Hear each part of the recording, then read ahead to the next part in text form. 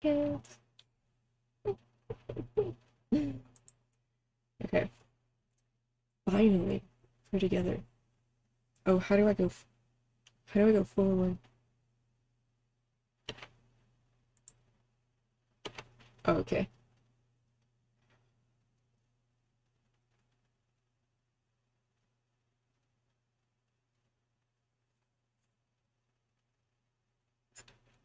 Okay. We're gonna see how far we get in this. This might hit the feels too hard. Uh, Long distance relationships are never easy. We assumed 2 hours would be difficult, but not insurmountable.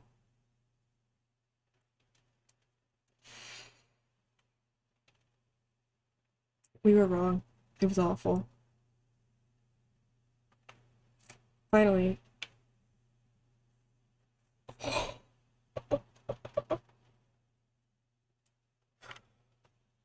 Oh no.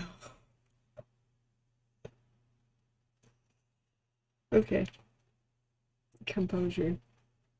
Finally, after 4 terrible years, James graduated from his college.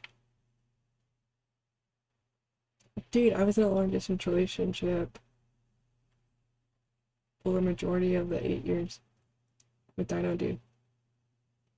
And recently, we're moving in together at last. We've we've dreamt about this for years and prepared for it for months. Things might be rough at first, but we're ready to weather the storm. James is particularly nervous. He's the one who had to move towns and find a new job. His van pulled.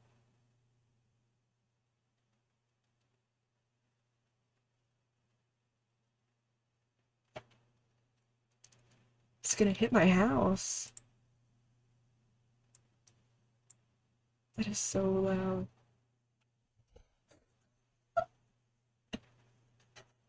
He, he just ran me over, apparently. Jesus. Okay. Oh my god.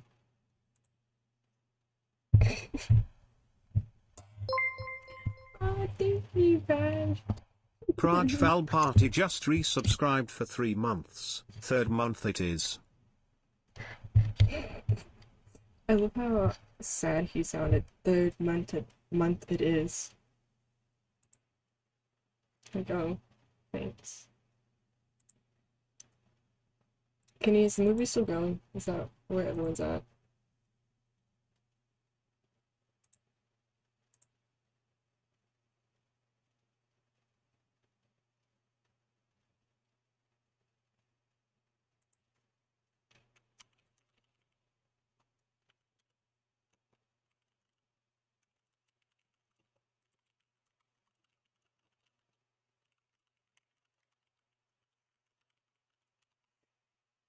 It's not clickbait though. Oh, that's cool. It updates my thumbnail now on the live notification. Sorry, I have like something in my eye.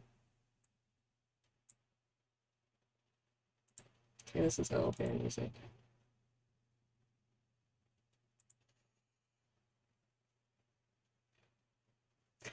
Okay. This van pulls up next to the curb of my apartment building, and I feel like I'm going to float off the ground. James! It feels so cringe making voices. James! You're finally here. Oh, it's weird. I run out the door and fling myself around him, laughing. This is the beginning of our rest. Oh my god. This is the beginning of the rest of our lives together. I should just make the title like your baby more like baby. So this is to be with you. A visual graphic novel. A visual novel, not a visual graphic novel. I also just realized my head looks uneven. Oh, already. But the first day isn't as happy as I hoped it would be. Wait, hold on, I just remembered I need to check my stuff. Okay, yeah, it's at 3.5%. It's just Vanguard, that's the problem.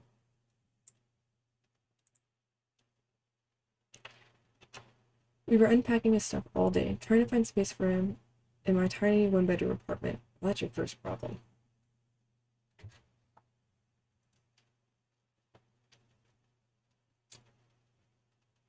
Here's me living on top of each other.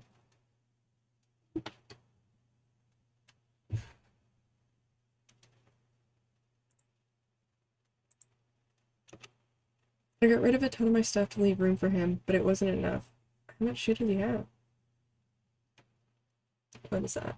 We were exhausted, navigating where to move the bed and the oh, that was the moving that? Through the tense stretches of silence. Oh, I like this song. Everything was off to a great start.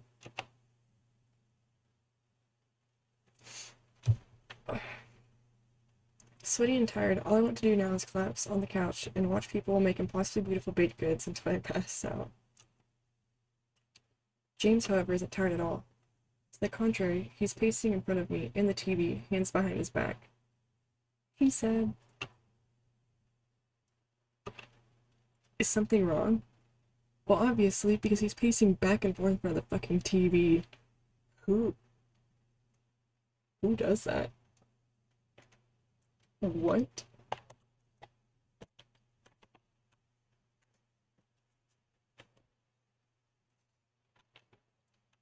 Who just walks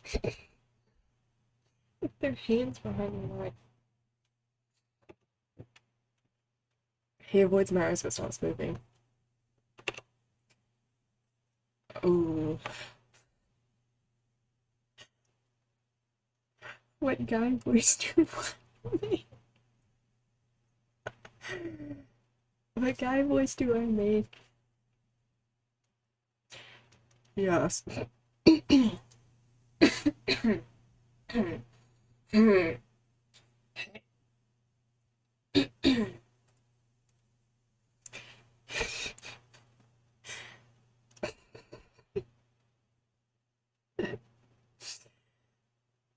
Okay. Yes.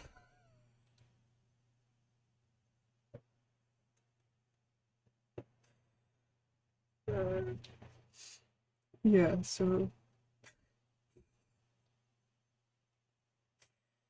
I have something. Okay. You're a man.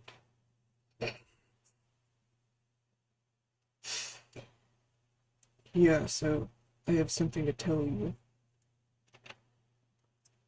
I motioned for him to I motioned for him to come sit with me.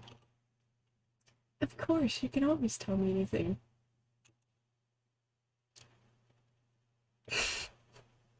I'm sorry, just reading. He sits down, swallowing hard.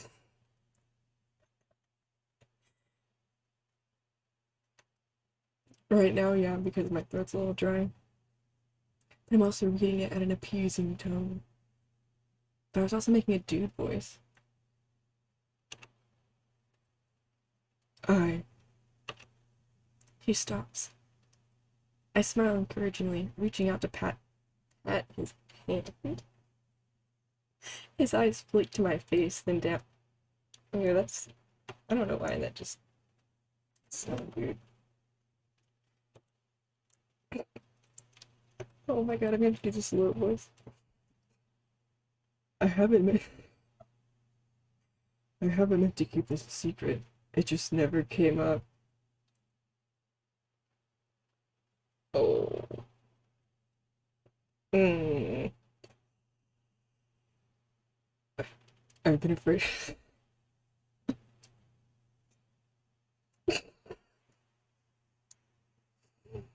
I've been afraid of how you might take it. But now that we're living together,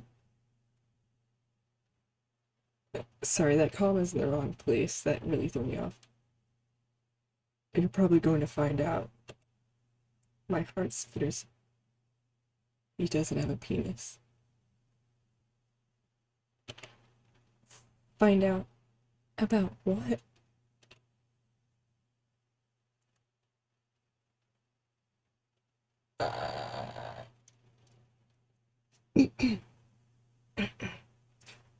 Promise you won't leave me.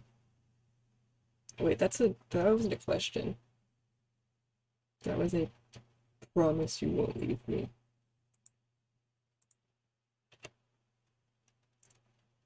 About what?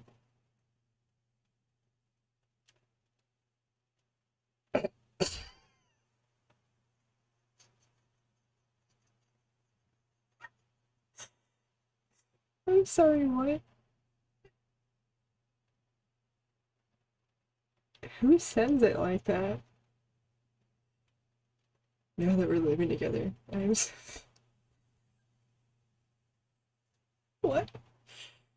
I'm a bit depressed. James, you ain't had to make her think that you were cheating on her.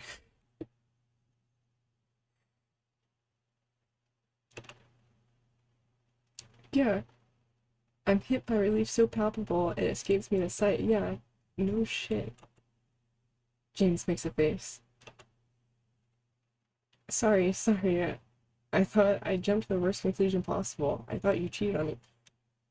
Exactly. Everyone thought that, James. Everyone thought that, James. Of course I'm not cheating on you. I never would have thought you were depressed. You're always running around, meeting up with people, hosting those game nights.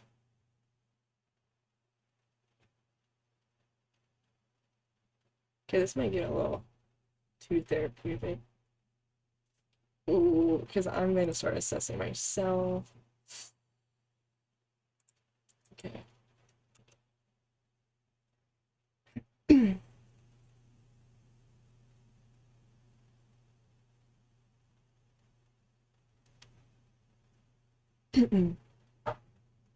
It was always, it was easy to hide when we barely saw each other.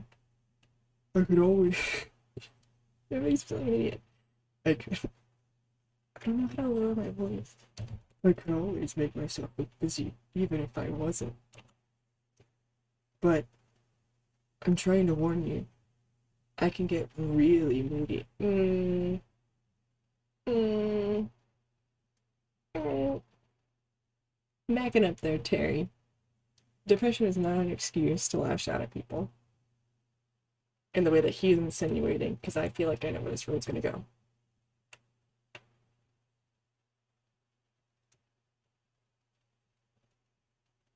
The whole drive up here, I was thinking about how I'm going to do something to push you away when I'm in one of my moods. He looks deflated. I can't know how it'll work out between us. I feel like I'll let you down.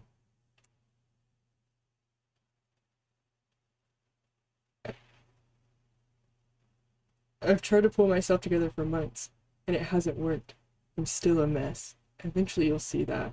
Okay, yeah, so dude's deep in the hole. Dude's deep in the hole. And that kind of like hurts my throat to make the deep voice. I need like a voice thingy because my voice isn't deep enough for that shit. Yeah, my heart twists. James stares past me, a hollowness carved into his face. I've never seen him look like this. You want us to stay together, right? Of course I do, but... but... No buts.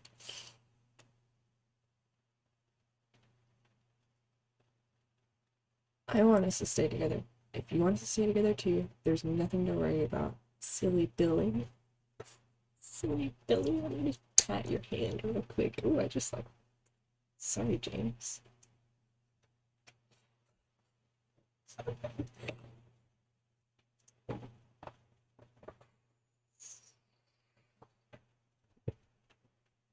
Okay, I need to lower my lights a little bit. Oh, fuck. No, go back. Go back. Fuck.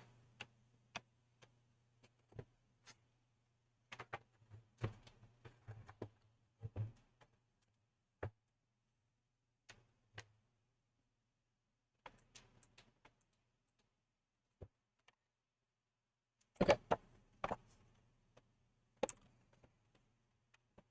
This, I need like sad lo-fi. Sad lo-fi. Yeah.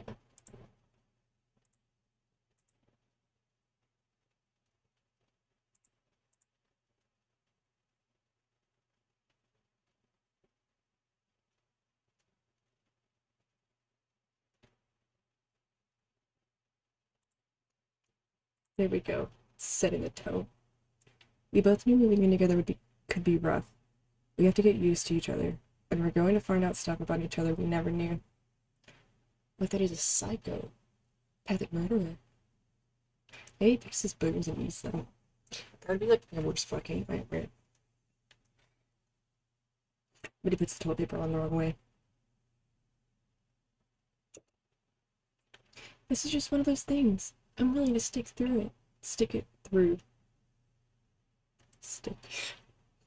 I'm sorry. I'm a child. But I also have to balance out this shit with humor. I squeeze his hand, and finally he smiles. I am too. Have you been to see a therapist about this at all? I was seeing the college counselor. Now that I'm out here, though, it's not affordable.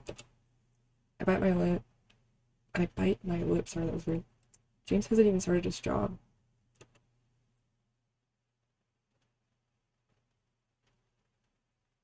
Oh, shit. Okay.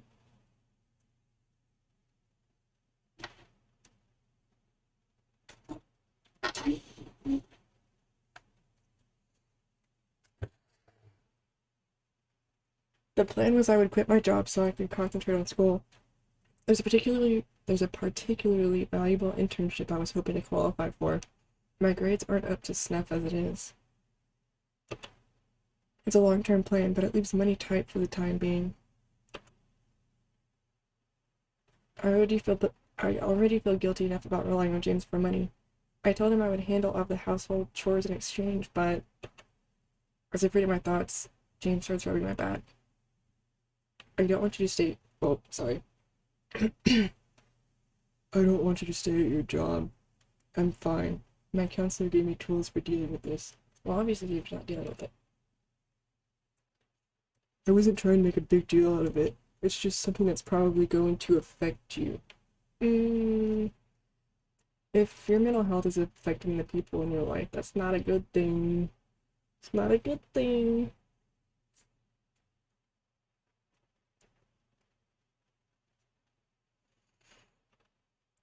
Maybe. No. It's important you qualify this year. I'm not in any danger. I can wait it out. She might be in danger. I force a smile. If you say so. It'll only be a few more months. It's called to be with you. Yeah. When things settle down, oh, sorry, that's a girl. Your therapy will be first. Priority. Deal? Deal.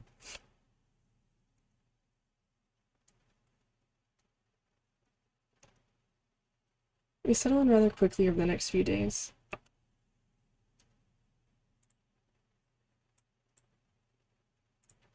Sorry. Also doing that just in case. By the time James finished moving all of his stuff in, there were only 2 days left before my classes started back up.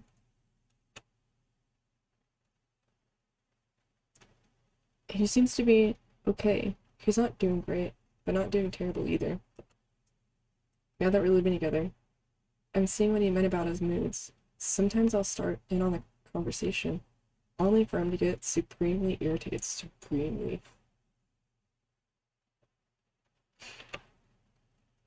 I'm trying to pay attention and learn which topics to avoid. You shouldn't. I have to do that.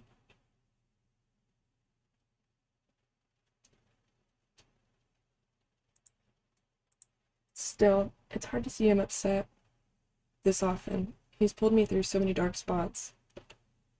Even before we started dating, James was my best friend for years. Got it. He got me through failed tests, fights with friends, college anxieties, and my general fear of the future. Been there. Even when what I did was questionable, he believed in me when others didn't. Okay, I've been there. He's always made me feel like I can do and be more. I want to do something to cheer him up. So, I got him a present. An exact replica. An exact replica of a sword from his favorite show. Every time the hero unsheaths it, James marvels at it. You got him a sword? It's something he's always coveted. Maybe finally having that dream come true, with something tangible he can touch, will help him feel more at home here. I don't think that's how that works. I wait until it's the night before his first day at work. Thankfully, he's still not as familiar with the apartment, so he didn't know about my hiding spot above the boiler. What is this? When I present it to him, his eyes shine with glee. It's heavy. What is this? Oh, I don't like that ASMR. He eagerly unwraps it as I struggle to look blasé. The lid comes off, and he lifts the blade out of its velvet tomb. Ew. Oh my god. Let me stab you with this.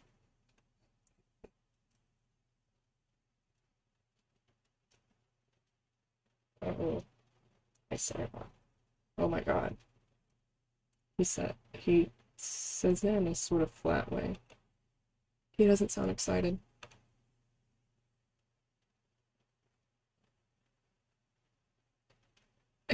It's the Obleron? Don't you recognize it? Oh wait, that's her. I forget it puts his name in Tim. It's the real deal, an exact replica. So it is. He tests the sword in his hands.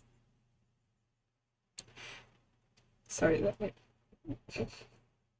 He tries to wield it one-handed, but it's so heavy he ends up having to hold it with both.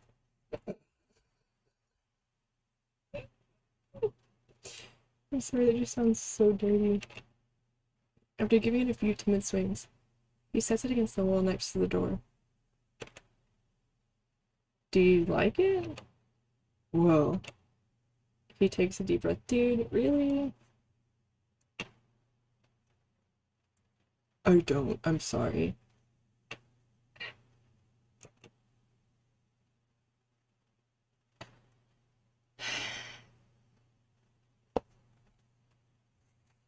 Alright, James. Time to go. You don't like it? I'm gonna show you where you can put it. Oh my god, I'd be so mad. Actually, I thought you knew. I don't like collecting junk. I prefer to have fewer belongings. Okay, well, you're about to have one less belongings than you need. It's probably not just this. It's supposed to be sad. Junk? This thing, I mean. It's expensive. I know. Because I looked into it once. I decided against it because I couldn't justify wasting money on something like this.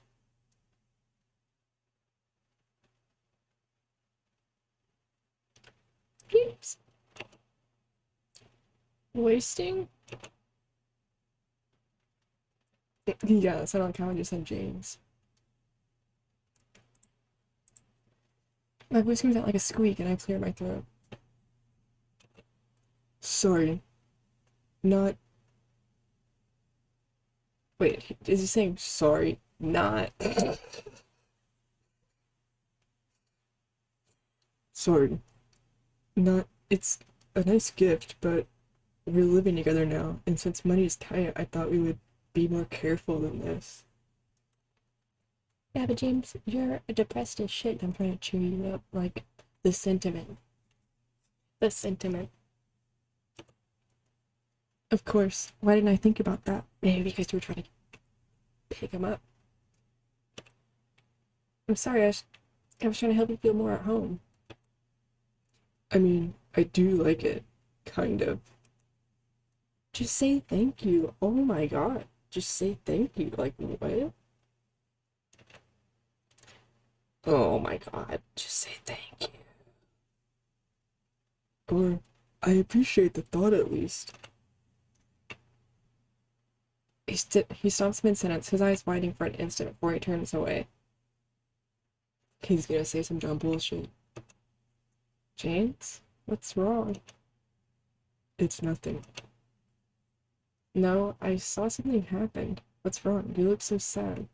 I won't be upset. I just...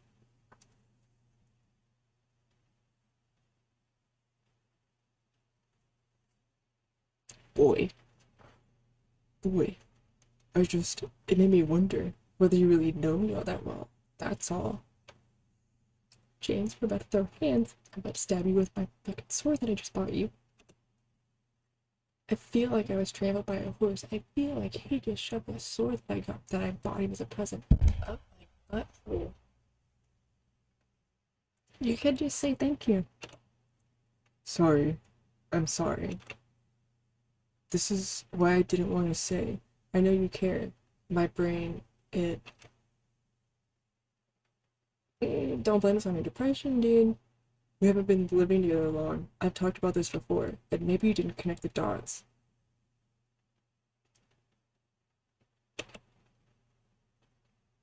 I'm so sorry, but I do love you, and I do listen. She knew that it was from your favorite show. Like, what the fuck, dude? And then you just admitted into looking it up to buy yourself. Like, what?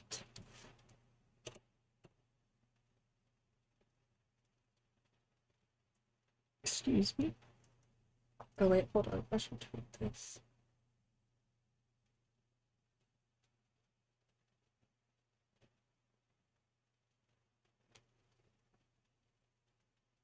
Fuck, what's this game called? To Be With You.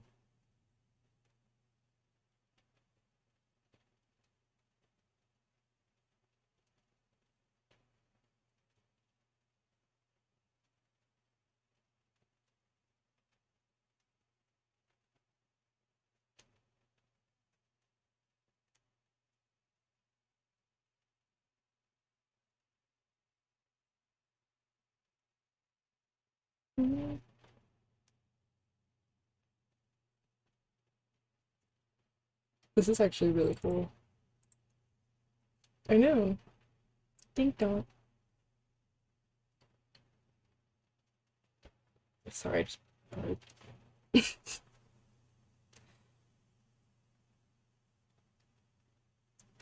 I have to pause because my throat is tightening up and I don't want to make everything worse by crying. Yeah, because then she is gonna feel bad for crying and then making him feel bad and then this is gonna go downhill quick. I got caught up in wanting you to be happy. I thought you loved the show so much you would love this. But you're right, I should have thought about it more. I'm sorry, I wanted to cheer you up. It's okay. He says it was still like so sad. I want to hug him or something to make this awful moment a little better. Instead, James drifts towards our bedroom door. Bitch, it's my room. Sorry. I'd like to be alone for a little bit. I need to get myself back together. Then leave. Not fuck out of my room.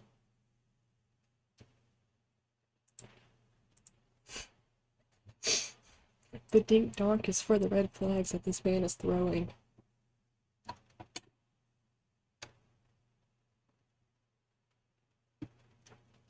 He goes in the bedroom and shuts the door. Get the fuck out of my room. Alright.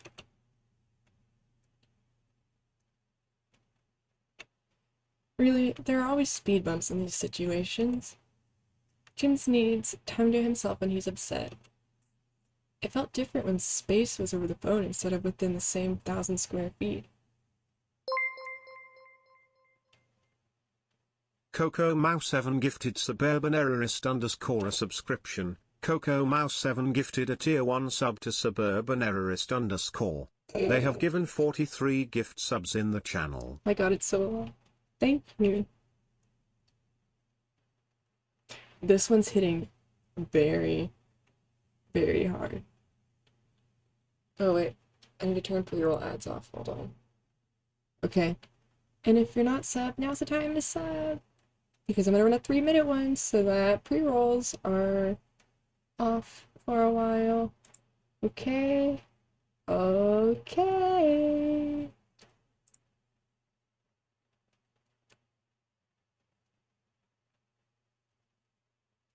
Did it do it? Cool. Cool.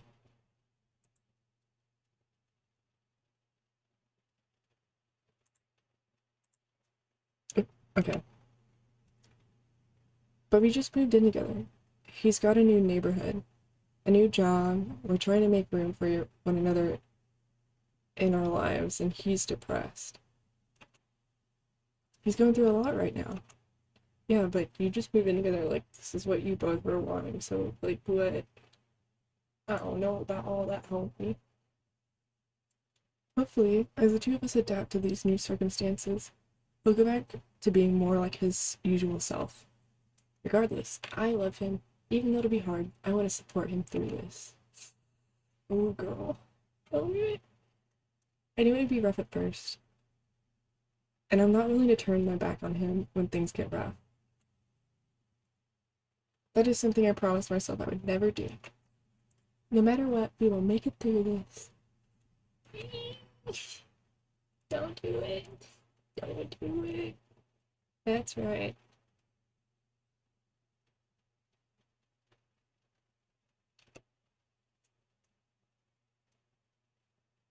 Oh no.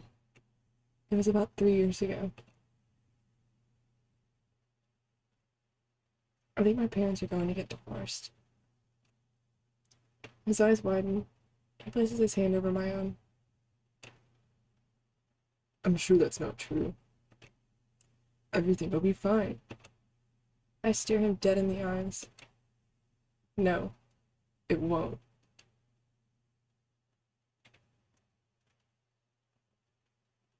I was hoping things would get a little bit easier for James after he started his job and had a new routine. Sorry, this song's too happy.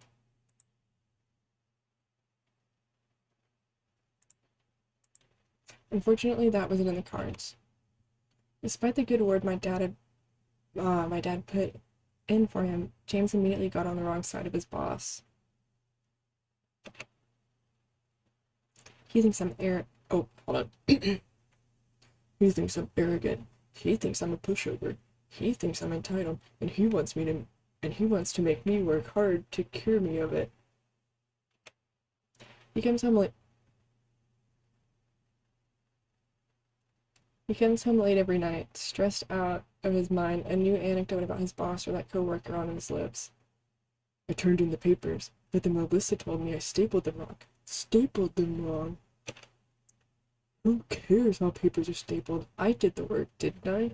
She told me nicely how to fix it.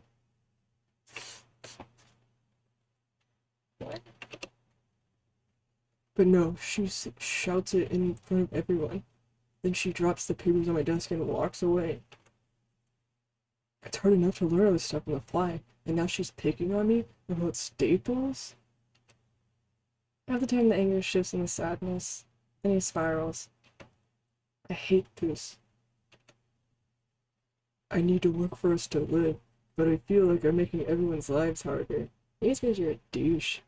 I don't know, dude. Maybe you're just an asshole. I'm making mistakes left, right, and center. I'm pathetic. It happened again tonight. To see him like this again, hanging his head. He looks like he's given up. Usually I can pick up his mood when he gets like this. I put on a show, I get him some dinner, and he calms down. Everything ends up fine. But I was supposed to go out with Chelsea. It's our night to catch up and let off some steam. This song. I glance from my phone at James. I know I can calm him down, and it's only a win to hang out with Chelsea. She won't be upset. But I hate it when I can't keep my word and I promised her. Can I really leave James like this? Oh fuck, I have to choose? Actually, no, fuck him. Fuck this boy. He didn't take my sword. He didn't want his present. Fuck you. I'm leaving. I'm going. Bye.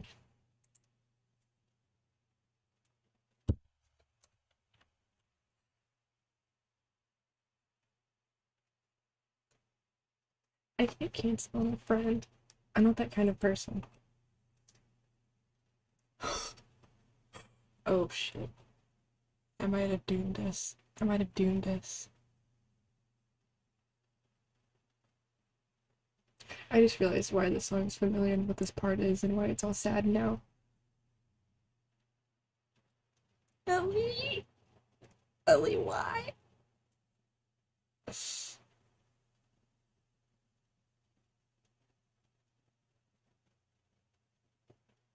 Why'd she have to die? Oh, I mean, oops. I'm sorry if you've never seen that. Okay. I creep out of the bedroom, tiptoeing towards the door. Already dressed for the night, and it's obvious.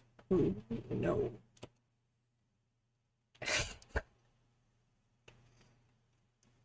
Hey, sorry. I was going to head out tonight. He pulls his head up. You are? I went.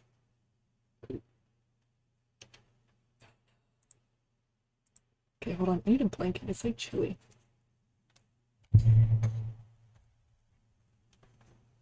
Okay, I'm gonna grab a blanket and some chips, okay?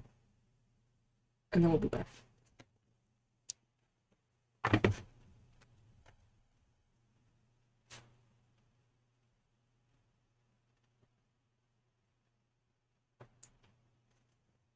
Okay, fuck the chips right now. Fuck the chips right now. I'm invested. I wanna know if I'm about to get my ass beat.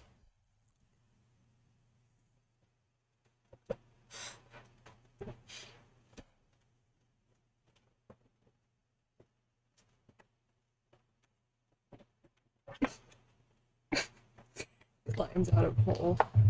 There. I don't have the chips. I just said fuck the chips. I'll get.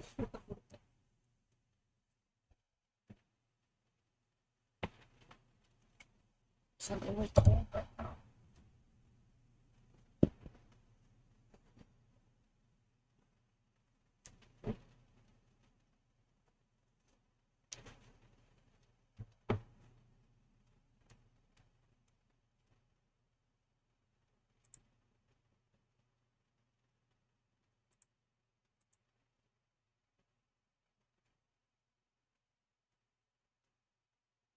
No, it's not. This is.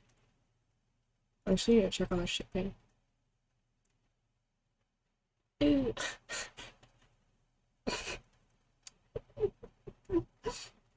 I wince.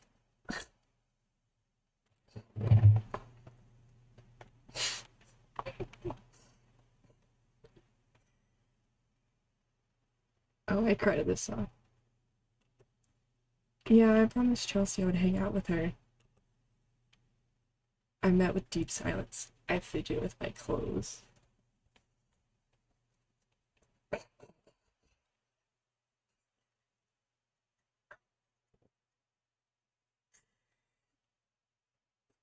I'm sorry, I have to balance out. I have to balance out the. It's me fidgeting with my clothes. What? That's not how you fidget.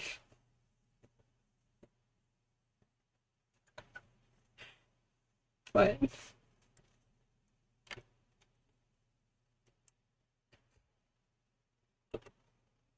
so I'm gonna go. Chelsea, huh? Oh, he wanna fight. He wanna fight now. He snorts. Oh, I don't know how to snort on demand.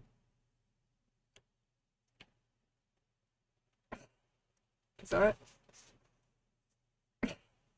is that a snort? I don't know.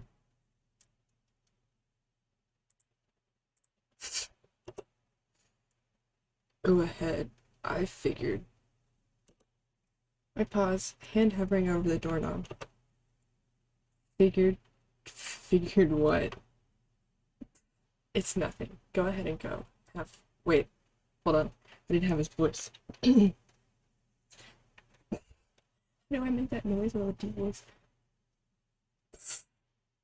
It's nothing. Go ahead and go. Have fun. My hand still hovers over the doorknob.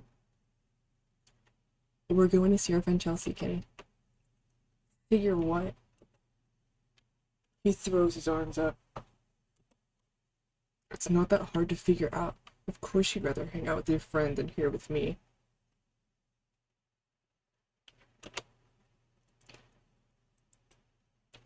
I make you miserable. You deserve to go out and have fun. What?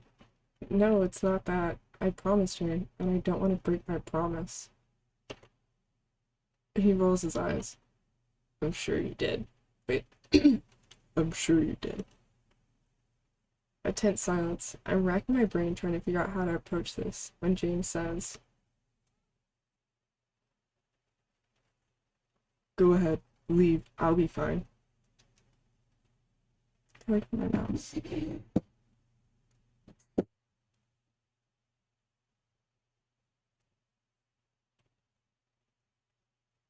This guy is a bitch. I frowned. You will, right?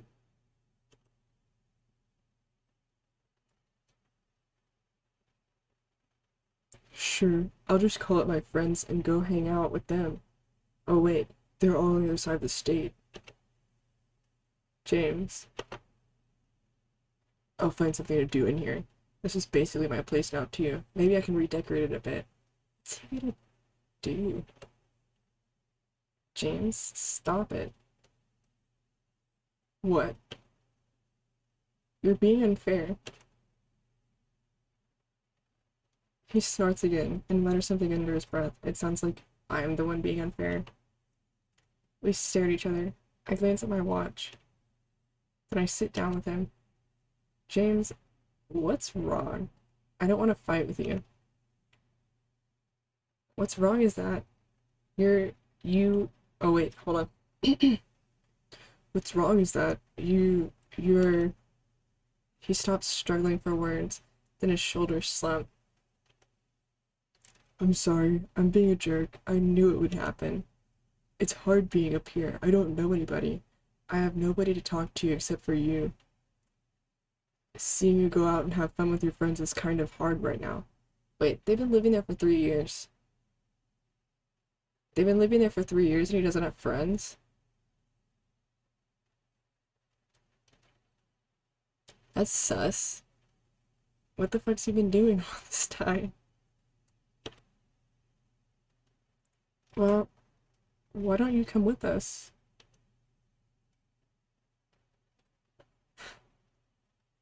Shut up.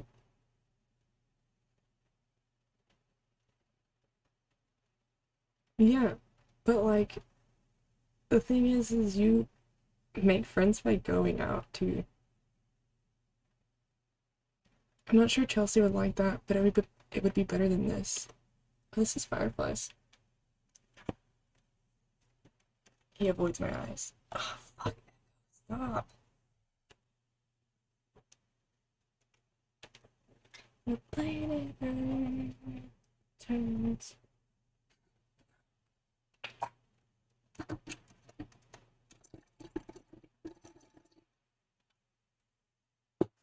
You're welcome.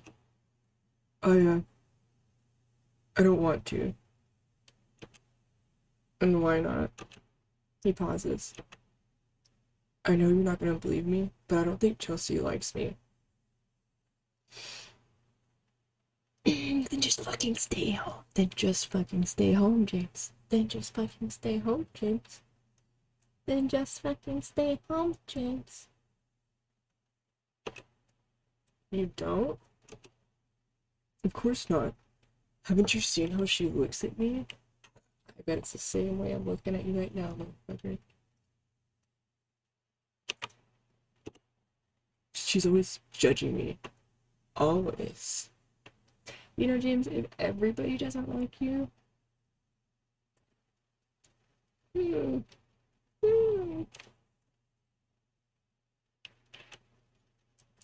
never got along before. I always got the impression she was waiting for us to break up. To do what? To do... Now that we're living together, I bet it'll only get worse. That's silly. Why would she be waiting for us to break up? She's known about us since I had a crush on you in high school.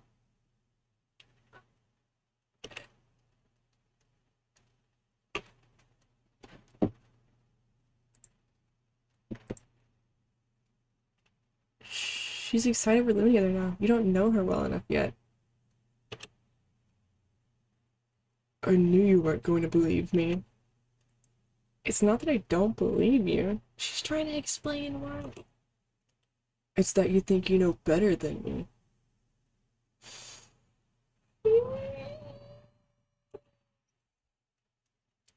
Well, she hasn't come out to visit since I got here. Shouldn't that be something your best friend does when you finally move in with your long-distance boyfriend? She's just giving y'all space. I don't know. Should it? We're in college. She's busy. Don't take it personally. Quit. Echo. Stop.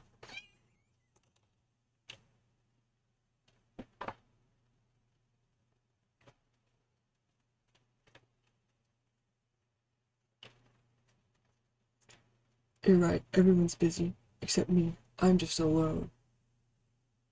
You're not a nobody. You're a winner. Kenny, there's only two people in this fucking game. It is James and whoever the hell I am. Kenny, there are literally two voices. All you can do is listen. What the fuck?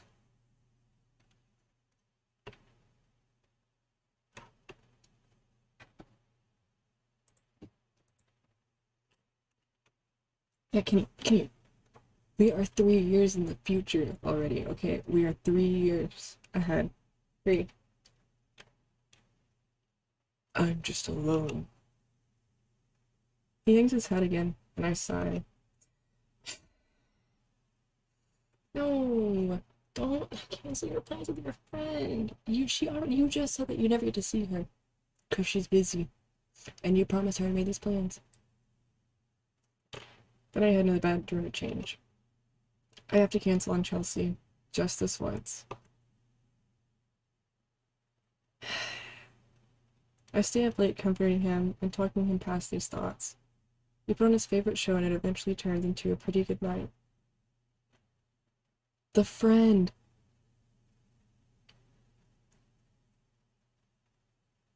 As we head to sleep, we avidly discuss what we think will happen in the next episode. Next time, I tell myself, I won't cancel on her. Sure. Sure you won't. Sure you won't.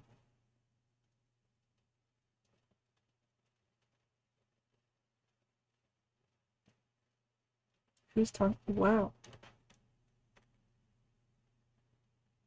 I'm sorry, this music just like matched that for some reason. He's so bright on stage, he's almost burning. Huh? I've never seen someone so talented. I've got to work harder at my own dreams. I need to catch up.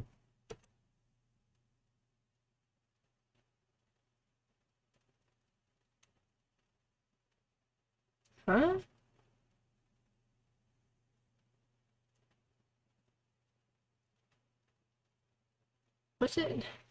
What was that? Lately his moods are getting worse.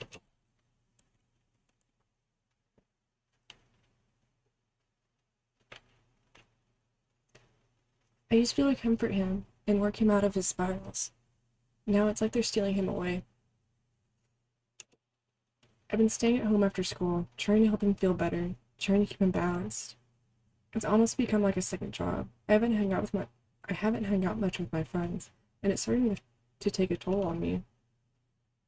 I warned them I wouldn't be around for a while, and they understood. I said they'd still be there, and everything died down. But it's been hard. I miss them. I sigh. What's wrong? He looks up at me over his spaghetti. Mom's spaghetti. And his weak arms are heavy, there's wrong on the sweater already. Oh wait, did I just do the wrong one? He's in an alright mood at the moment. Sorry, I'm like harding some news.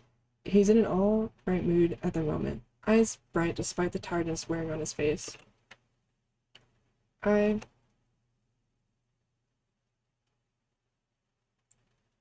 Wait, be honest about what? Oh, about your friends.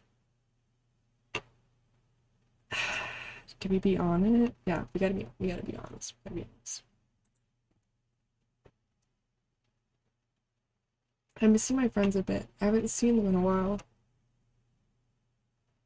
Why haven't you seen them? Can't you call them up and go hang out? Yeah? I trail off. I didn't think this far ahead. I haven't exactly told him why I've been staying home with him every night. Isn't this sauce great? I think I really nailed it. What? I pop a bit of spaghetti into my mouth. But to no avail, he's still working out the implications of what I said. When he finally connects the dots, I see a realization on his face. You haven't seen them because we've spent so much time together, huh? I spin my fork in my spaghetti, unsure how to respond. You've had to take care of me, huh? Ridiculous. What? I mean, you're always having to clean up after me and help me feel better. Of course you miss them. Of course you want to see them instead of me. Why wouldn't you? Not again. That's not true. I love being around you. I will help you with whatever I possibly can. I love you. Sorry, I needed these stretched out a little bit. They like get on my jaw.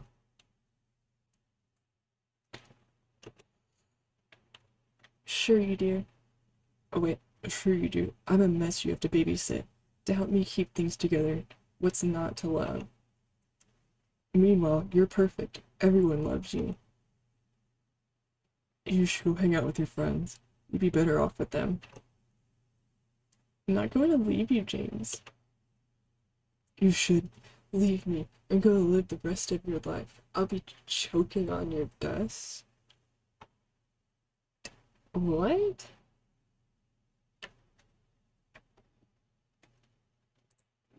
What? James, don't be silly. I'm not being silly. I'm being serious. You're going to leave me. Eventually. Might as well be now. Mitch will choke on this cup. James, I'm not going to leave you. I wanted To be here for you, that's all. Don't say that. You don't know whether you're going to stay. What? And you do?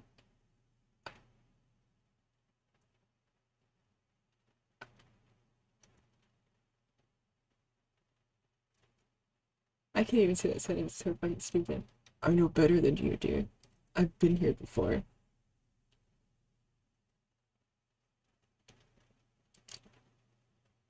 James, you're about to get the absolute fuck beat out of you. Do you understand? Stop it. You can't just tell me I'm not going to stay with you. I'm the one who makes that decision. You'll stay until it gets too rough on you. It's already happening. You wouldn't be the first. You guys dated all through high school. What do you mean? And college. Who left you? James, stop it. I love you. And love stays even when things are hard. I'm not going to abandon you. So things are hard for you, huh? Oh my god! Get the sword. Get the sword. Get the fucking sword. Maybe it's for my voice, but James doesn't respond. I bite my lip. James, maybe we should consider therapy again. I know it's expensive, but we can afford. Did he just drop a quarter on the table? He stands abruptly, sending utensils skittering across the tabletop. I knew it. You want to fix me. I'm too much for you to handle. No, I'm just suggesting maybe you could be a little less fucking nuts. A little bit less of an asshole. I don't know, James. Maybe you get laid more.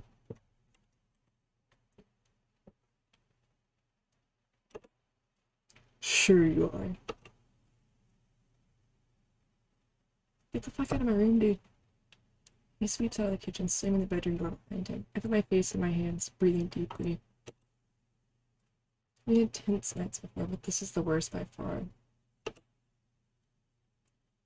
No, I think it's a visual story, and it has a lot of good reviews, okay? It has a lot of good reviews, so I think shit happens. I shouldn't have brought therapy up. Not in this moment. Why on earth would I think that was a good idea? Why is this song called Metalwork? He always comes home in such a bad mood, and he's always in a rush in the morning. When else was I supposed to suggest it? Yeah, that's true. I don't know, but then, not in the middle of an argument. Yeah. Take another deep breath. Then without thinking, I leave. It's freezing out here. I didn't bring my coat. I won't be able to stay here long. Oh look, see there it is. Hold on, let me save, because yeah, I need to save. Oh, this is scene 3.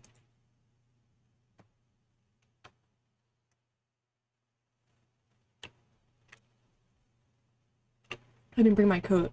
I won't be able to stay here long. But I needed to get away. Now that we're sharing the apartment, I had to leave it to get my space. I breathe out into the evening air, watching the resulting mist drift away from my face. I hate winter.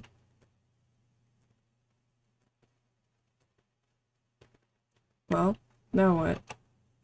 I've gone and left like a child throwing a tantrum. No, he left like a child throwing a tantrum. He slammed the door. I need to get my head on straight. What the heck was that? I scrunch up my face, trying to remember what happened, but nothing comes up.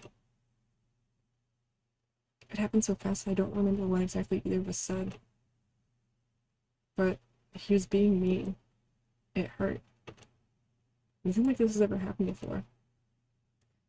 Back when we were in high school, James could be a bit rebellious. He's always had a biting sense of humor, but I don't remember him doing something just to upset someone. On the contrary, he was always trying to make people laugh, making our days a little less boring. He was ready to jump into the real world, and show it what he was made of. I love that about him. He was braver than I could ever be. In the end, he inspired me to pursue English seriously. Up until that point, I thought it was a pipe dream. No one ever makes money from an English degree. But he was so talented already that I realized maybe I could try. I wanted to be on his level. He inspired me. I looked up to him. We were the only people who understood each other. What went wrong? Why is this happening now? It has to be everything we're dealing with. He's going through a hard time and he's taking it out on me. So, what? How should I handle this? My mom and dad didn't fight like this. I don't know how to make up. Or maybe they did. I don't know. Things happen behind closed doors. They happened behind closed doors, and then one day it all fell apart. They gave up. I never wanted to give up like they did. But this fight scares me. I know things can get ugly in relationships. Is this what people mean? When people say you have to work for a relationship that lasts, is that what this is? Is it smart to keep going?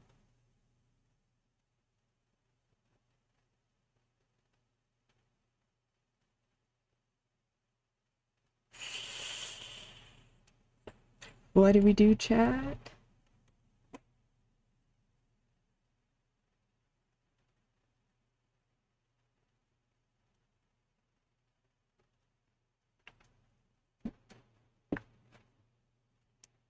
Which I did save right here, so we can always go back. What do we do? Do we end it or go?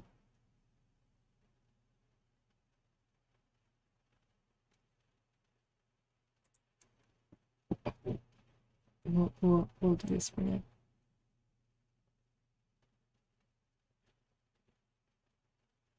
And then I'm gonna do this so that I remember, so I don't save it here. Yeah, okay. We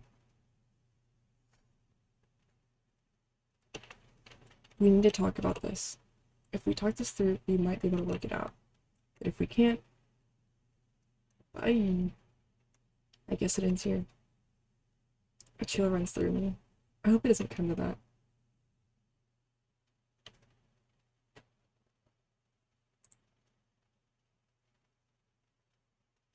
I feel like I need to restart this song for this. I don't know how he's going to take this. But I'm not breaking up with him yet. We just need to have a serious talk. He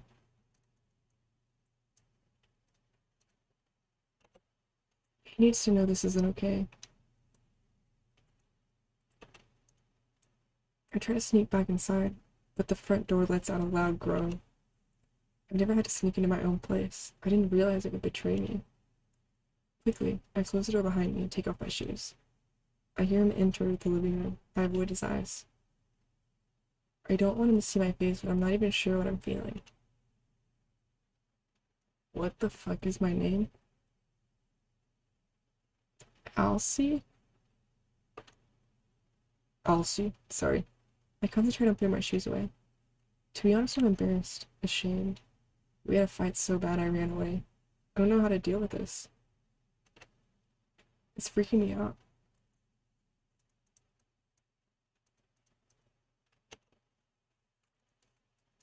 Ooh.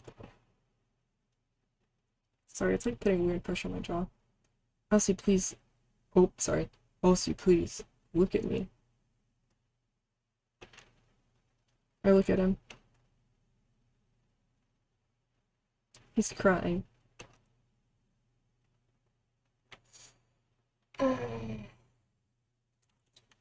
Elsie, I'm sorry. I'm so sorry. You are? Yes. He rushes over and pulls me into a giant hug. I tentatively wrap my arms around him, and he shudders against me. He's not crying, he's sobbing.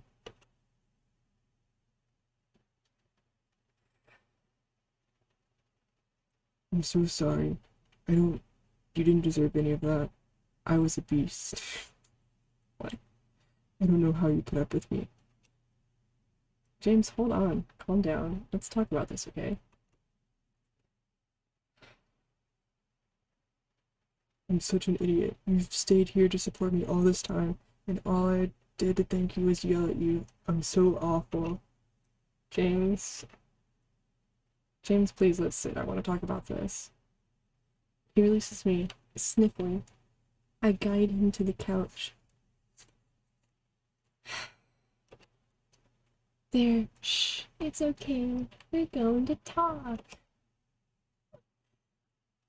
Are, are you going to break up with me? Bitch, I might. You gonna keep being crazy? He stares at me through a haze of tears, eyes swollen.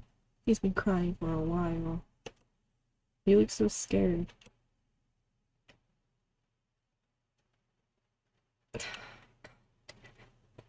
No, I'm not going to. No, no. No, I'm not going to break up with you. It's like someone pushed a flood of air through him and took the tension with it. But this can't happen again. It wasn't okay. I need to be able to talk to you about things like this. You're right. You're absolutely right. You always are. In the end. I don't know about. As soon as you left, it was like I could think straight with how much you mean to me.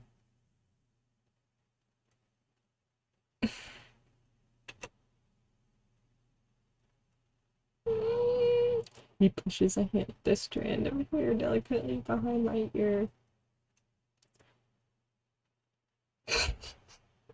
Like it's so hard I can't think straight.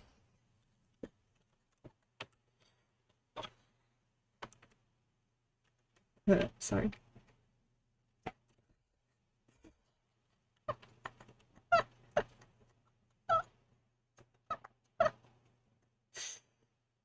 I just, it's just so hard I can't think straight.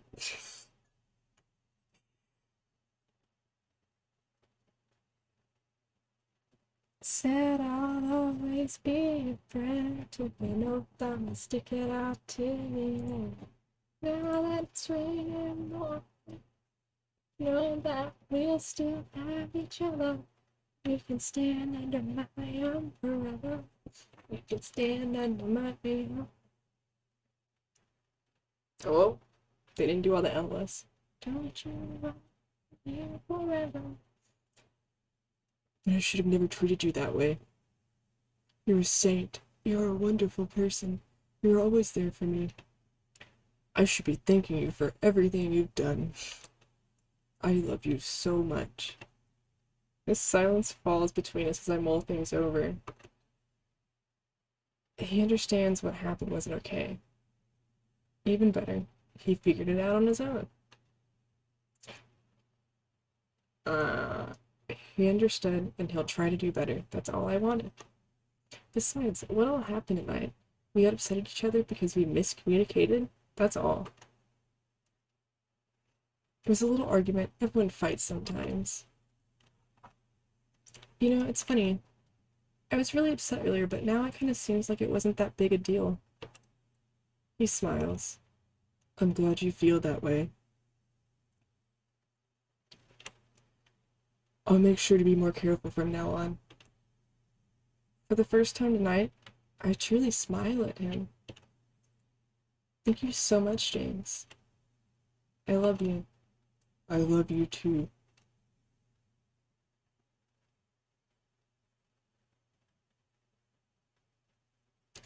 $35 and what?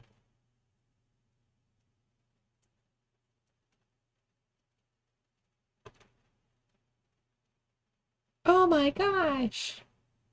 You won! James takes out the bear I wanted.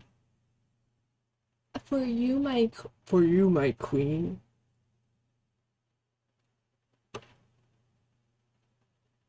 I hug it tight to my chest, absolutely giddy. Thank you so much. I've always wanted someone to do something like this for me. You're worth it.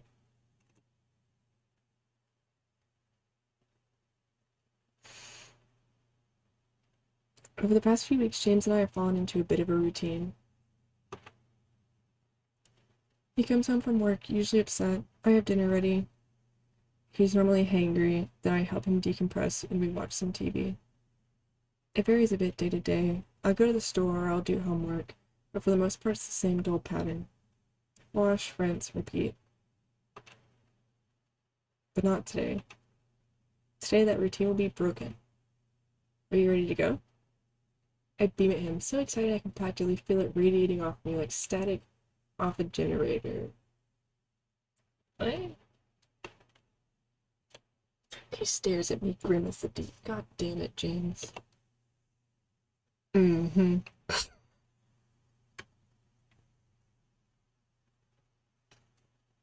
Hold on, I'm tucking my feet in. Oh, don't look too happy. Elsie, you know how I feel about Chelsea. Why are your names? Why are their names so close?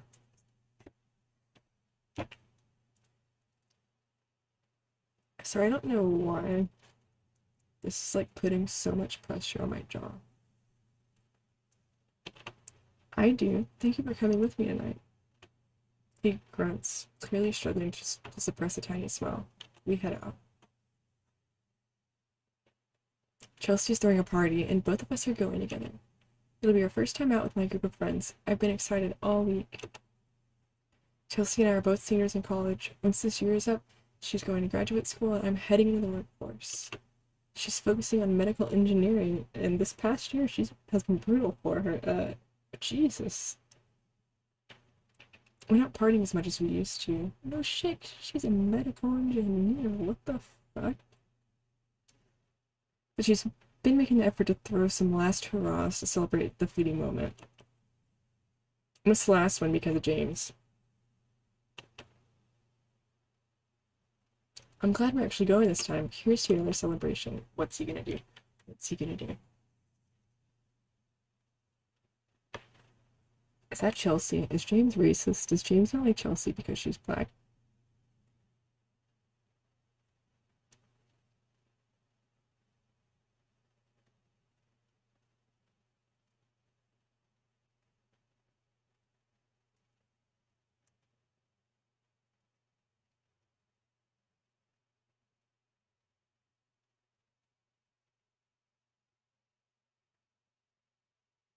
Is this gibberish or is this Spanish?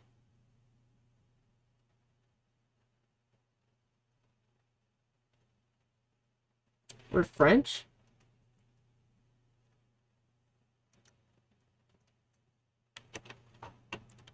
She leaps into my arms as soon as I open the door, and we squeal together. James hangs back, rolling his eyes. James, what the fuck is your deal?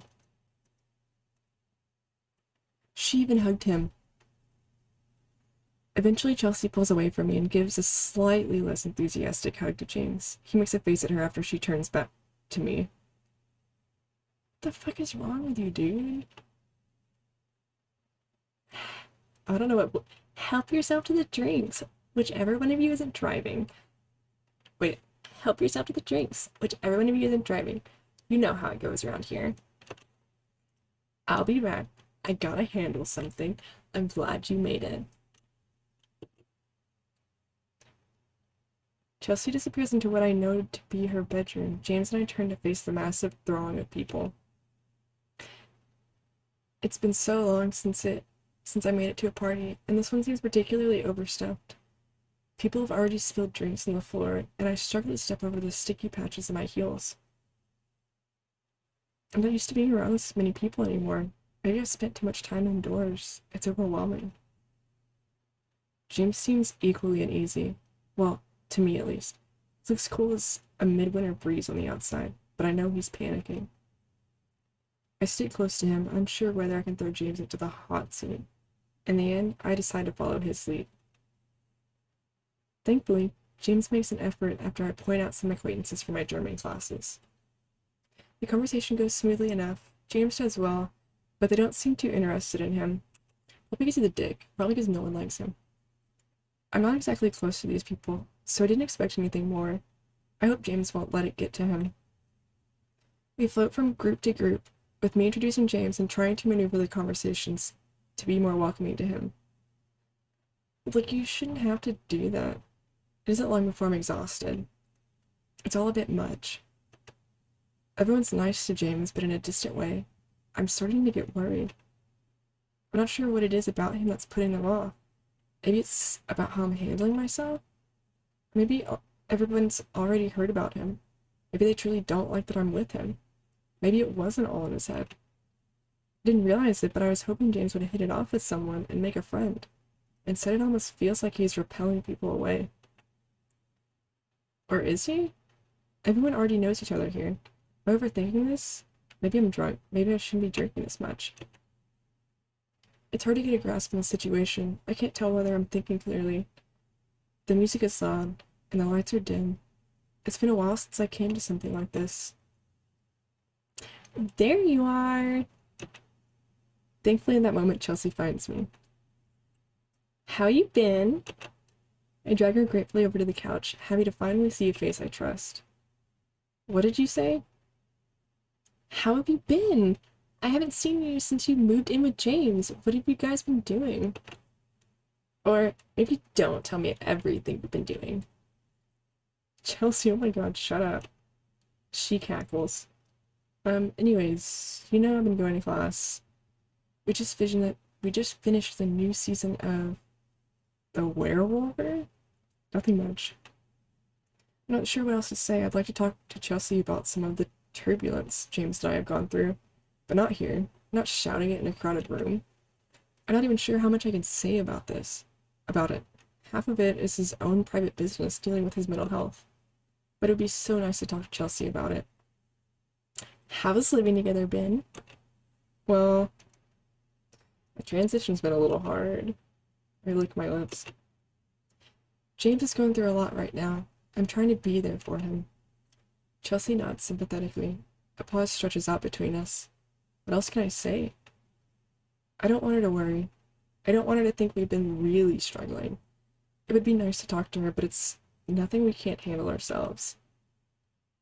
But it's been nice to finally have him here, where I can actually touch him. We can cuddle now. Yeah, you were looking forward to that so much. Yeah. I take a sip of my cranberry vodka. Is this a weird conversation? Is Chelsea being weird? Or is it me? Am I overthinking things? Am I drunk? Wait, focus on someone other than yourself. I'll see. How have you been? Oh, girl, wait. What happened the last time we talked? I told you about the guy in my French class, right? The one who brought the GoPro in? I don't think you did. Well, get ready for this. Wait, crap. Well, get ready for this. She stops abruptly, looking up. I follow her eyes. Hey, James. Hey, Chelsea. Things going well for you? Yeah, they're great. I get the impression Chelsea wants the conversation to end there. But instead, James sits down next to us. Instead of smiling, James sits down next to us. Sorry, I wanted to say this one. Hey, so I'd like to get to know you better. Where's this going?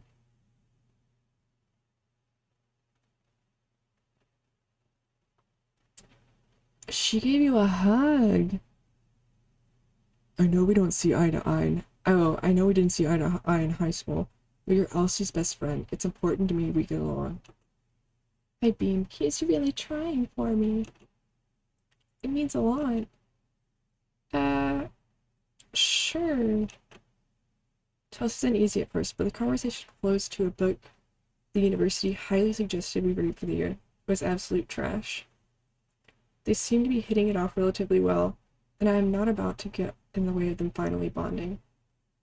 I take a backseat to the conversation, riding it out until the end of the party. Oh, what's gonna happen? James drives us home since he wasn't drinking. I'm exhausted. All I want to do is get home and crawl into bed. Maybe I'm too old for parties. You're being awfully quiet. I snap out of my thoughts. Oh, yeah, sorry. How do you think it went? It was alright. I'm pretty tired now. You didn't look like you were having much fun. No, I was. I mean, I don't know. Things felt a little weird this time around. I'm not keeping up with Chelsea. We haven't been able to talk recently. I feel bad. James takes a deep breath, like he's preparing for something. Like he's preparing himself for something. Listen, I genuinely think she doesn't like me. Oh, great. This again. I mean, you saw me. I tried to get to know her. I really tried to get along with her. But she's weird around me. I don't know what I did. Everyone's weird around you, James, because you're an asshole. It's because you're an asshole. She did seem a little uneasy because you're dating an asshole. But was that because of James or because of something else? I can't remember. It's all a bit hazy. She certainly wasn't as warm to him as she is to me. But why would she be? She doesn't know him all that well yet. Exactly. Surely she doesn't have some kind of grudge against him from all the way back in high school. I mean, they didn't really get along back then. He kind of infuriated her. But that's all in the past now. She likes him. She's always supported our relationship, hasn't she? I know this is going to sound weird, but hear me out. I think she's mad I'm taking up all your time right now, and that makes sense. You've truly been there for me. You've been an amazing girlfriend. Mm, mm, mm. Is that it? It would make sense if it was. I did feel something strange when I was talking to her. Like she was mad I wasn't keeping up with her. I'm worried she thinks I'm forcing you to stay around me and not see your friends. I'm worried she thinks I'm being bad to you. Well, if she does think that, she's wrong. I'm the one making the decision to show up for you. You're not forcing me to do anything. Yeah, I wish she knew that. It's hard for me to feel good about her when things are like this. I'm worried she's going to try and convince you I'm being bad to you. I'm sorry if she does do something like that. I'll try to explain the situation to her. It makes sense she'd get confused, but that's not what's happening. I'm doing this because I love you, not because you're making me. Yeah, she's your friend, and I'm important to you. I'm sure she'll understand. Thanks for hearing me out. I know it's a little weird when your boyfriend and your best friend don't get along.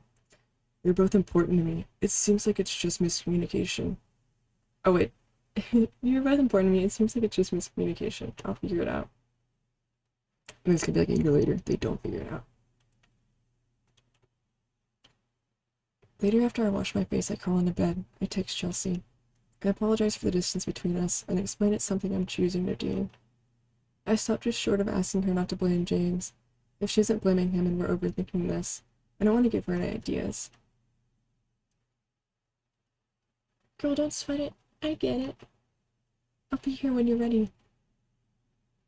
That's all she says. It makes me uneasy.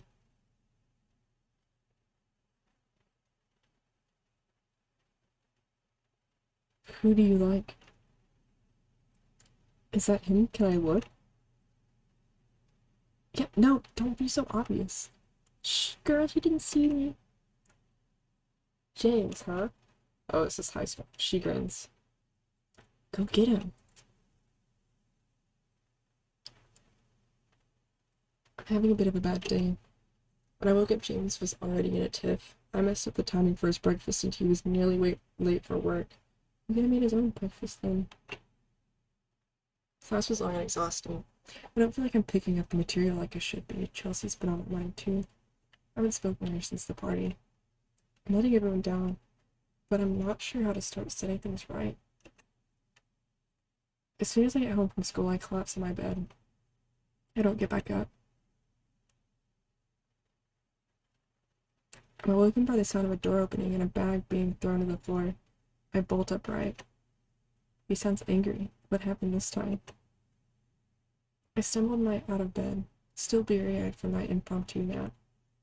James is standing in the kitchen, chest heaving with his efforts to calm himself. What's wrong, honey? What happened today?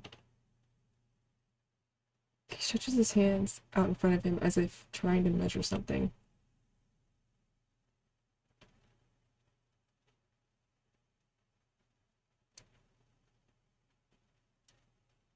Really? All I wanted today was to come home and have a nice, relaxing dinner with you. Okay, let's do that. How can we when there isn't any food? Huh? We have food. I went grocery shopping a couple days ago. Oh, good.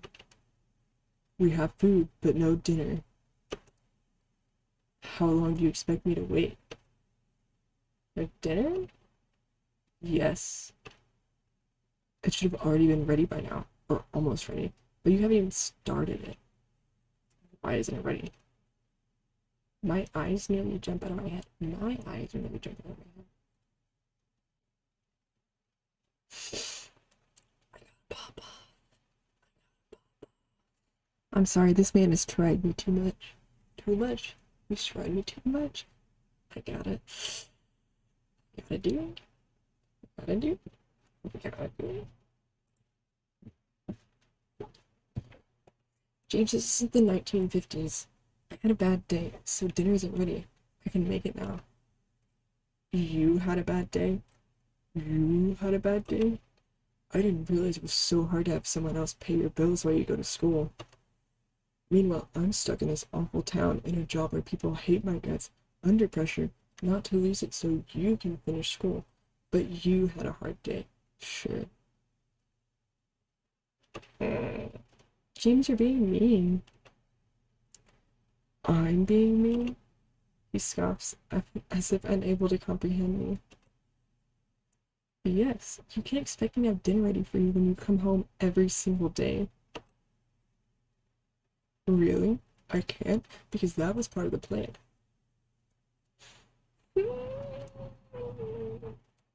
It's time to throw heat. It's time to put the smack down.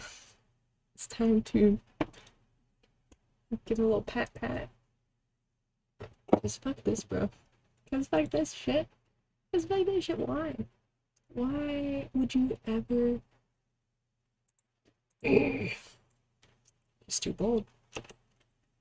I'd move up here. I'd work while you went to school. You'd take care of the house. That was the plan. We were going to work together. I guess I'm the only one holding up my end of the bargain. That isn't fair. I only offered to do that because I felt guilty. We didn't agree to anything. It's not like there's a contract somewhere saying I have to be your maid.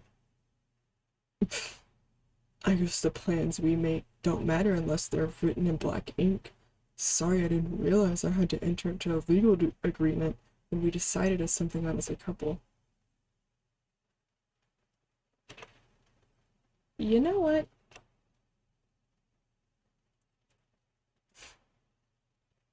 I try to say something, I don't know what. 12 sentences pop into my head and I try to spring from my mouth at once. I end up spluttering like a fool. Whatever. You're being unreasonable, James. It was just one day. He let out a sharp peal of laughter. There it is. There it is. I knew it was coming. Unreasonable. Thank you for telling me exactly how you see me. I knew you were thinking it.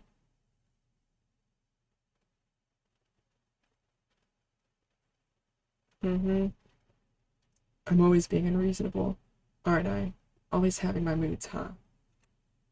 No, James, that's isn't what I meant. Sure, it's not what you meant. It's only what you said.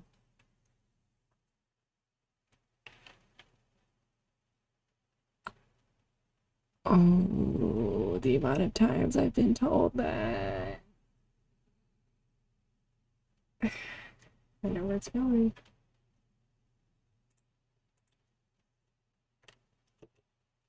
You think I don't notice the faces you make when I talk about work? You think I didn't notice how you tried to brush over my incorrect feelings about Chelsea? You pretend none of this is happening. I have a hard time, and you think it's the depression talking. My feelings aren't real to you. You always think I'm being unreasonable. No, I don't. Where are you getting this from? I can hear the tone of your voice when you talk about these things. You think I don't notice, but I hear it. You don't care about what I'm going through. I do care. You can't tell me what I think. I know how I feel, and you're wrong. You're jumping to conclusions again. He rolls his eyes, a grin on his face. Again, there it is. Fuck.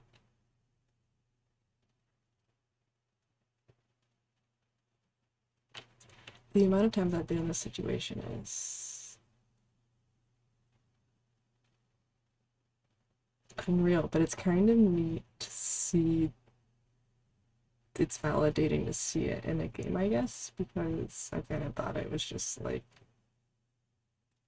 what happened?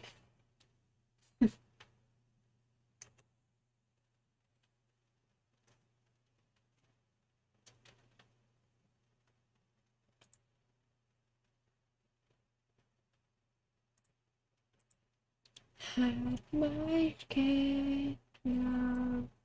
Actually, this reminds me of Alien in the air now. Summer night, mid-July. You and I were forever. I love this version. The way you play with me like a child. I'm gonna play this one. It's the good stuff. It's the good stuff. From Gatsby. So nowhere, turn it on. Have my cake now.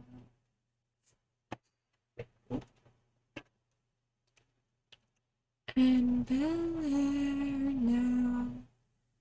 Summer nights, mid-July, when you and I were forever wild. Crazy days, city lights, the way you play with me like a child. Will you still love me when I'm no longer young and beautiful? Will you still love me when I'm no... I'm sorry. I know you will. Wait, this isn't the one that I wanted. Will you still love me when I'm no longer beautiful?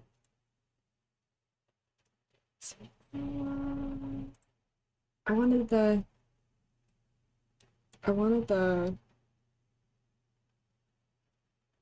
one where it's the the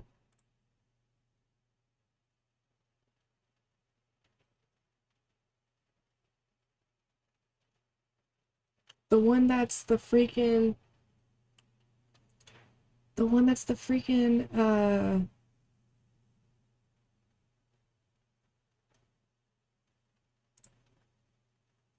that's oh fuck, what's it called? The rag one. The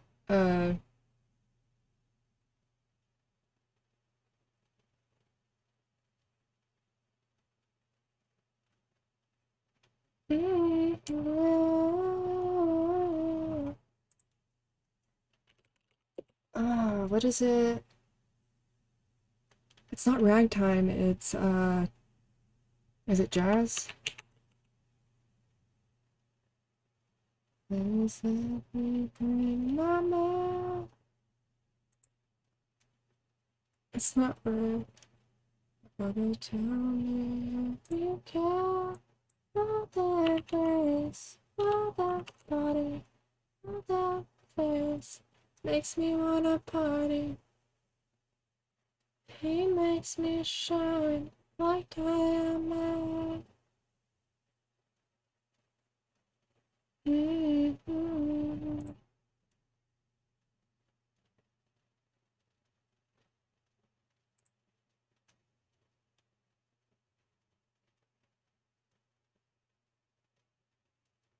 We don't have it?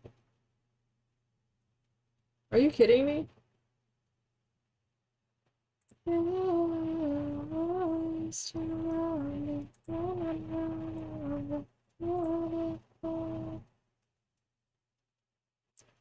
still help me when I'm no longer beautiful.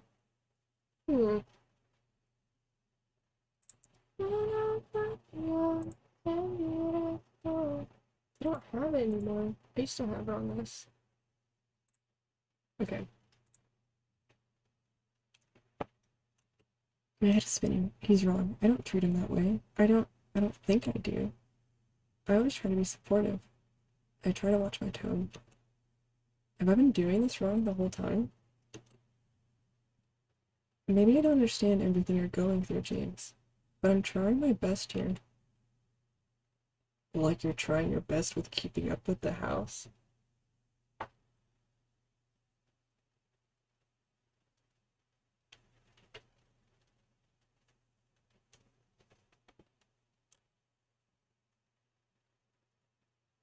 Excuse me, sir. Excuse me. Yeah, you must care so much. That's not it. No, listen, really. I want to answer here. How am I supposed to feel like you love me when this is what happens?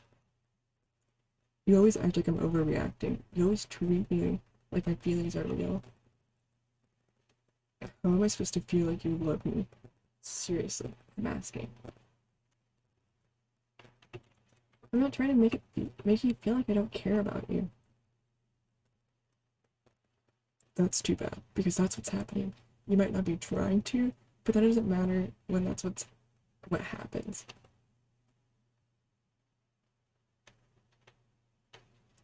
I said we're fighting. I said we're throwing hands. You know what? This is ridiculous. Ridiculous, huh? I don't even know why I'm talking to you. Well, you are being ridiculous. You're acting like I'm your enemy or something. He recoils as if I struck him. I'm doing what? We're supposed to be on the same side. We're a team. Why are you doing this? I'll see.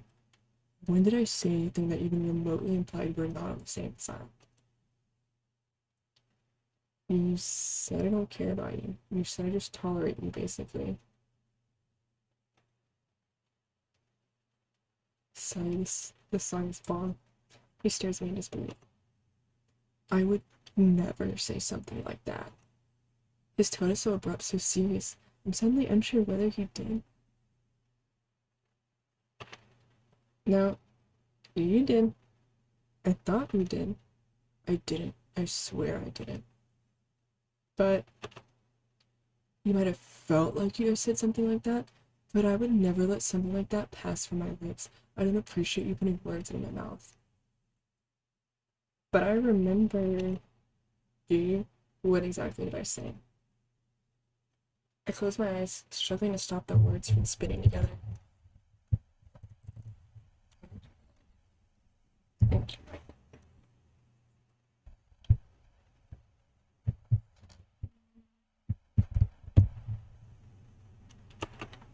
What did he say? He said something like that. I swear he did. Why can't I remember? It literally just happened. It was in response to what I said.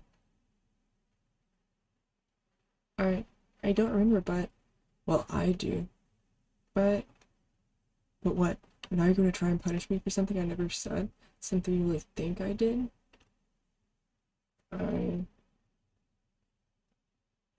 No!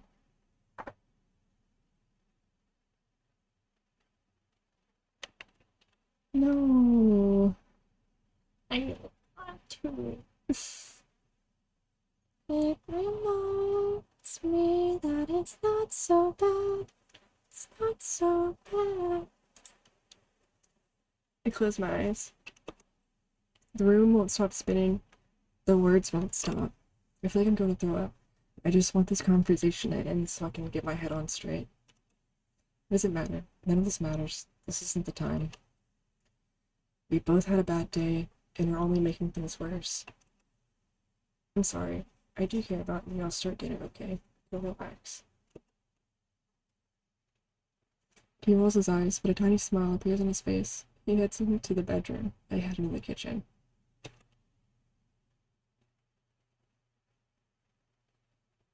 I can't believe they would do something like that. That's seriously messed up. I'm so ashamed I've never told anybody this. Thank you for believing me.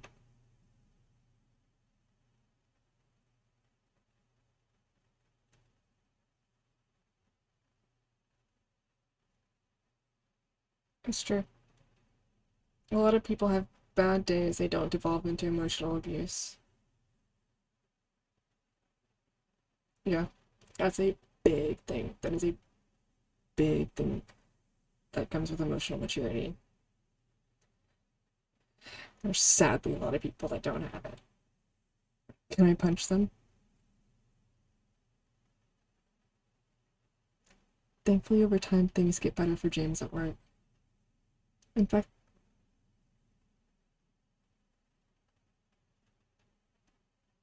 oh no. Oh, I see where this is going.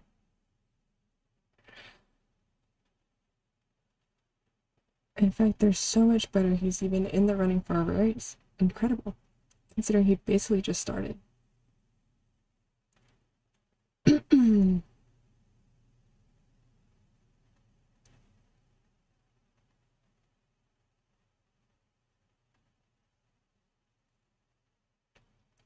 Oh no. Oh no. Oh no. Oh no. Oh no. But he shrugged. He thinks maybe he had a conversation with his boss about robotics or something that transformed their relationship.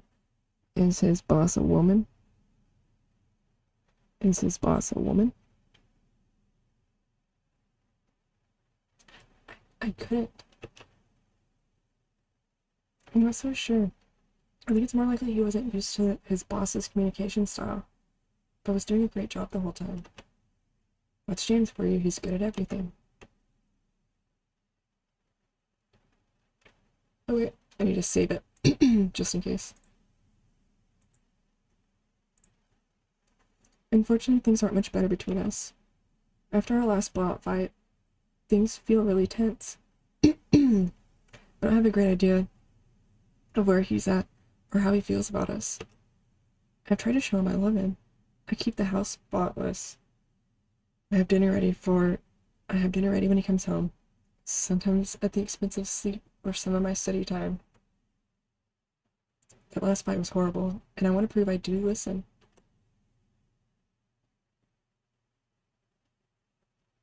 Yeah, this one is dark. This one is dark. It's not that, it makes you think. James seems more or less normal now. But to me, we're existing under an uneasy truce. I don't want to bring the fight back up, but I'm feeling kind of lonely.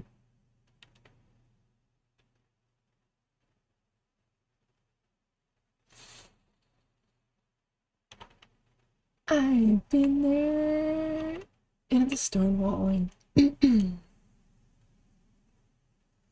I feel almost like I have to deal with everything on my own. Like maybe he doesn't love me anymore. Like I need to work harder to keep him.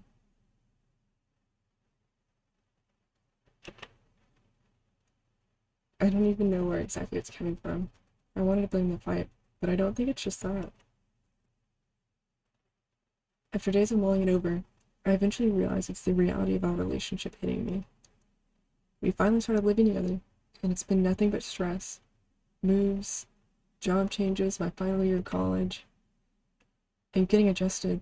There's been a lot of conflict, but not a lot of romance. At least, not as much as there was when we first started dating.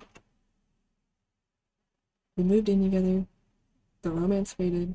We're more like two people living together than a couple in a relationship.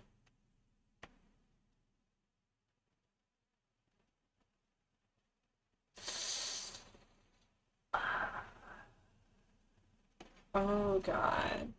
Is this too soon? Actually, no, this is actually kind of cathartic. This is actually kind of therapeutic. So,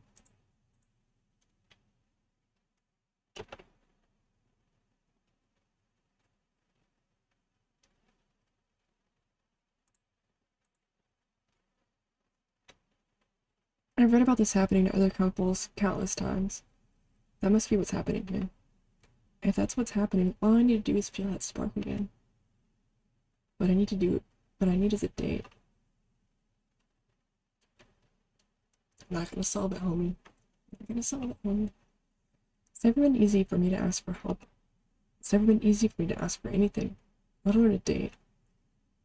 I don't know why I'm afraid to ask him for this. We're dating. It's not like he's going to say no, but I'm terrified. I have been there, Elsie.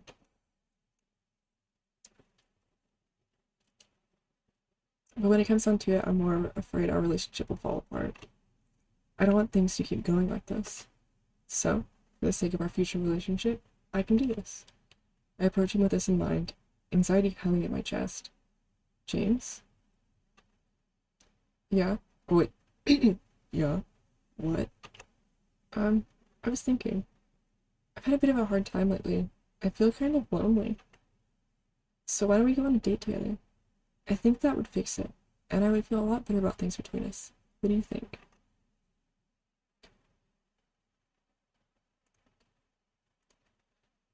What do you mean things between us?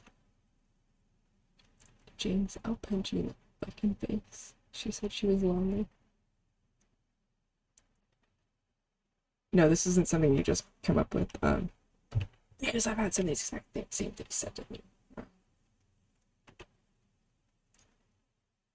Well, there's so much going on, I feel like we haven't made time for each other. We haven't really prioritized each other. He sits down the book he was reading, as quick as a cat's pounce. You think I'm not prioritizing you?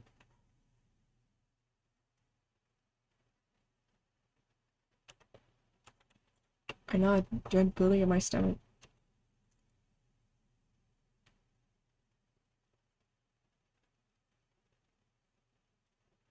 I literally moved across the state to be with you.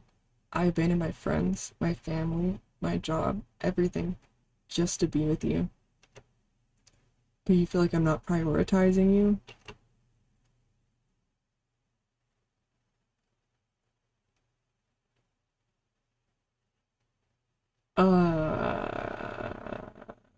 I know where this is going.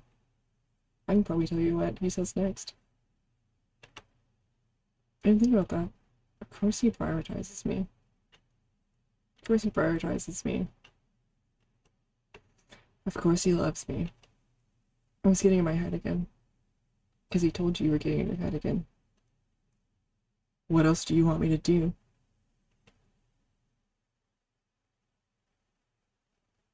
What else do I have to do to prove myself to you? It's not about proving yourself. I'm sorry, He was going to interrupt me, face reddening, mouth wide open, but holds back. He was thoughtful, the red draining from his face. Then he fixes his eyes on me. I got caught up, I think, in everything going on.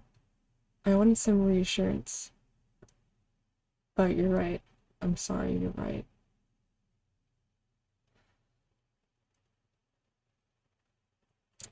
Feel this one. Said this. Listen, Elsie. Here's just for my hands. Holds both of them in hands, stroking them gently with his thumbs. This song!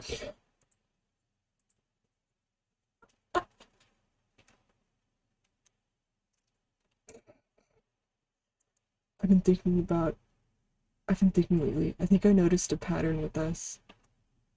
A pattern?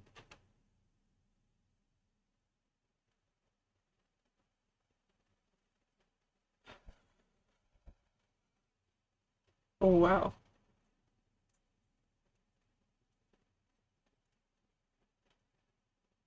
Yeah. Yeah. You keep feeling like I'm not enough for you. I'm not doing enough or being enough, one way or another. I do? He nods slowly.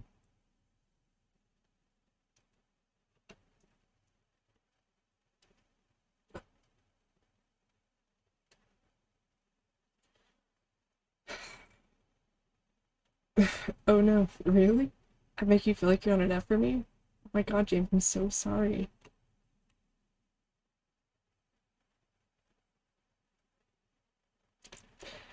At first I didn't want to even think about it, but stuff like this keeps happening. You're mad at me for getting even a little bit upset with you, or for not getting along with Chelsea.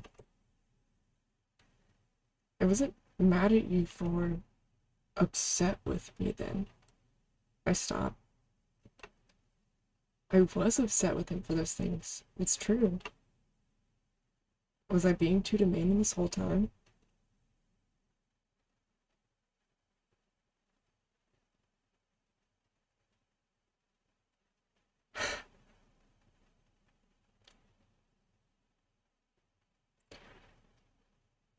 This is scary accurate. Um, Sorry, that's why I just get taken, like, literally.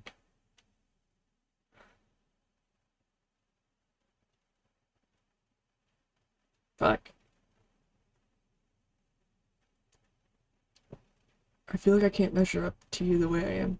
Like you expect me to be something I'm not. Then you criticize me when I don't measure up. It seems like maybe I'm pleasing you out. I'm not trying to hurt you. He's gonna say it seems like you're not happy and you don't want me. Okay? You know how your parents got divorced? I nod. Defenses rising. I know. But hear me out. I think you're creating a lot of these problems for us. It's all in your head. You're overthinking it. You worry too much.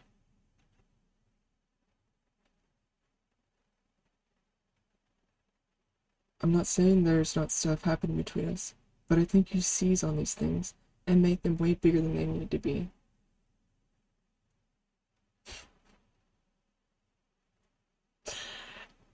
I'm okay, it's like this is actually therapeutic for me because I never expected to see the things that I had been told in a fucking video game. So it's validation that I'm not crazy.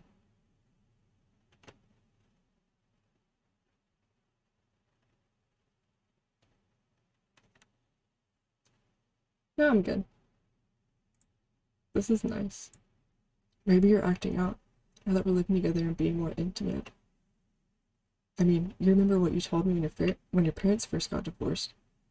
You don't know what a loving relationship looks like.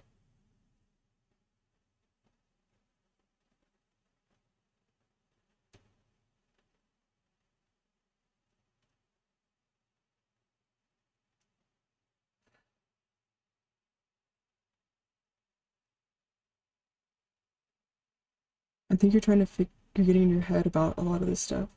Feeling insecure, you're trying to fix things before they even break.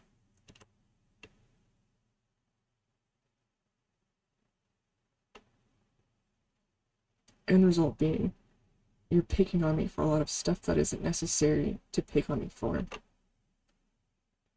I try to take this in, head swimming. My parents didn't have a happy marriage even before they divorced. They didn't lash out at each other, but they didn't love and support one another either. At least, not in the way I think a healthy couple does. I guess I'm not sure. I don't know what a healthy couple does. Just like James said, I do tend to feel uncomfortable around Chelsea's parents. They love each other a lot and express it almost constantly. It's uncomfortable for me. We did start having these problems after we moved in together. That's what I'm saying.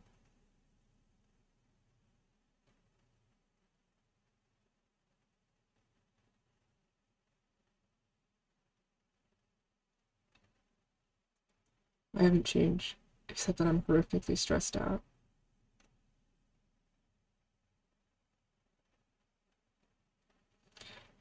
But you, it's not like you to be like this, Elsie.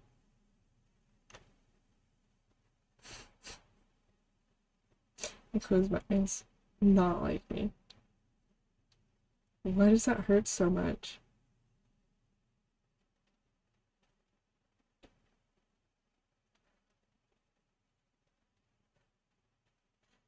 Okay, hold on. It's true I'm stressed, and my emotions are all over the place lately. I felt like a can of compressed air. Too much pressure. Pressure. But I've tried hard not to let it affect James. Maybe trying didn't do anything.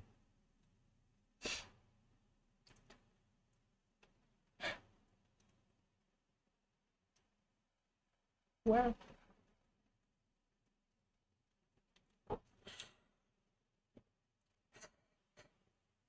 I'm always drained. Always negative. That negativity leaks out.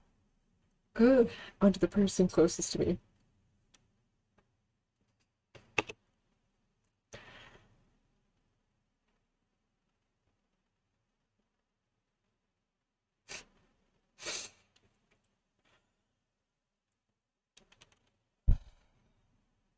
Okay. It's just, it's just, it's just surreal. Like, I'm not crying because I'm sad. It's just kind of like a, it's just kind of like a what?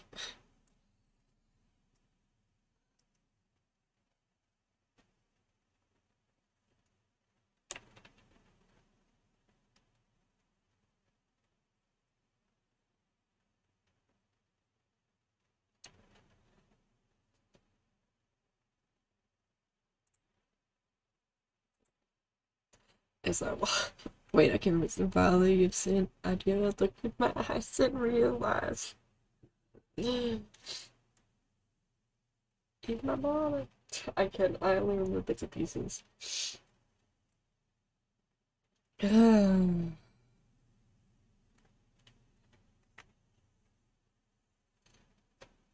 hi, baby.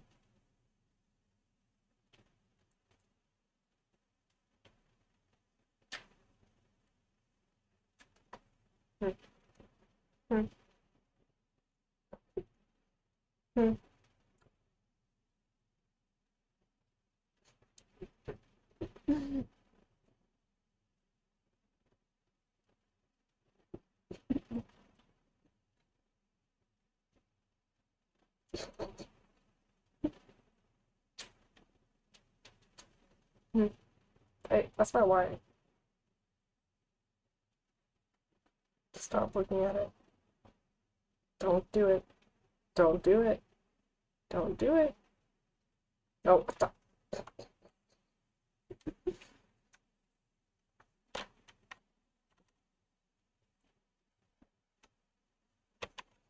Okay. Oh god, I have his hair up my nose now.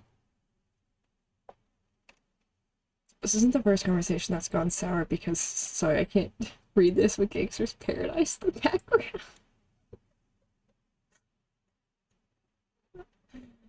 This isn't the first conversation that's gone sour because something in my tone of voice or choice of words upset him. He was never sensitive about stuff like that before. Oh fuck. I wasn't on that. I wasn't on that. Can you be right? No, fuck him.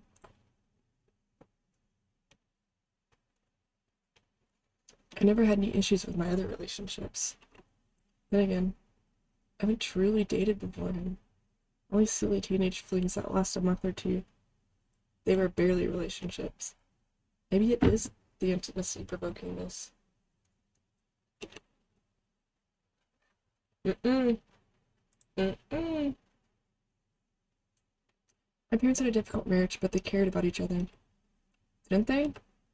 Actually, it's hard to say. My mom told me the problems started happening 8 years before they divorced. I wasn't paying attention. Even then, they acted pretty much the same before and after the divorce. They never changed their behavior, at least as far back as I can remember. So which was them loving each other, and which was them lying to us? If I can't even tell, maybe I truly don't know what healthy love looks like. Is it wanting me to say he's right? No. His problems didn't start until we moved in together. Maybe we're incompatible. But it seems so odd. What changed? I've known him for 8 years. We've always gotten along. The only thing that changed is that we're living together now, and we're in love. It's all pointing back to the intimacy. I've always had problems distancing myself from friends. I've always detached myself, even when I didn't want to.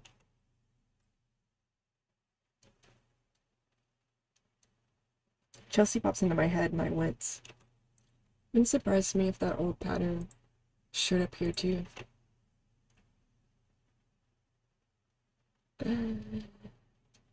Fuck, do it.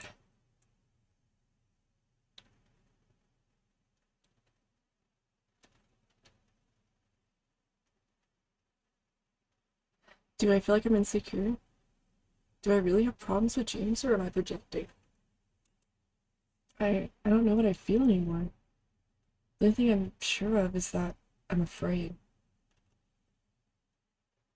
I'm afraid to lose him. I don't want to turn out like my parents. I don't want this to go wrong. This is the only thing that's ever gone right for me. He's the only person that truly cares about me. I can't mess this up.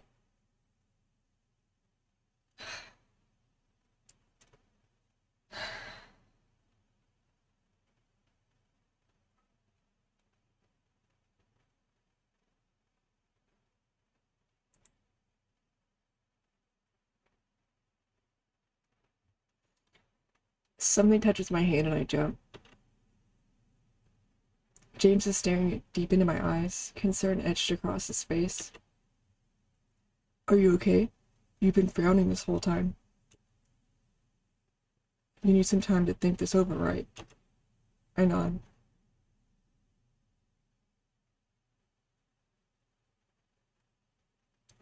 I figured.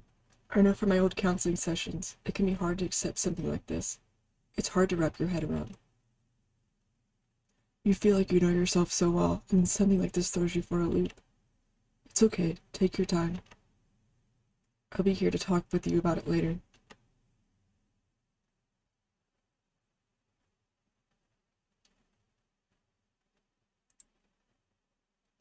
Oh, fuck. Don't ruin her.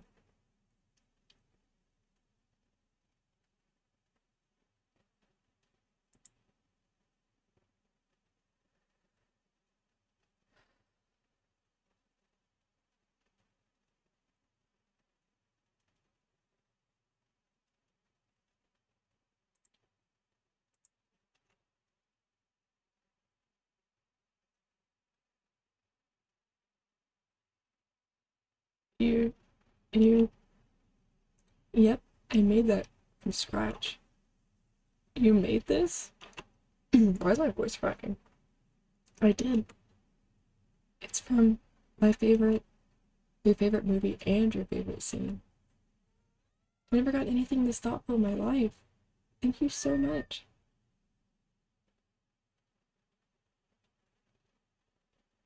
In the end, James does take me on a date. Kind of.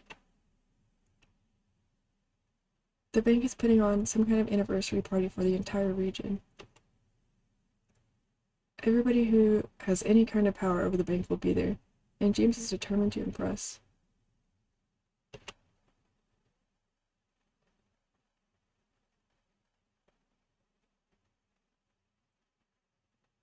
Hmm.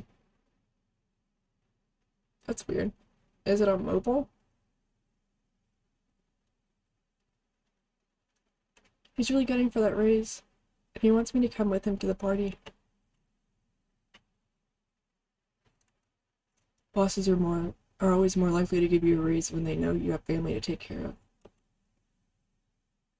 James isn't willing to take any risk with our first impressions, so we go out to shop for crisp, professional looks for the evening. I can't wait to finally introduce you to everyone. I'm ready to show you off. He beams at me and I find myself beaming back. It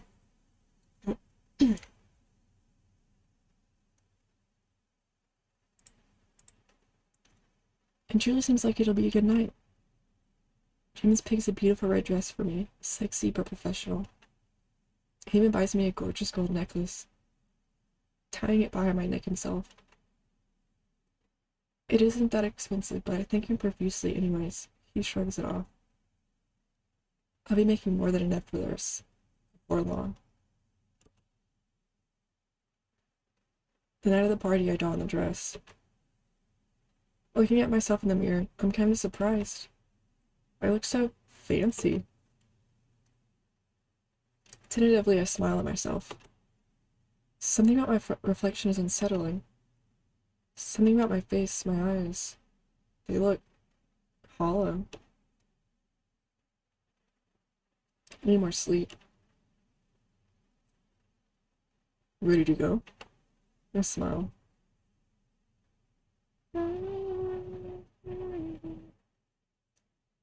The room rented by the bank is ritzy and glitzy. White marble floor and glass walls. Lights above us twinkling like stars. My confidence falters just walking into the flood of glamorously dressed strangers.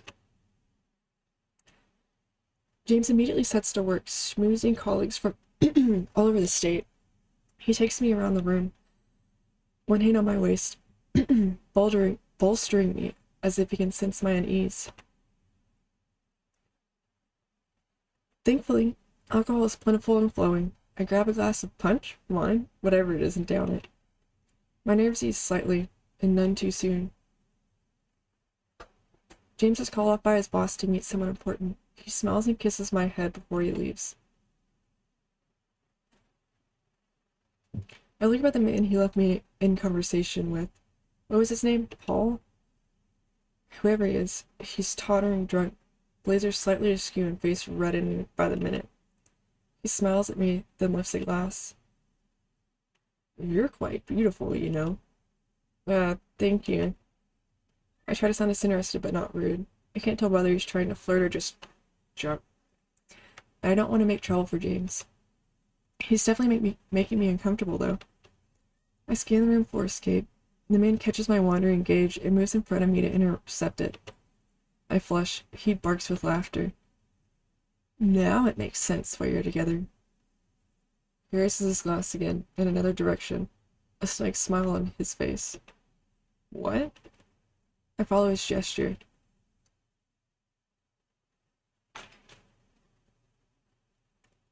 James is standing at the punch bowl next to a tall blonde lady with a wide smile. They look like they're having a great time. A strange sense of panic floods my stomach, but I push it away. They're not doing anything wrong. Besides, I trust James. And besides that, she seems nice. She's a professional woman trying to make her way in the world. I should go talk to her. I'm sure she's nice. Knowing her would make me feel better. Maybe we can even be friends. It's not gonna make you feel better. I head across the floor, worried my movements are giving away my nerves. A bright smile plasters itself across my face. Hi! My voice is unnaturally high, even to me. They both turn to me. James with a satisfied smile, and the woman with an absolute beam. Oh my gosh, I'm so glad to finally meet you. I hated when this happened. She grabs my hands and pulls me into a hug. See? Perfectly friendly. She lets go and I step back, glancing between her and James. Oh, silly me. I am Melissa. I work with James at the bank. He's told me so much about you. Of course I have.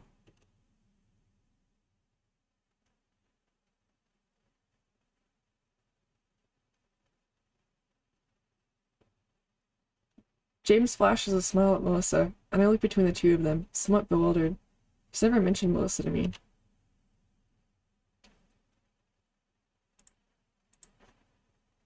Before I can parse what that might mean, she's asking questions. You're still in school, right? Her eyes flick to James. Yeah, I am. I'm an English major. Oh! She giggles, a low hum that bolts into a high screech at the end.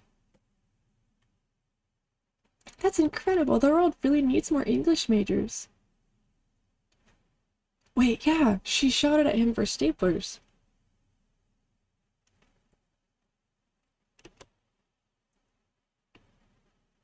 Melissa was the bitch, remember? I eye her, uncertain as to whether she means that sincerely. She sounds sincere, but nobody in her industry would feel that way, right? It must have taken too long to respond, because both Melissa and James burst into a fit of barely concealed laughter. I try to recover.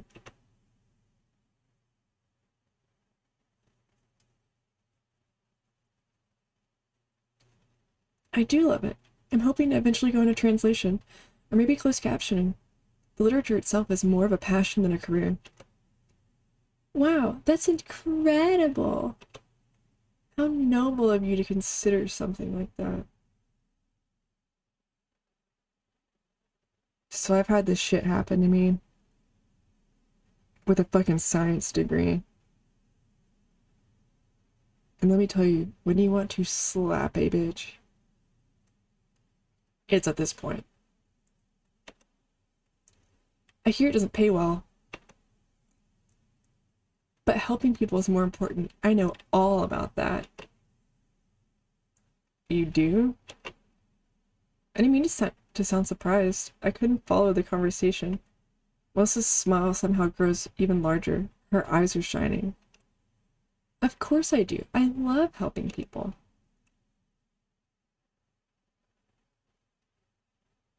She laughs, more to James than to me. To my surprise, he notices her and laughs as well. I don't get it. Is this an inside joke or something?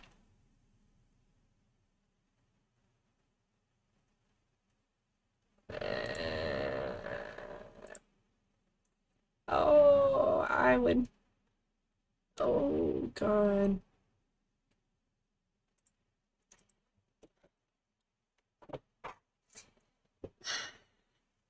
I know exactly.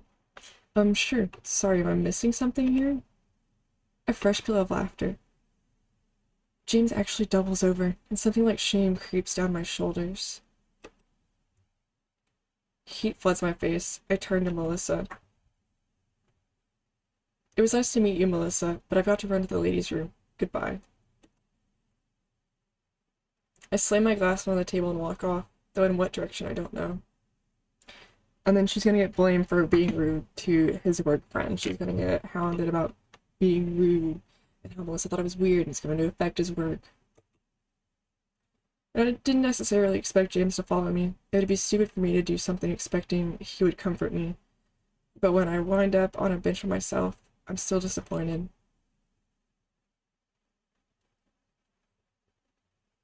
As the minutes pass, the warmth I felt fades into a chill. I'm confused, and for some reason ashamed. I replay the scene in my mind, trying to figure it out to no avail. It bothers me. It all bothers me, but something about Melissa sticks out in my mind. I can't figure out what it is. Eventually James does come to check on me, walking with a boisterous spring in his step. My heart sinks.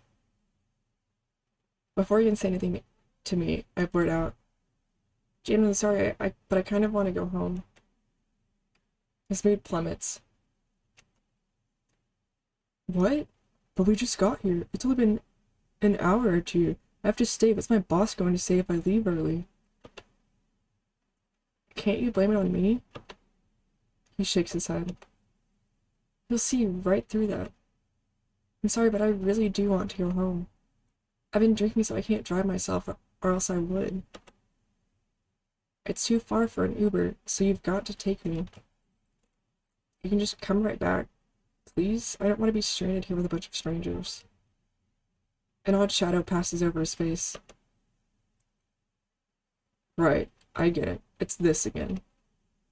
What again? Please take me home. Ridiculous. Excuse me? Isn't that what you called me? Ridiculous? My feelings, my concerns, everything I want and work for? They're all ridiculous if they don't.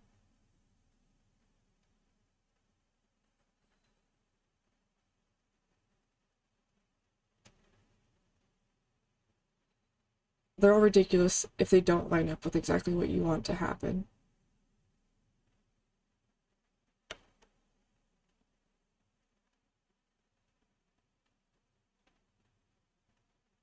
Hold on.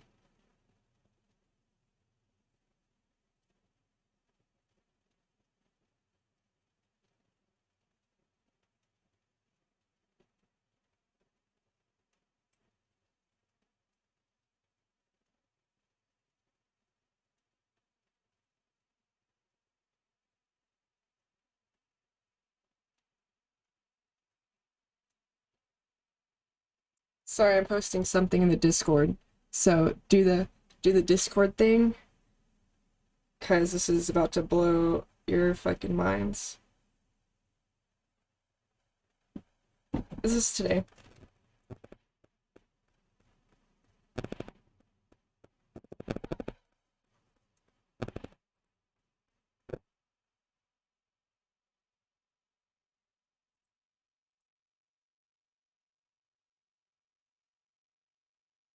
And it's gonna be on my subs channel.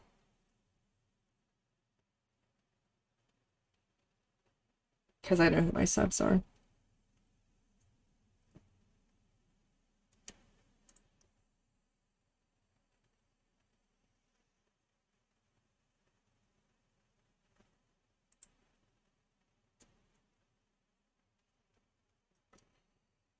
Actually, I think I could find this exact sentence.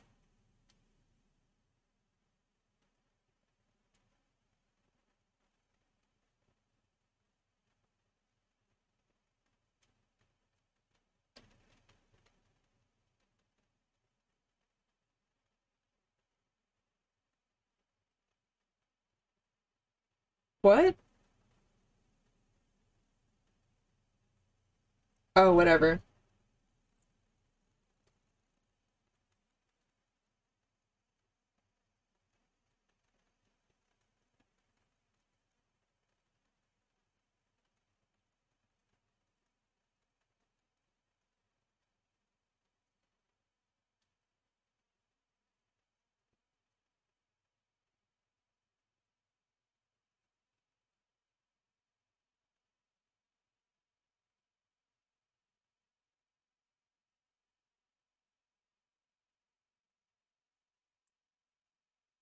Mm-hmm. They're all ridiculous if they don't line up with exactly what you want to happen. Oh wait, I want to say this one. When did I ever... The memory hits me like a heat wave. You know what? This is ridiculous. In a moment of frustration, I did say that. Ridiculous, huh? And that was how James responded. I guess I'm the one being ridiculous now. I stare at the floor, willing myself to disappear into it. I can't ask James to abandon his opportunity for a raise just because I'm uncomfortable. It's only one evening. He's still having a good time at least. After all, he's doing this for us. It's okay. I'll tough it out. I'm sorry. I smile bravely about him, but he's not even looking at me. He's gazing into the crowd. Anxiously, I look for Melissa's silhouette, but she's not there. He's looking at someone else.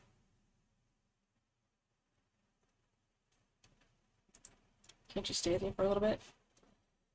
He turns back to me, a peculiar expression on his face.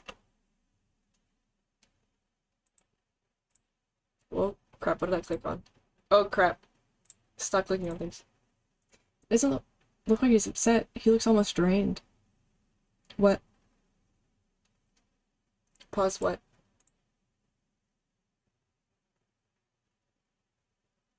What? How is channel?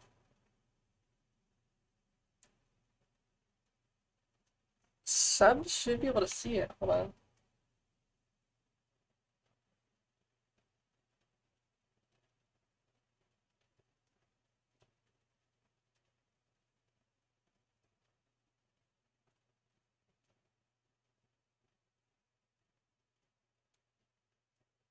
I like how everybody jumped into the Discord. What's she talking about?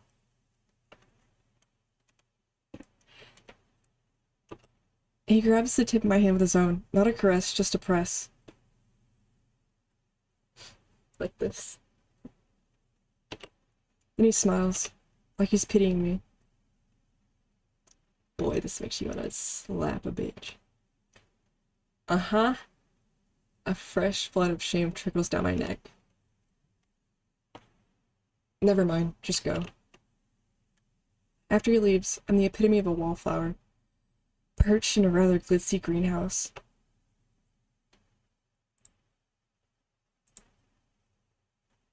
It's a terrarium, and me, an ant crawling where I shouldn't be. I spend my time gazing into the sheet of glass behind me, seeing nothing in the depthless seeing nothing in the depthless darkness but my own frightened face. A bitter laugh rising somewhere inside me, but I think if I let it out, I'll start crying. Some hours passed. I spent at least one of them watching Melissa walk around the room, ferociously beaming as she went. As I do, something around her neck catches my eye.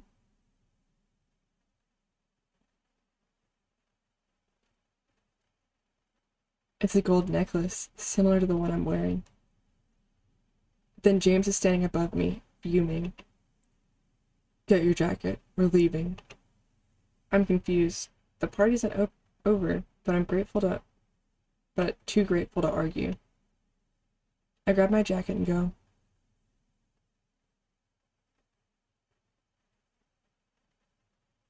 He slams the door as I get into the car, strapping himself in with a flourish.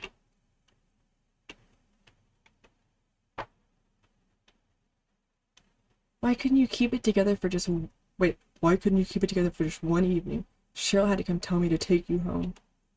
She was worried about you, said you looked so sad and scared. She thought something was wrong with you, like you were sick. I'm sorry? I tell you what, maybe something is. I don't understand what he means by that. I'm awash with a strange mixture of shame and happiness. At least someone cared how I felt. But how does James look now? Cheryl, does she work with you? My God, first Melissa, now Cheryl too? I flush. I didn't say anything about Melissa. You didn't need to. She told me you were watching her tonight. He collects his tongue. Really? Melissa's my friend, and I was happy you two got to meet today.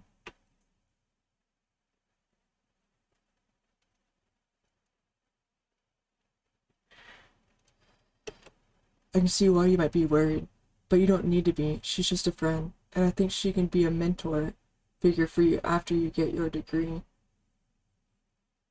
Do you like her?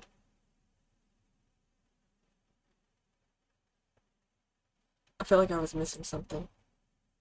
He lets out a sharp peal of laughter. I knew it. He reaches over to pat my hand. Don't worry, sweetie. I only have eyes for you.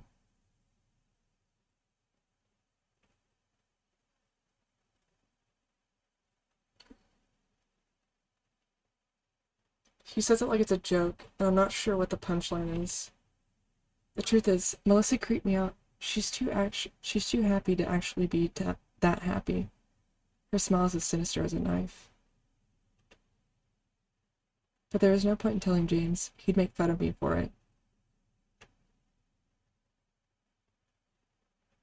There's no reason for me to be worried about Melissa.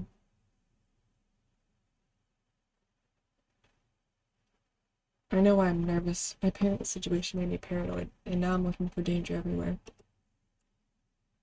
I've seen firsthand the devastation cheating can wreak, and I don't want it for myself. James and I have been over this. We came to the same conclusion. It's something I need to work on in my own time.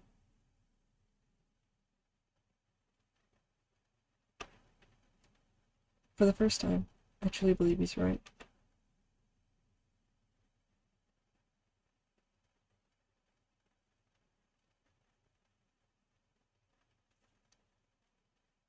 James snores beside me. He fell asleep rather quickly. I can't keep my eyes shut. I'm panicking. I feel like an animal realizing it's running into a trap. But I shouldn't. I shouldn't feel like this. There's nothing wrong with Melissa. It's me. Again.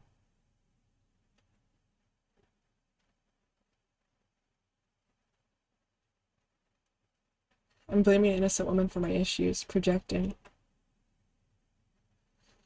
I need to get myself under control. These feelings, panic, insecurity, confusion, they're all coming from me because I don't have a grip on my past. I didn't realize I was so hurt. I didn't realize.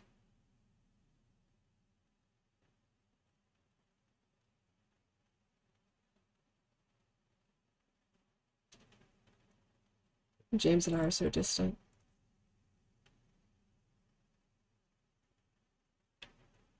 That party, I felt like I was the outsider in the room with him and Melissa.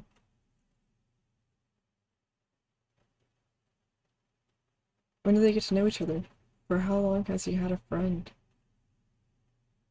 I want to ask him, but he'd tell me I'm worrying over nothing. Where did this distance between us come from? Why am I the only one that feels it? Why am I always the one mucking things up? Our conversations always end up pointing back to me. Isn't that weird? These can't all be my issues, right? I guess it's possible. Sometimes there's only one weak link in a relationship. Am I doing that much wrong? Our conversations always end like that, but I never know how they get there.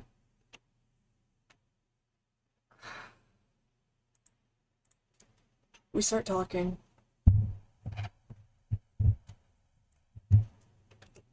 He gets upset. The conversation spirals. And then James snores loudly, interrupting my thoughts. I glare at his sleeping form, anger rising within me. Then a rush of guilt crashes over me. He's so tired, he looks so peaceful. He may have left me alone at the party, but he took me home early, didn't he? It's just like he says, I need to pay attention to the stuff he is doing, not the stuff he isn't.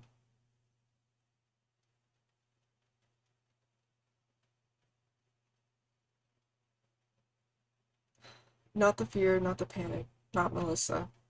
Him. I smile. I love him so much. If I still feel this way about him, there can't be anything wrong with us. If I still feel this way about him, I have to try harder.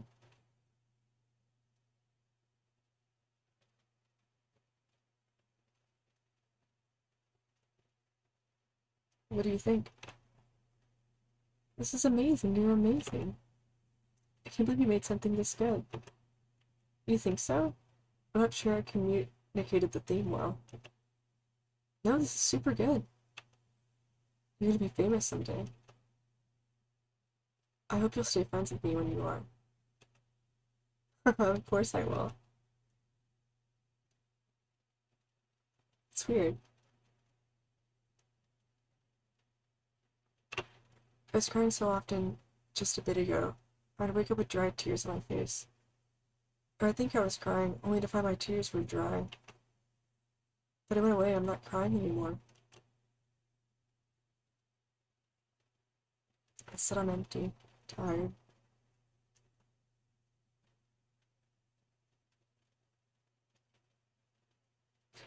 Pressure at school is getting worse. I'm scrambling like a scattered brain. My one saving grace is my organization. The habits I cultivated through college are making this manageable. Still, I'm always stressed. The only thing that can even get me to feel any more is James. He can still make me smile. He used to remind me to take a break. He encourages me to break the rules when I need to take a night off with him. Dictating. He's the only thing keeping me going. A stab of worry about the divorce enters my mind, but I shake my head. I feel so strongly for him. That is how I know this is real. That is how I know this will last.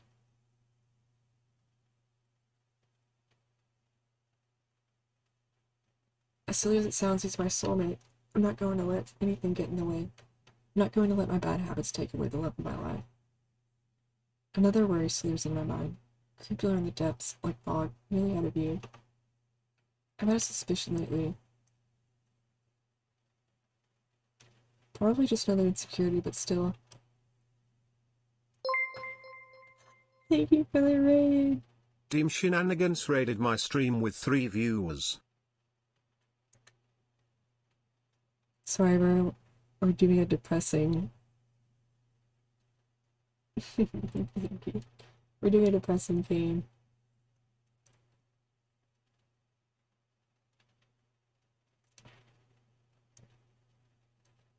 It's rough.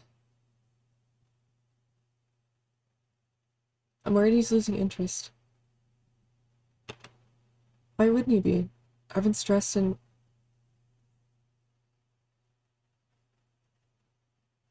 Oh, I've had the same thought. I've had little time to take care of him.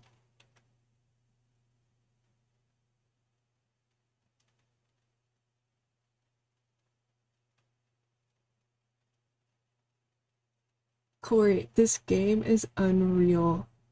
Dude, like it is word for word. I am shook. Because I said shell today. Despite these omnipresent fears, I haven't confided in James. If I do, I'll just make it happen. Who wants to be with someone who doesn't think they're worth being with?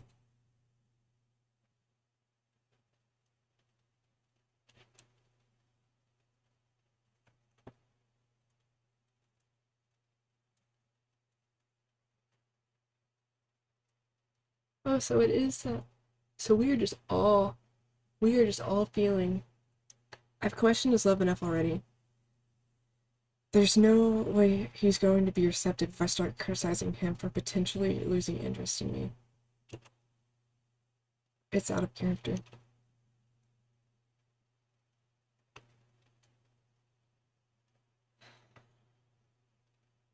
One of the reasons he likes me is because I'm confident and strong.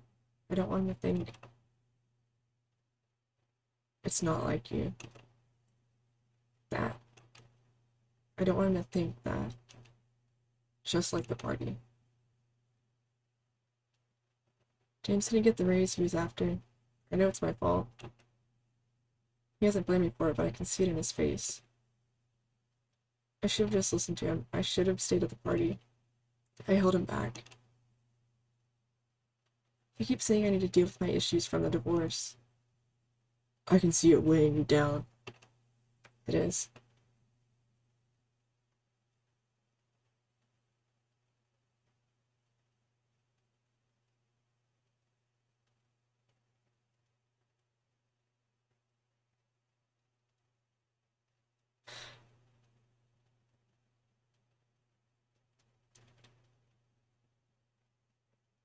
The deeper you get into a relationship, the more these intimacy issues will pop out. You're numb because you're distancing yourself from me to protect yourself, because you're scared.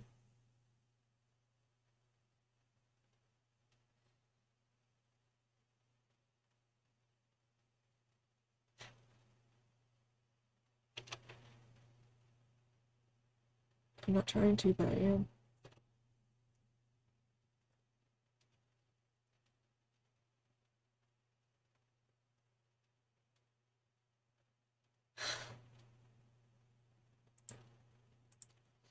I'm not going anywhere, but with the way things are right now, our relationship is in danger.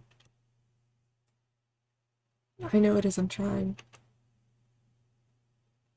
You need to do something about this. Everything would be fine if you could just figure this out. I know.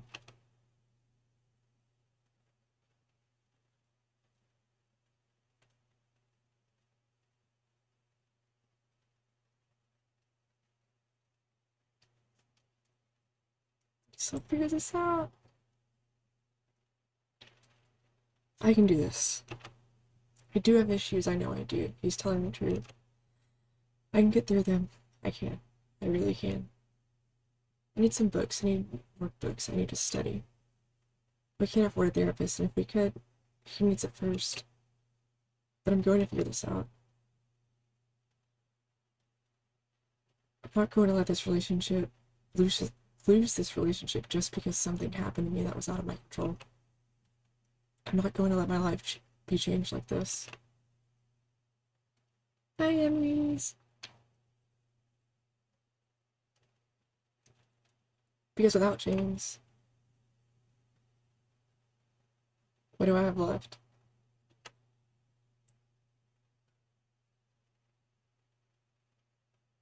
Wait. Wait, this is wrong. It's happening again. My brain, my thoughts, they're all spinning, spinning, spinning. The ground doesn't even feel solid. Nothing feels real. Again, it's happening again. And when's the last time this happened? Think, Elsie.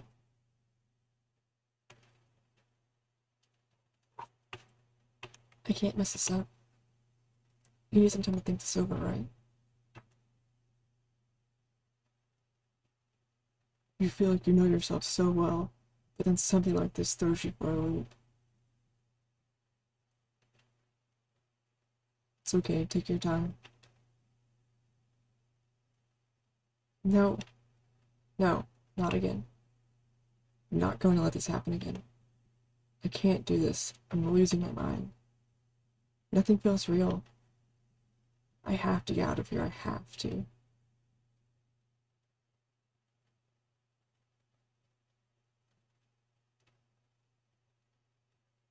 As soon as Chelsea opens the door, I burst into tears.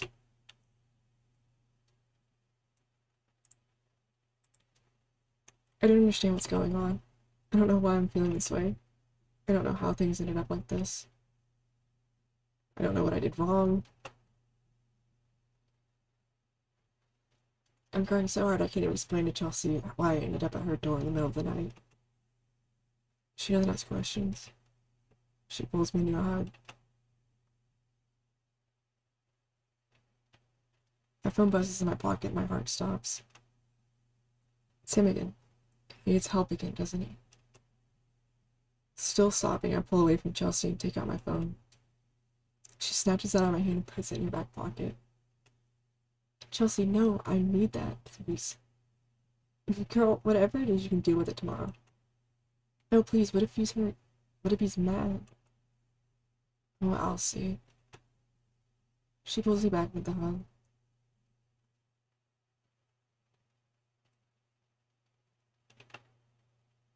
It's okay, you're safe here with me. You need to worry about yourself.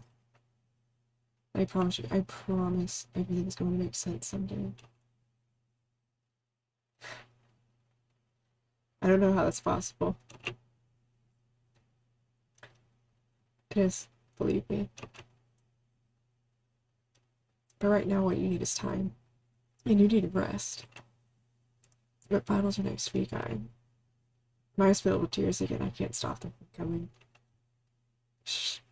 It's okay now. I've got you.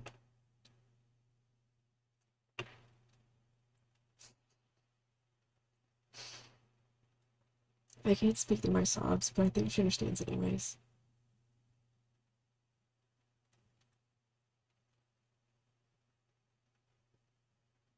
Thank you. Carol, I know.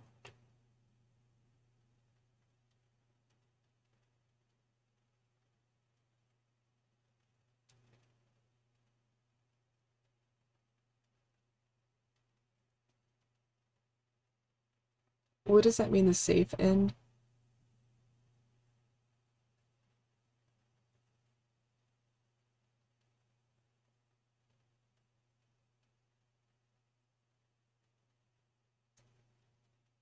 What does that mean, safe end? Huh?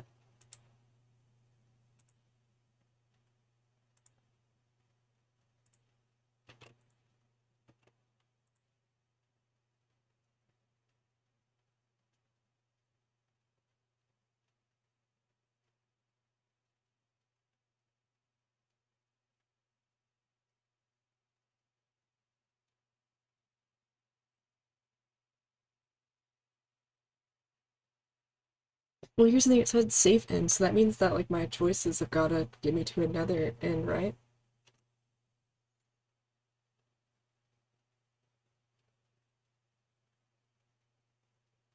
I wrote this game semi-autobiographically based on my own experiences of abuse, because I primarily experienced emotional abuse from an ex-boyfriend. I depicted a dynamic between a man and a woman. However, abuse can happen to anyone of any age, gender, or sexuality. Often dynamics of gender and sexuality are exploited for abuse. Domestic violence between gay men is often dismissed as two men needing to cool off. Trans and non-binary people experience abuse at alarmingly high rates, and their gender identities can be exploited for that purpose. Only I will ever love and accept you. Women can and do abuse men as well. Abusers can also exploit the chronically ill or disabled and those struggling financially. They can exploit systemic racism both to hurt their partners and to prevent them from leaving. With a topic as sensitive as this, I wanted to stick to what I know. However, please understand abuse can happen to anyone, by anyone, and it is never deserved. You can find more resources in the menu now that you completed the game.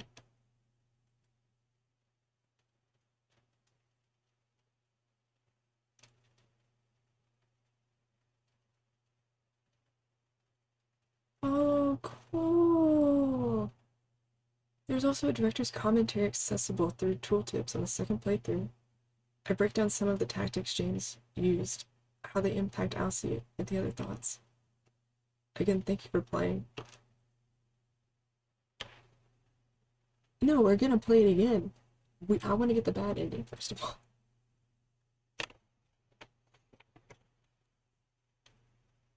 I want to get the bad ending.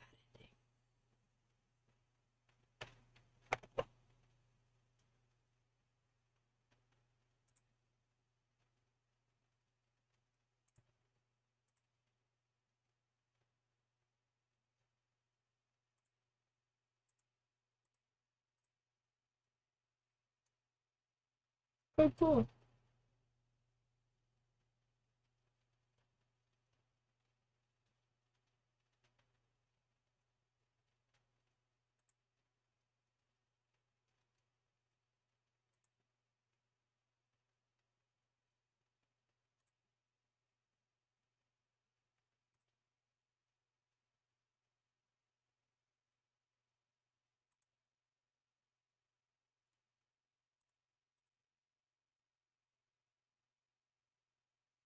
Where's the tooltip? Hold on.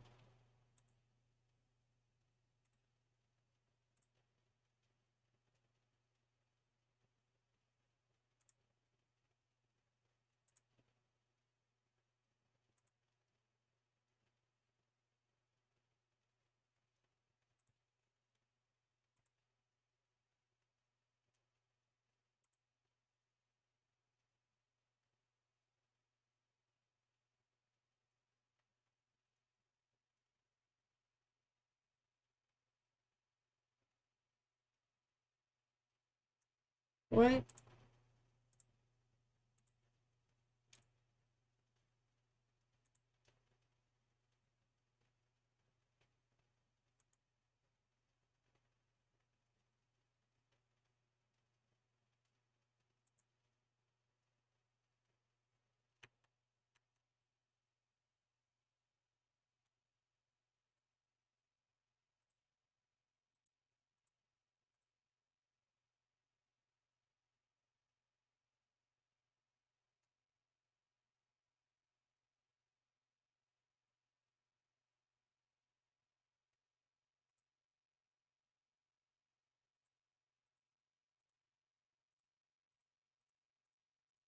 Oh, was I supposed to...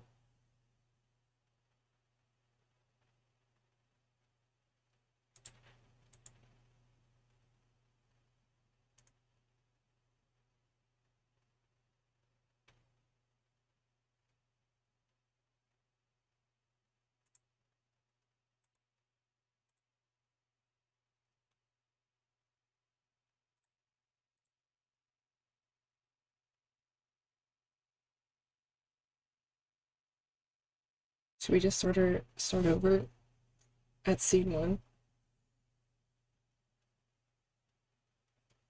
Actually, no, this was our first choice, so we'll do this one.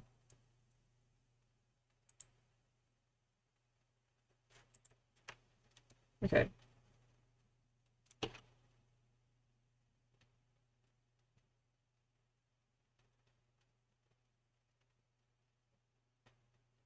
The resources were just like the helplines. Okay. Oh! Unusual attempt to take up so much space in your life, there is no place for you to go that is your own. Taking away your friends, moving in your house, ensuring your family loves them, sabotaging or commandeering your hobbies. Uh,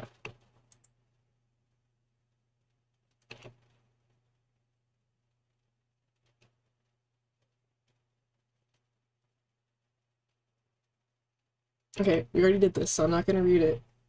We're just gonna go through the choices.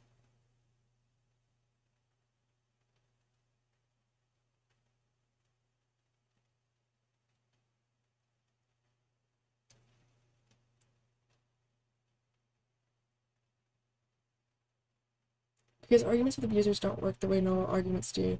They don't follow a logical sequence, so your brain isn't able to come up with a coherent narrative of what happened. You're also in a fight or flight, under intense stress, and therefore struggle to store memories properly during fights. But he was being mean. Hurt. It was the first bad night in her abusive relationship. Elsie is tempted to excuse it as a one-off. She shouldn't. These first bad nights slowly become more common until your bad night is every night.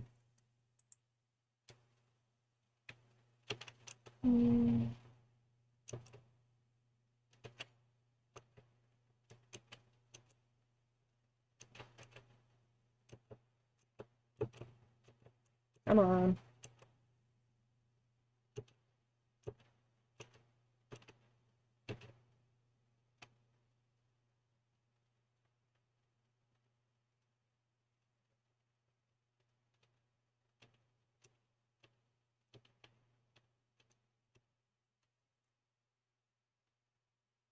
Okay, so we did maybe it should end here. So don't give up is what we're doing this time.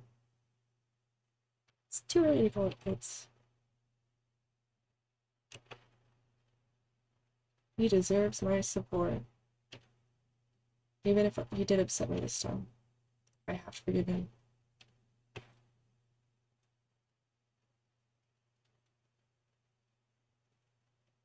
Okay. We did this. We're gonna fight. Are we gonna fight? Elsie?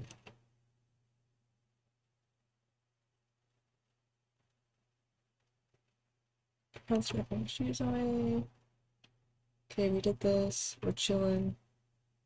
Elsie, please look at me. I look at him. He's crying.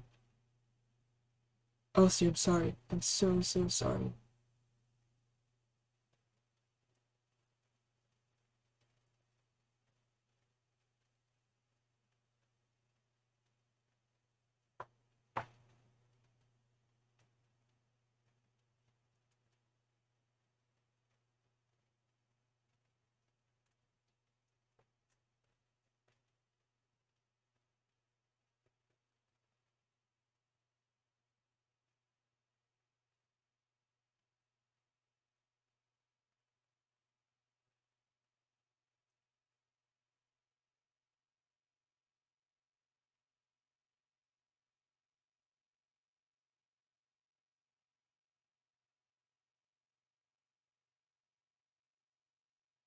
One.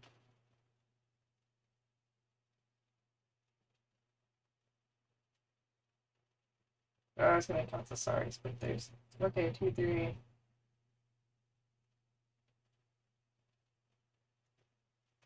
That was like it. Like a.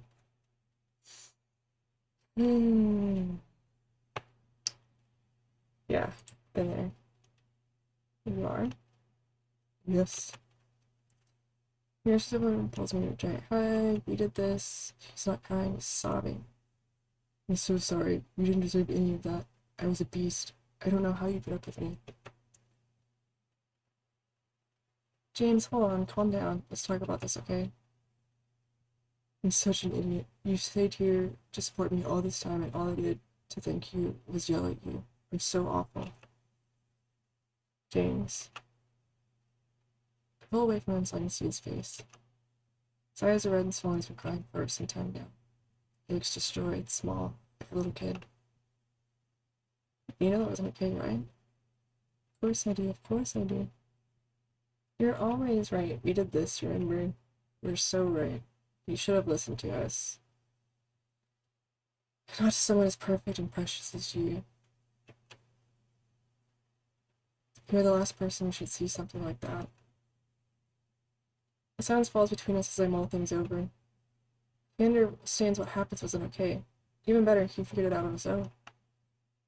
He understood and he'll try to do better. It's all I wanted. Besides, what all happened tonight? We got upset at each other because we miscommunicated, that's all. Here, Elsie retroactively minimizes what has just occurred. She will do her best to put it behind them and give James a clean slate, as he is supposedly trying to work on their problems.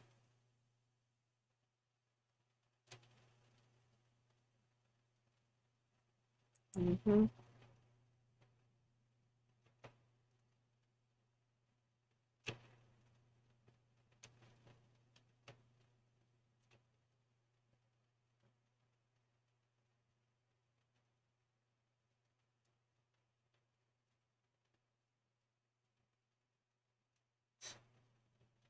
Yeah.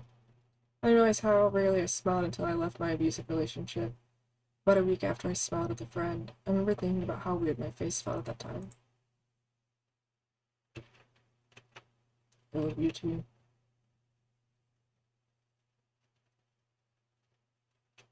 He gets us a bear.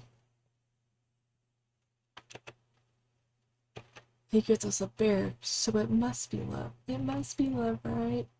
He got us a bear.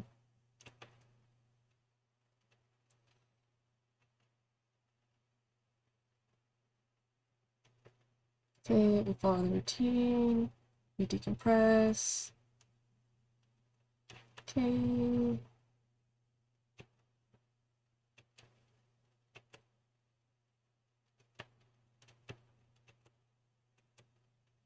And then here's Chelsea. Oh, wait, crap. Shit. I'm. No. Is there a way to go back?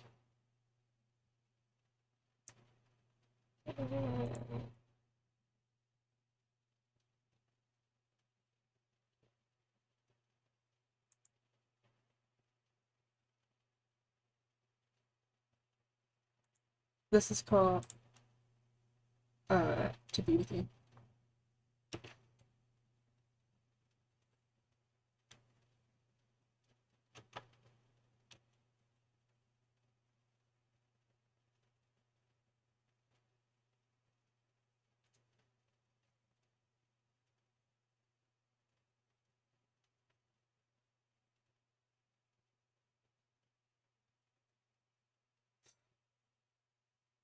It was such an amazing message. Because of my abusive relationship, I missed out on the majority of my college years. I spent days arguing with my ex instead of attending hangouts with my friends through. I missed out on countless memories I still like to reminisce about today, and upset friends by flaking on things for no real reason. Mine happened because of an abusive relationship, but years can be lost to anything: grief, illness, poverty. Everyone has lost years. Don't be too hard on yourself about them.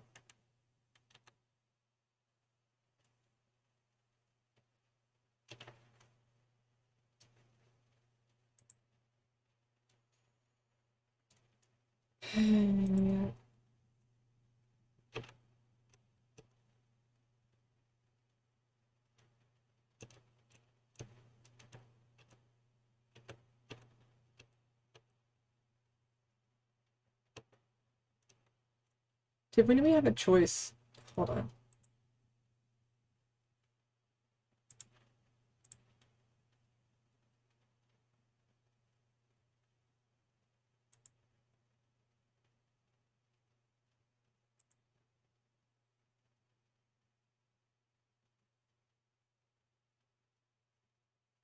Okay, so we're gonna try to work through this, remember? Oh, Okay, it's fine. Why do you think this is about work?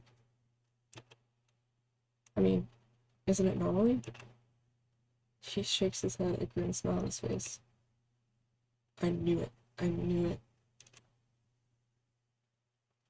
I didn't want to think that's what you were doing, but what am I doing? What's wrong, James? You have to talk to me. This. You're doing this. Doing what? Acting like every time I'm upset, it's about something that isn't real. See, I'm not upset at you. I'm upset at work. I'm not upset with Chelsea. I'm just lonely. You always do this. You act like my feelings aren't real. Why do you do this? Is it because I'm depressed?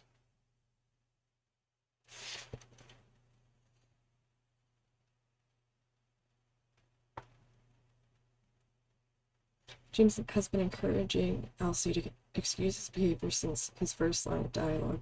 He now uses the excuses she made for him against her, blaming her for never seeing a deeper reason for his behavior.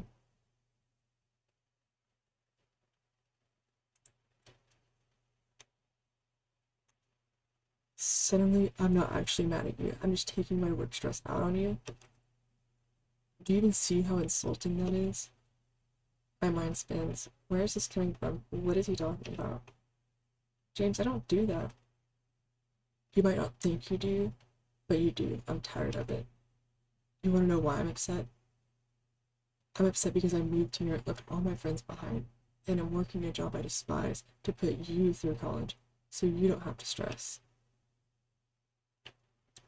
I'm making all of these sacrifices for you, tons of them.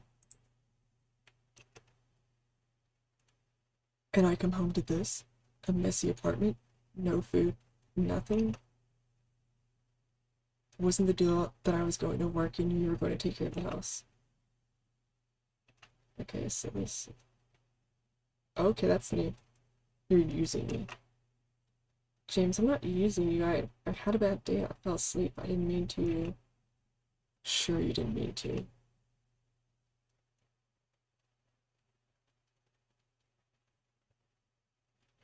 Why is it when I do something wrong, it's my fault? But when you do something wrong, I hear nothing but excuses.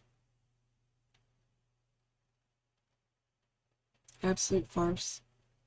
James has only once admitted to doing something wrong when he love bombed Alcy in scene 3. However, Alcy has felt he was responsible for certain issues. The discussions they had about those issues ended with Alcy taking the blame. All Alcy remembers now is that she does, in fact, feel things are his fault. So this will ring emotionally true, even though her memories prove it wrong.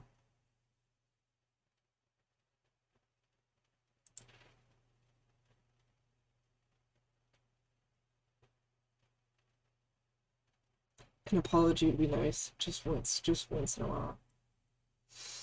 But when they say this, what the fuck am I apologizing for?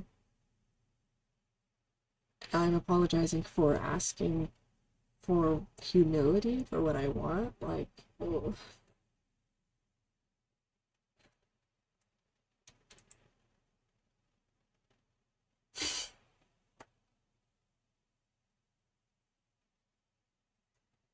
I don't even know what I'm supposed to be apologizing for.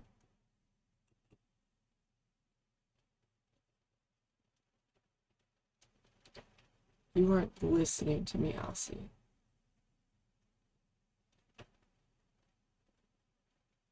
I don't even know why I'm talking to you right now. His words are like embers on my skin. I don't feel like I understand what's happening anymore. Why is he mad at me? How did we get to this? So is it the dinner you're upset about, or... Seriously, Elsie? Are you being serious right now? You don't even listen to me when I talk to you.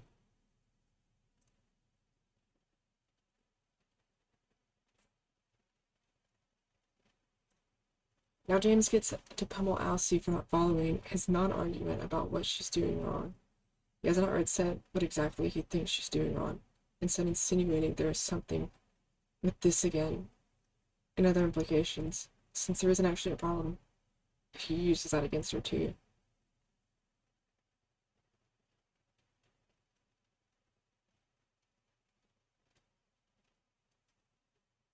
Mm-hmm.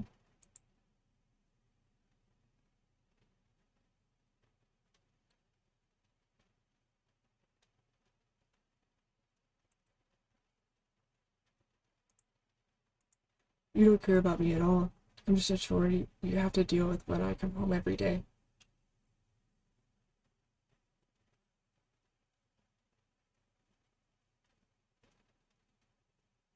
I'm so sorry for trying to make a better life for us, since I'm apparently the only one who apologizes around here.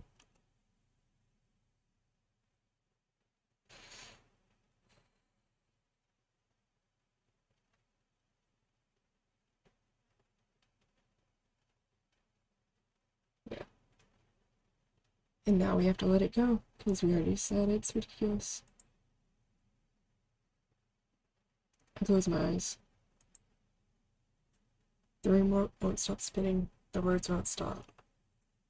I feel like I'm going to throw up. I just want this conversation to end so I can get my head on straight. We already did the fighting. We already did the fighting. We've been there. Doesn't matter. None of this matters. This is the time. We both had a bad day, and we're only making things worse. Yeah, no, the ending that we got just then was the good ending. So we're going for the bad ending. I'm sorry, I do care about you. I'll start dinner, okay? Go relax. He rolls his eyes, but a tiny smile appears on his face. He gets into the bedroom, head into the kitchen.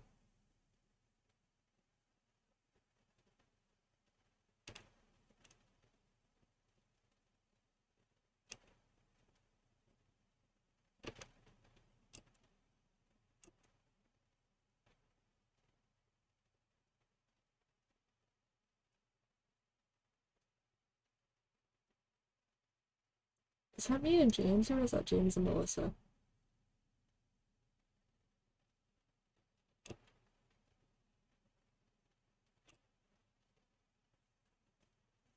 Mm-mm.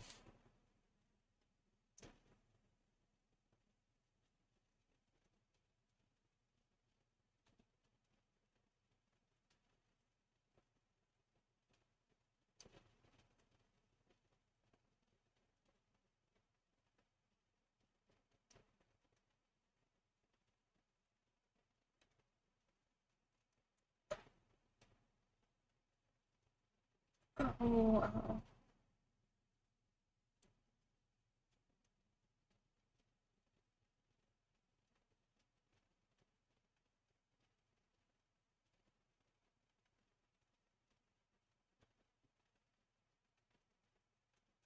wow.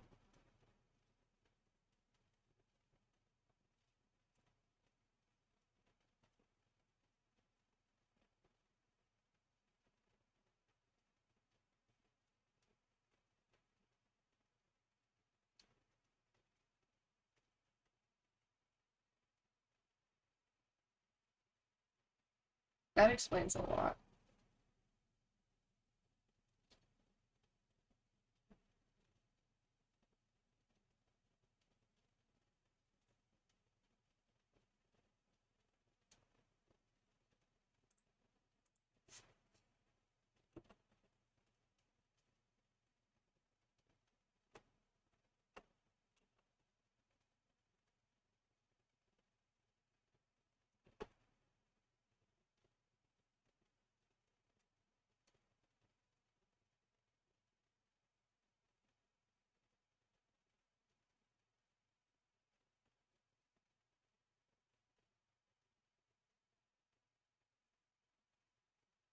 Another walking telltale sign of an abusive relationship.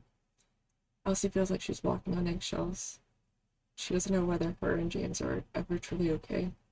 And she doesn't know whether what she's doing will upset him. This puts James in a powerful position.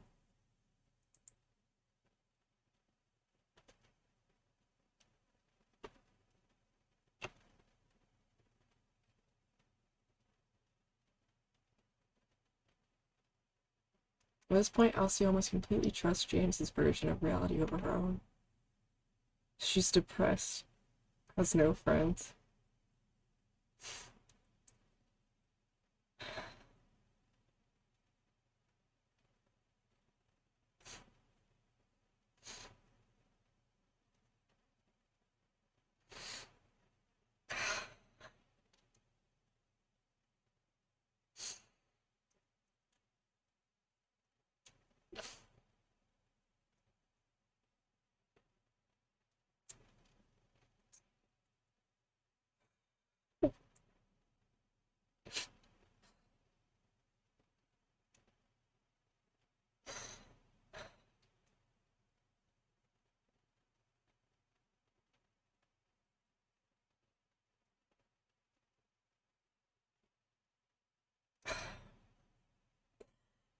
It's nice.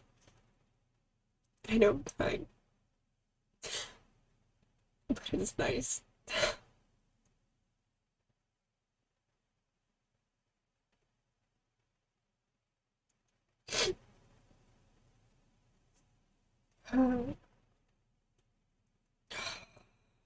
It's a release. It's actually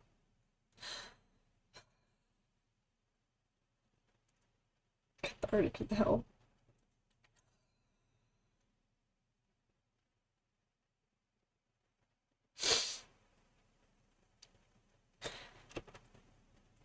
Yeah.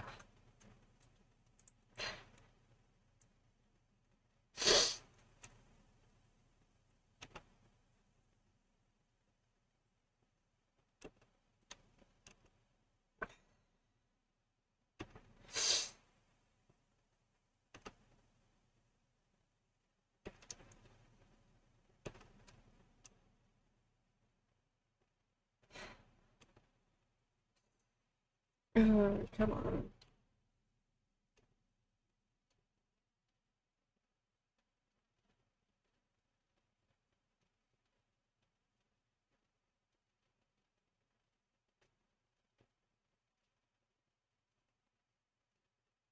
Well,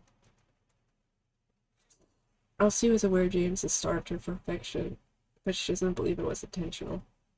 She asked for affection and is rejected. Well, at this point, I asked my ex if he would consider complimenting me sometimes, as that would help me feel more loved. His response: only compliment those who are worthy of it.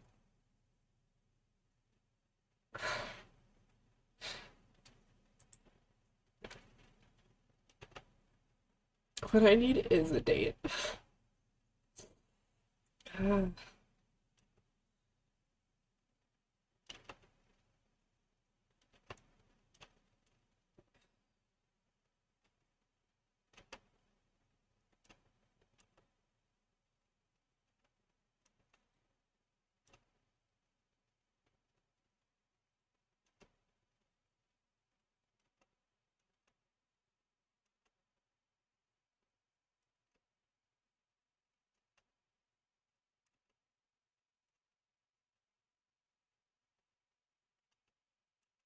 We already went through this. Sorry.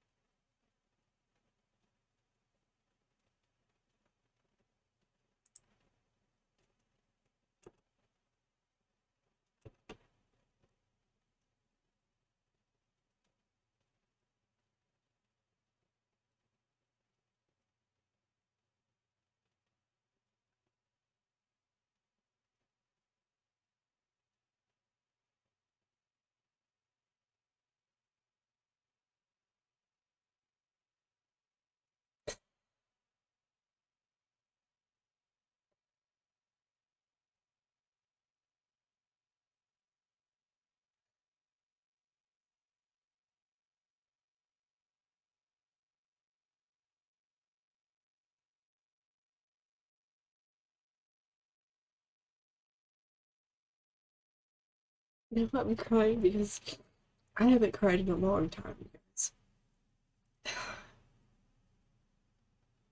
And this, it feels nice. It's not heavy for me though. No, I'm not crying because I'm sad. I'm crying because I'm relieved.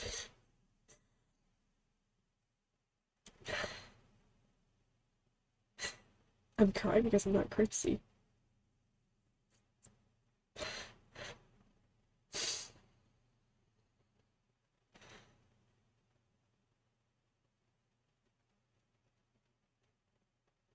Yeah, I knew what I was getting into.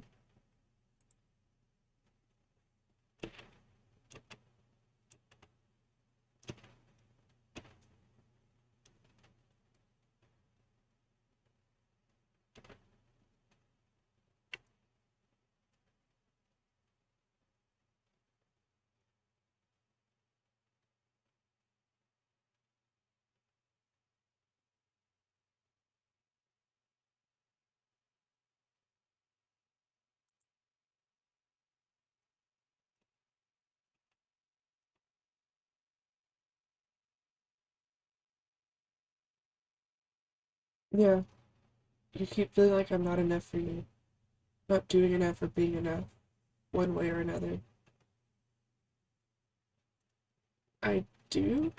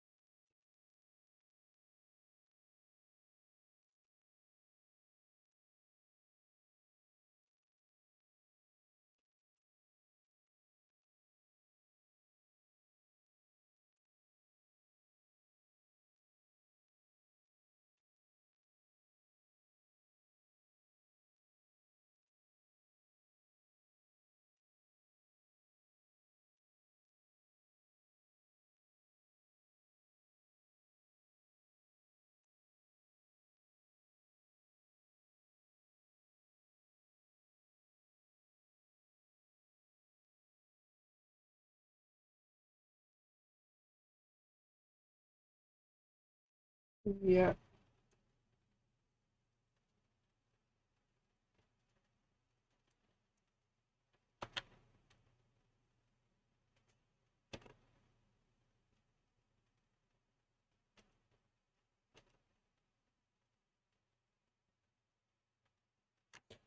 We do, yes, right?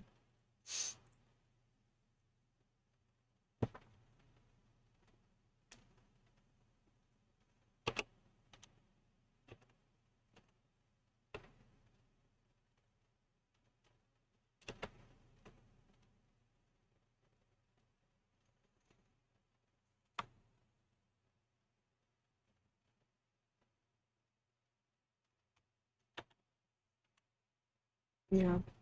It's okay, I love you, remember? Even if you can't tell that I do. Never forget that.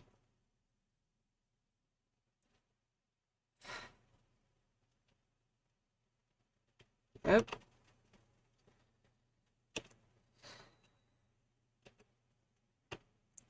We can work on this together.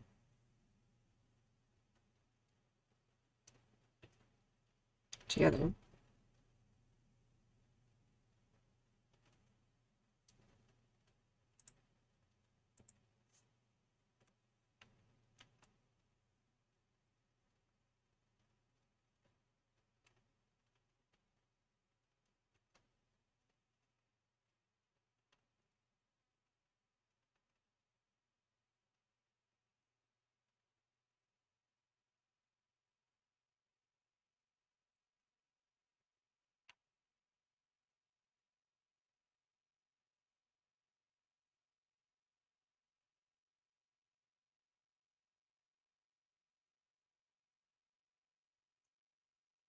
Intentionally left out how much time passes left how much time passes vague in this game.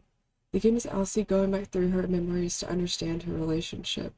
This period of time doesn't feel real to her. That's why the backgrounds are still images.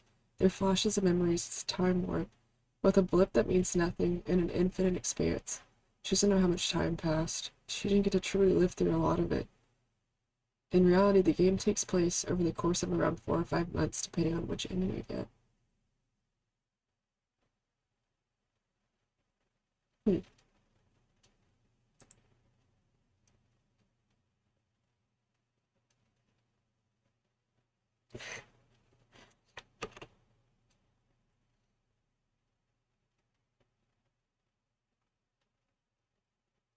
Wait, what scared the shit out of you?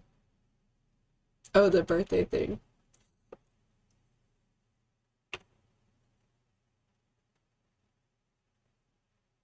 The implication here and earlier in the game is that James is using Elsie for a financial gain. I wouldn't say that is his only reason for being with Elsie, but certainly while he's here, he'd consider it foolish not to take advantage of opportunities presenting themselves to him.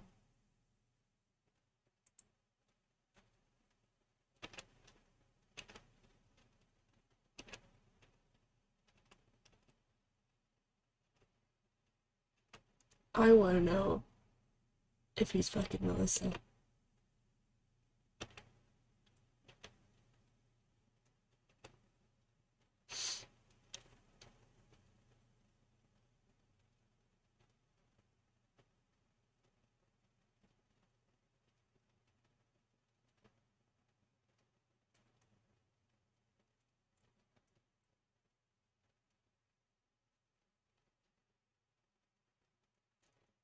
I remember looking in the mirror back then and feeling as though I couldn't recognize myself.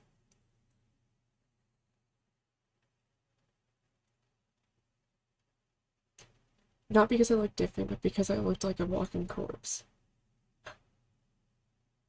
I still remember seeing the look in my eyes. I hope no one ever has to see themselves looking like that.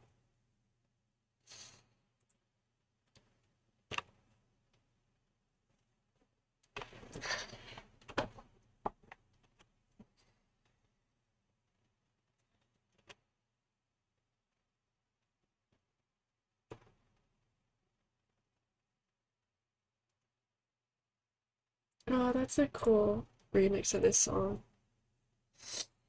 Alright, we're gonna fight a bitch.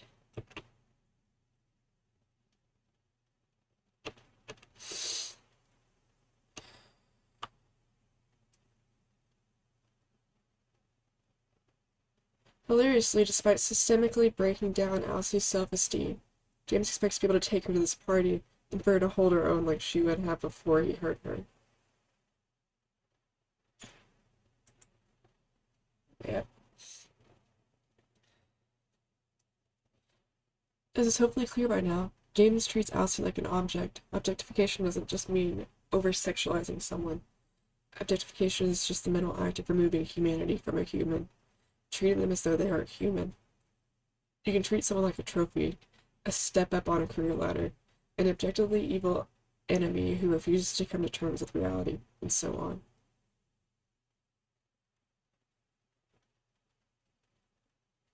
The last one.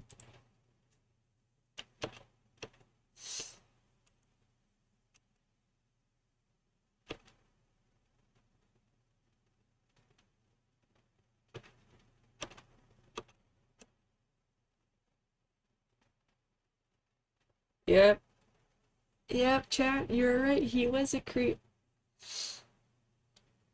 Women so often have to dance around inappropriate sexual behavior from others in an effort to ensure safety and a lack of consequences from themselves and their loved ones. In this situation, Elsie can't firmly reject Paul, lest she be seen as causing a scene or creating a rift between James and a potential influencer higher up.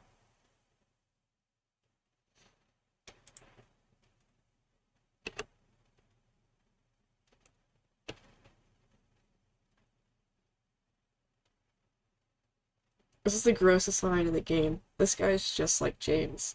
He understands why James is with Elsie, because she is kind, easy to manipulate, and fun to make uncomfortable. This is unfortunately how my ex sorted people.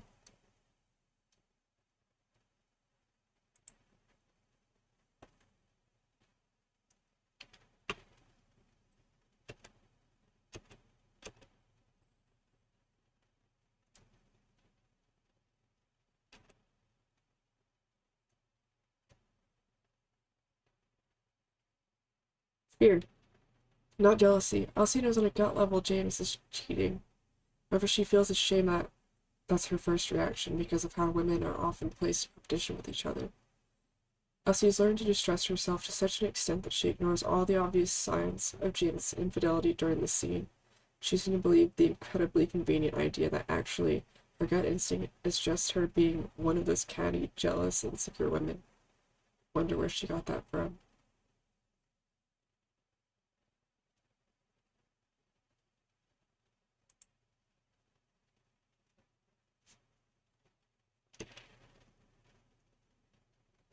Yeah, in there.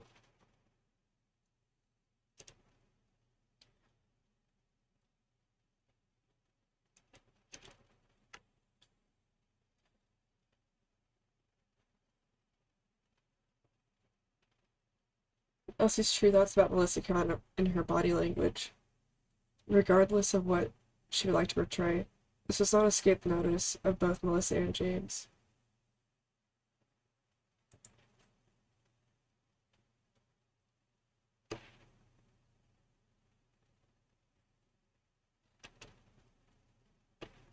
This bitch again.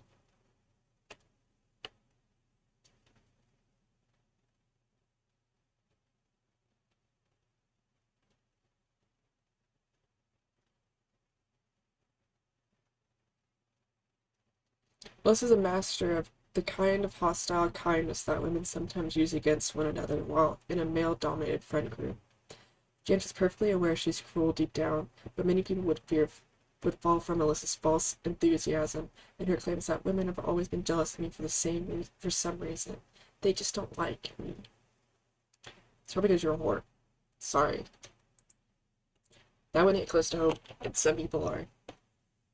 Sorry.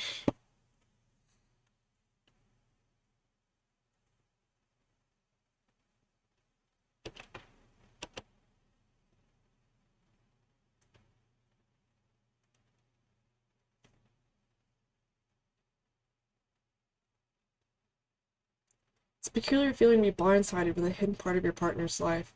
My ex had many endeavors he kept private until he wanted to use them in some way to unsettle me. It's rough to realize that not only is there a part of your partner's life that you didn't know about, but it seems to have been developing for several months without your knowledge.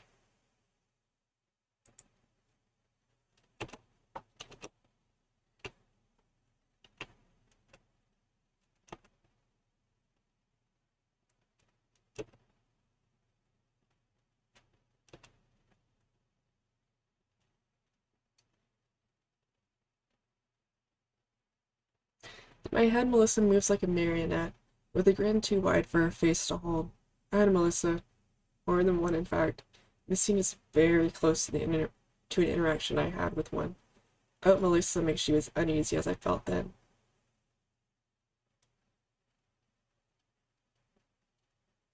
Uh-huh.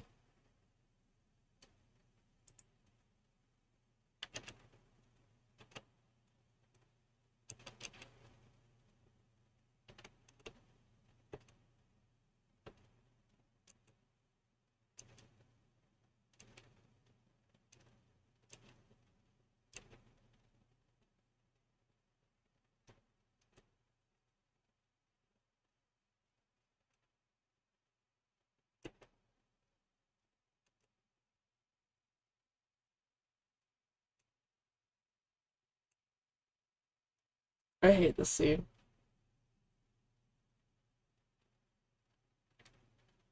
Because as I'm reading it, I'm picturing an exact moment. Um, it sucks. It sucks.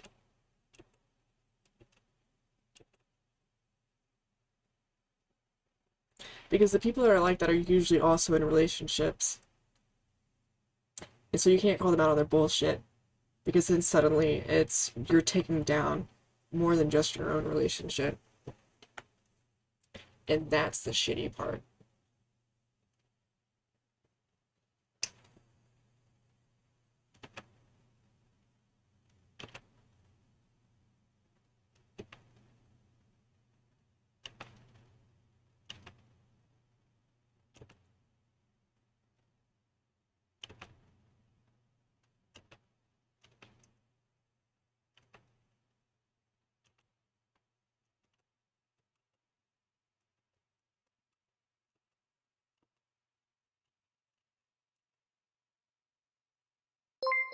Hey, the Prime finally worked. King The Kenny just resubscribed for 4 months. Peepo hug.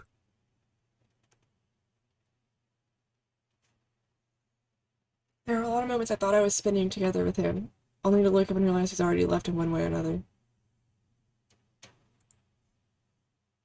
I'll tell you, feeling alone in a relationship is probably the shittiest feeling in the world.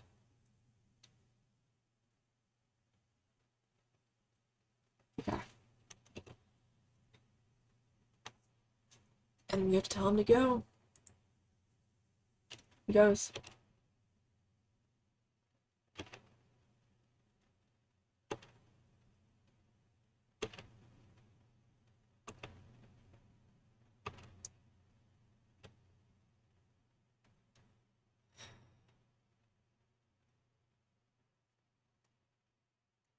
Except the difference here is, with that proof staring me in the face, I would have caused a scene.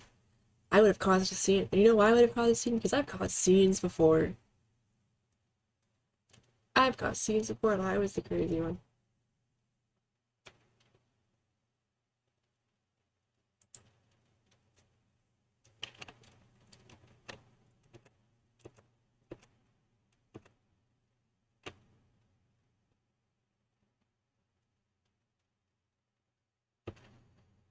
Hmm.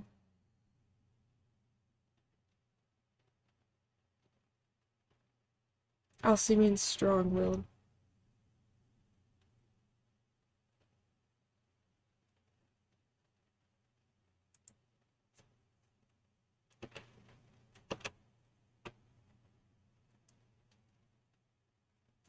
Have I said yet that James is an asshole? James is an asshole.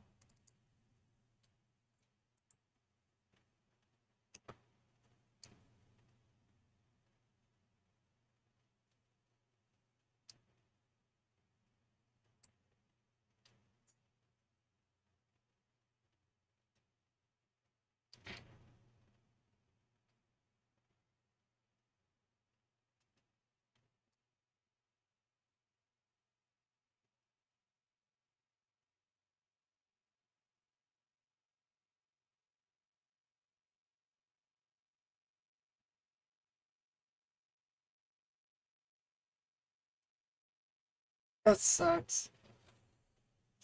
When I was with my ex, I had to be rushed to the emergency room on the night of a performance. Upon coming out, I went directly to the theater to perform. After finishing, I received sympathetic words from the cast. They were wondering why I hadn't been taken home with my ex, since I was dropped off at the theater. I couldn't walk back. He left me sitting there for over an hour before people finally told him he really had to take me back. I remember feeling guilty for ruining his opening night party. He was fuming, but I was so thankful for the kindness I received from others.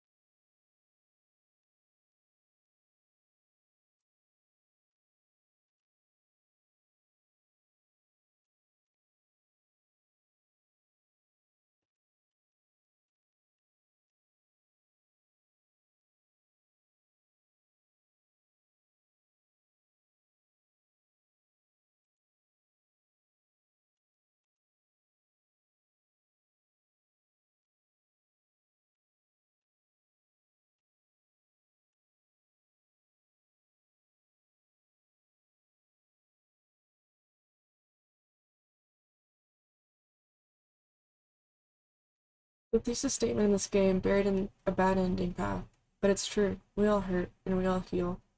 You can and will overcome whatever abuse you have encountered. It takes time, but you will.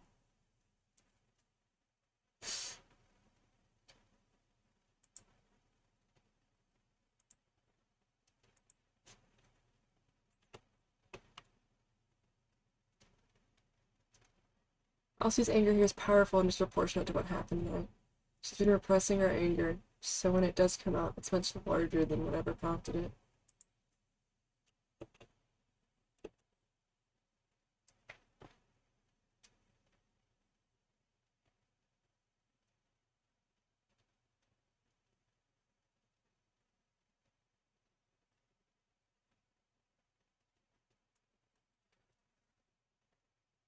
Once again, Elsie is blamed for thinking incorrectly.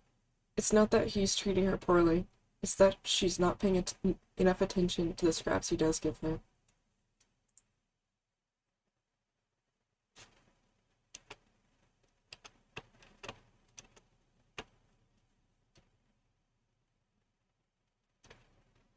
Another beautiful life. The way you feel about your abuser doesn't change the fact that you're being hurt and abused. Often we turn to feelings to confirm this is love. And if it's love, whatever happens can't be wrong. This is another one of those societal truisms I wish would die off. Yep.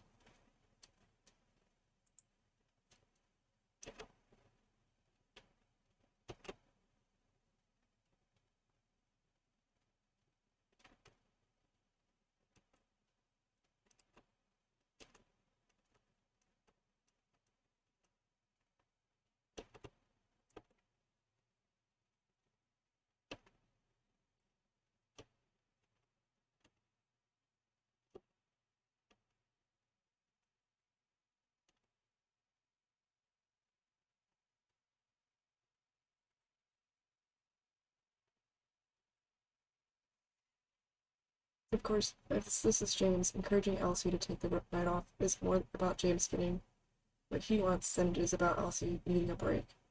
James doesn't care about the consequences of his actions towards Elsie so long as she does what he wants.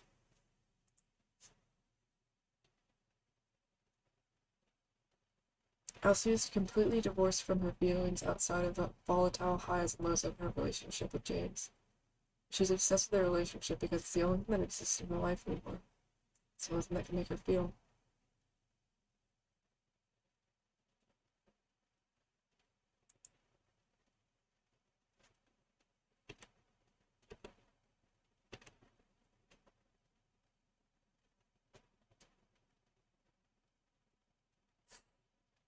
Another beautiful, terrible idea.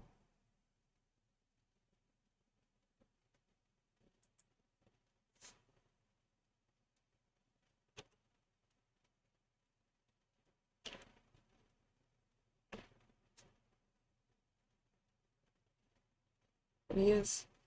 Now that else.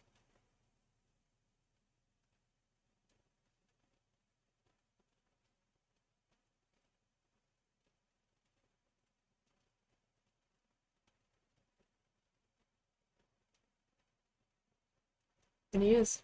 Now that Elsie is a shell of a person she used to be, James is bored.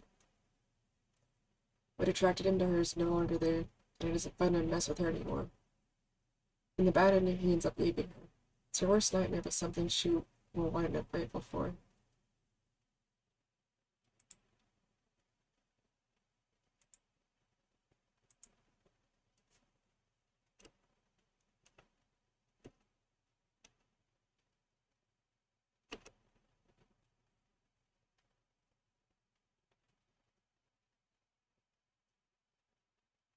This isn't actually a criticism. However, James has accused Elsie of criticism so many times that she is now reflexively interpreting any issue she could bring up that would cause conflict in the relationship as a criticism.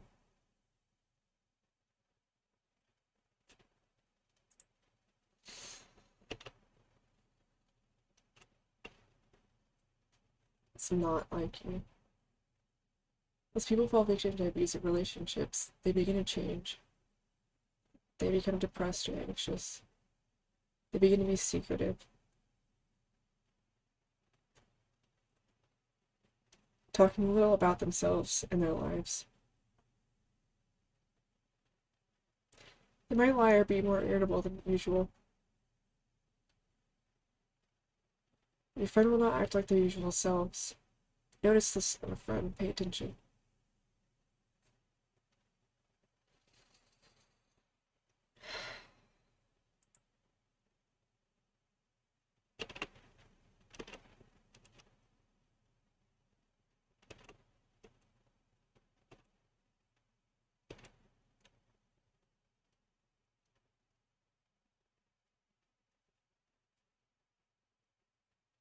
I can tell you that for a fact because my previous two both.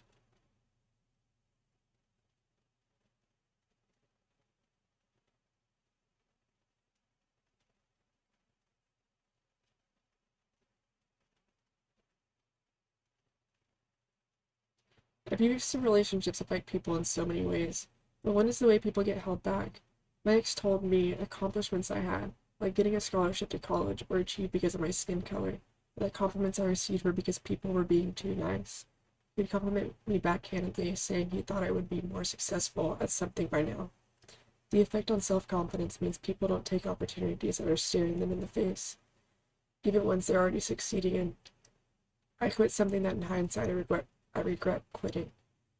I thought it was a burden on the people I was working with. In truth, they had assumed they could count on me to stick around with them.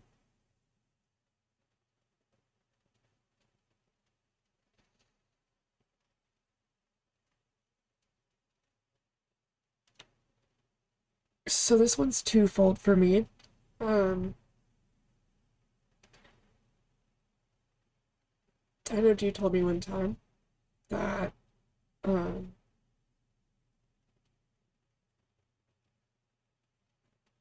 the reason I got a bit larger scholarship than him was because I was brown, because I was Hispanic, not because I blew my interviews away.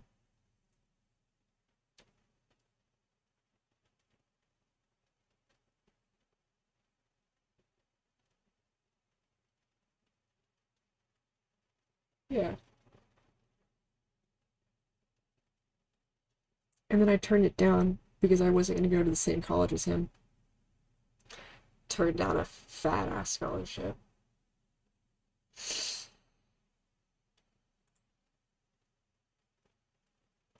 Sucks ego was that small.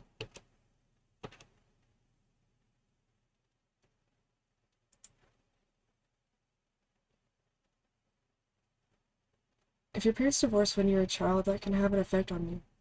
However, it doesn't always. If it did, you can also get past them. In reality, Elsie's intimacy issues aren't caused by her parents' divorce. They're caused by Elsie's own brain and body being at odds with how safe to feel around James. The divorce is an easy scapegoat. If you're a child of divorce, don't apply a damaging label to yourself like James is trying to apply to Elsie.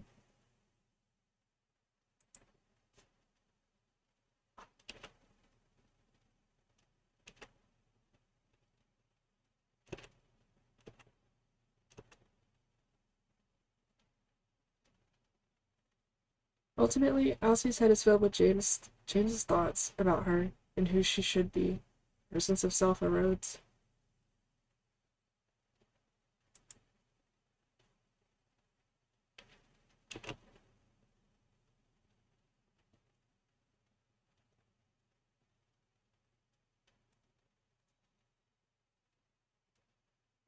Can't give up.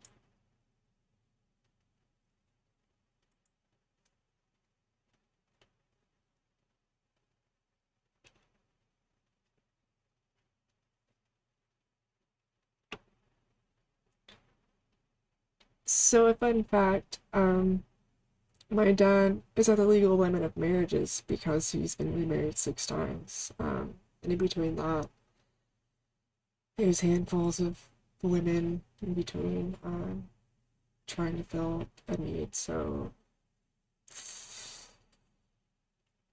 life leads to things a little bit, but it's never really been like that. It's more,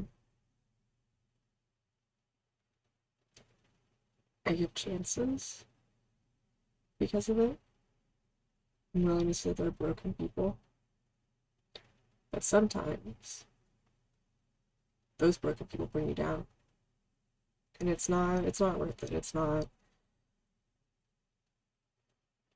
when there's billions of people out there, it's not worth it because there's gonna be someone that's gonna give you exactly what you're asking for. And and if you do it right, it shouldn't fade because you're fucking adults. So you learn to communicate and talk it out like adults.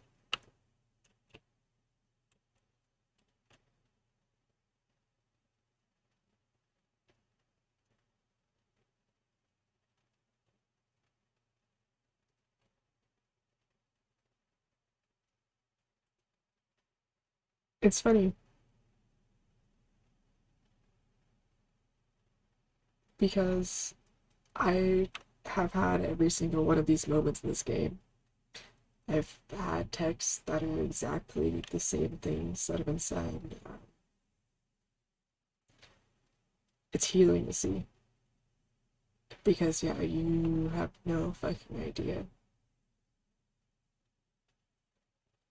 how much of yourself you lose. And you wonder why things don't get better. And like, it can't be, it can't be from love, right? Because love's supposed to make you feel good. It's supposed to be the thing that heals you. It's supposed to be the romantic reality that every movie, every person makes out to be. But that's genuine love. That's not manipulation. It's not that kind of feeling will be proven. You won't have to guess it. And that's the difference. Is when someone does feel like that towards you, you're not going to have a doubt.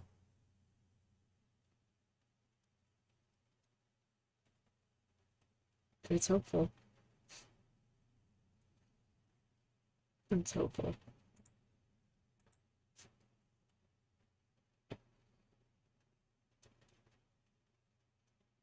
Whoa, this is different. This is different.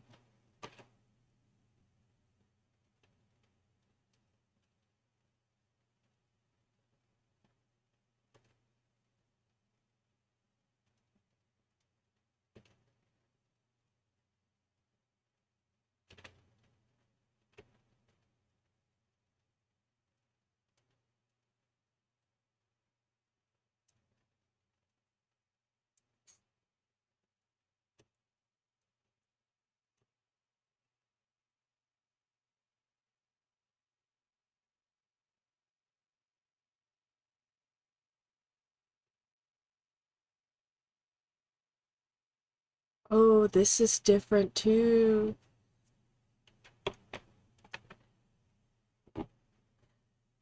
This is different. Chelsea is an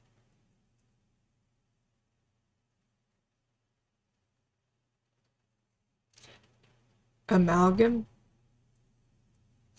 Chelsea is an amalgam of two of my closest friends. I still feel guilty about how I left them down during this period of time, but they were there for me afterwards, and are still here for me today. I couldn't have made it through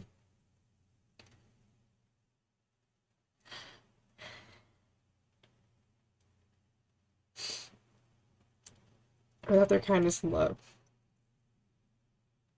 and the support of all my college friends.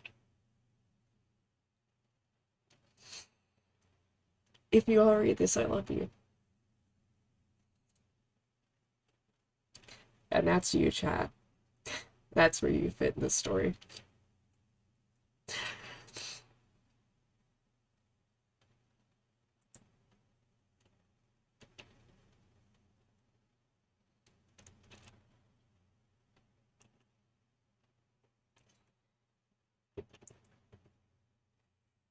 Well,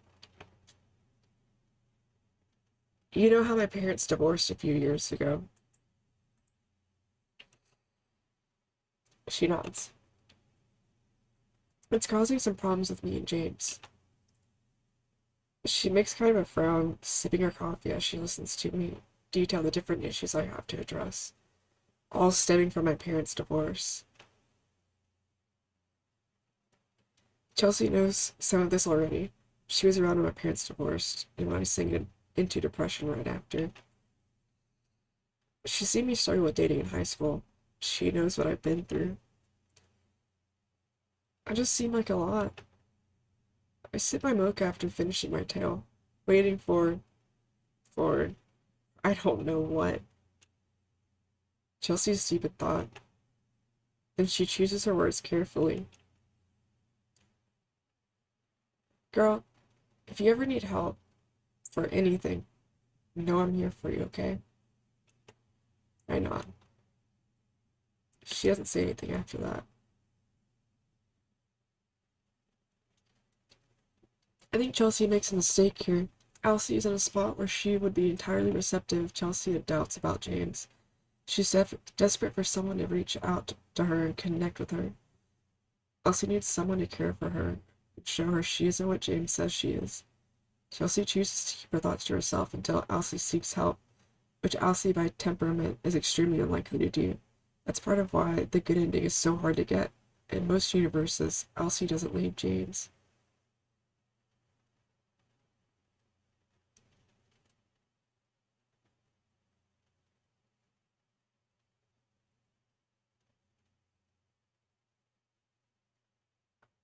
I got the good ending by my own choices?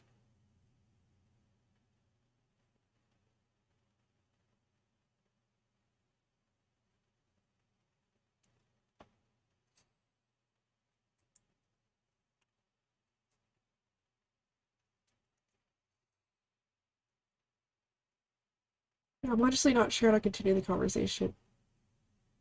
I was hoping she'd be willing to discuss my divorce issues, but it kind of seemed like she closed the book on the topic. I try to think of something else to talk about, but honestly, that's the only thing I'm dealing with.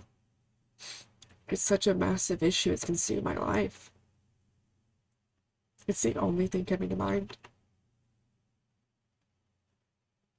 My phone vibrates in my pocket. I check it.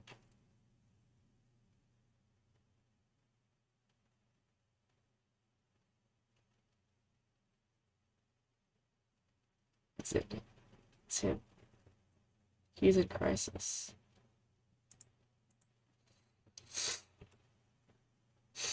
I shove my phone into my pocket and jump to my feet. Chelsea squeaks. I'm sorry, I have to go. I grab my bag and head for the car. Chelsea watches me go as if she isn't even surprised.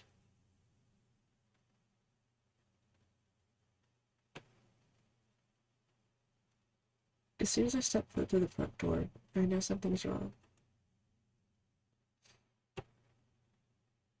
He's standing in the living room, no pacing, hands clawing up and down his face like he's trying to rip the skin off. I wish I could explain to you why James is doing this. I have no idea why. I woke up in the middle of the night to find my abuser doing this, with barely suppressed screaming. I had no idea what to do. He couldn't see me or hear me approaching. He was too loud. So I hugged him from behind. He froze, took my hands off of him, and led me back to where I had been sleeping. Then he left. We never talked about it.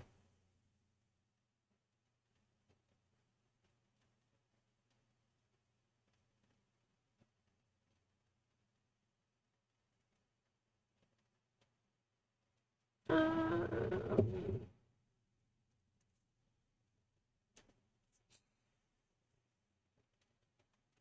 so my experience with this isn't like that. It's mainly just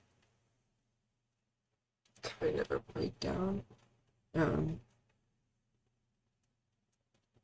that I did the same thing. Um,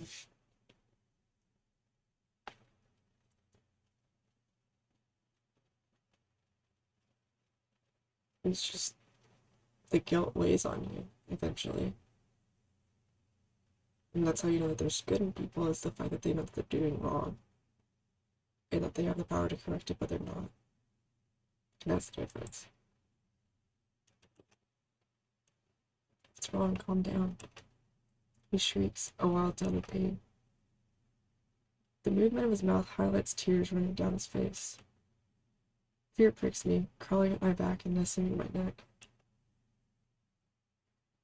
Something I've never felt before trickles through me, from the tip of my head and down my spine. It's cool like mint. The world sharpens and blurs at the same time. I'm panicking.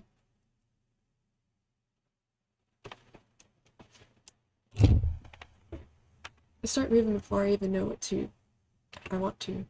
The walls of my apartment move slowly past, sprawling high above me like an endless void. Every sensation, every sight feels stretched. The border between my body and the world disappeared. Suddenly I'm in my bedroom. I don't know how I got here. My body is doing this on its own. I'm trapped watching this all happen. I can't even feel. Elsie is experiencing disassociation. If it sounds horrific and almost dreamlike, it kind of is. At least for a situation as dangerous as this. When it happened to me, a month later, it felt like this. Aside from a primal sense that I might imminently die, it felt almost like I was controlling a game character. It felt like none of this was really happening.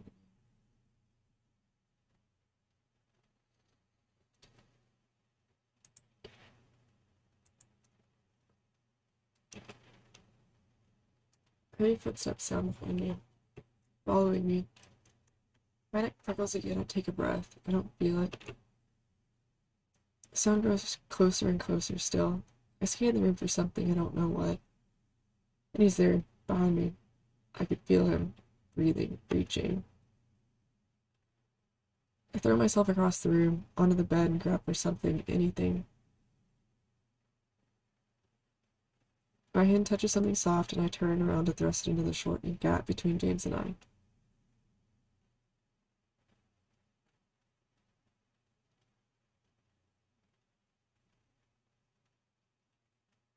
A contortion so severe it looks like a mask.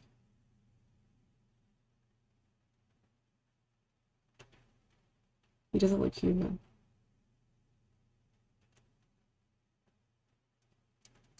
He closes in on me, arms raised to grab. Grab what? But he freezes. He looks at the thing I'm holding in my outstretched arms between us. For the first time I see it too.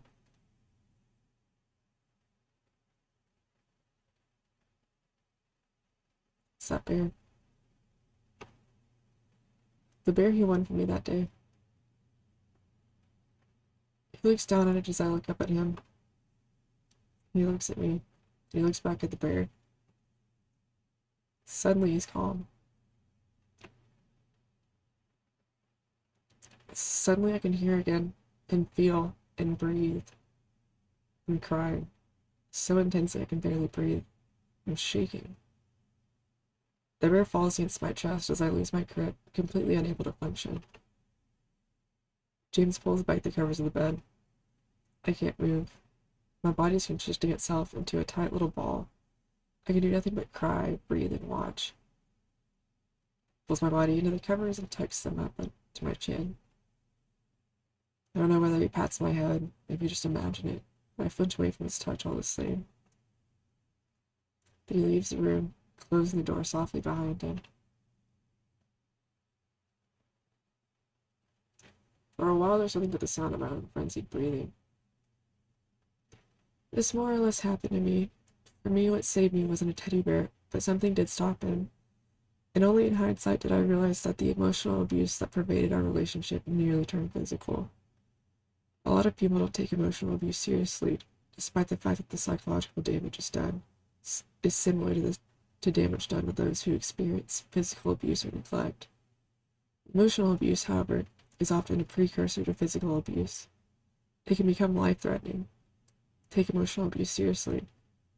It's my hope that showing the patterns of abuse from inside, that of Elsie can help people avoid being trapped in this kind of relationship.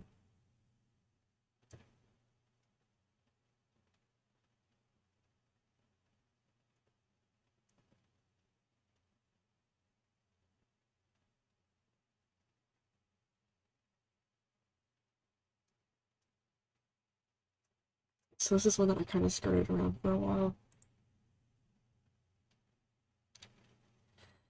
One that I did want to realize was a possibility. But yeah, you wonder, when do you lose the self-control not going that extra step? And when you pause. And then when you bring it up, it's in your head.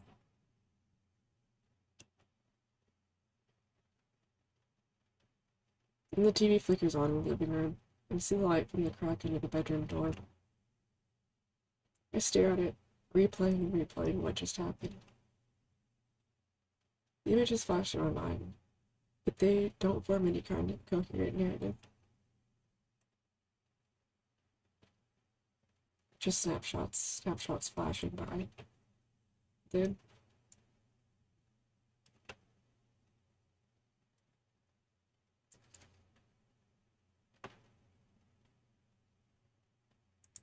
I'm sorry, I love this song.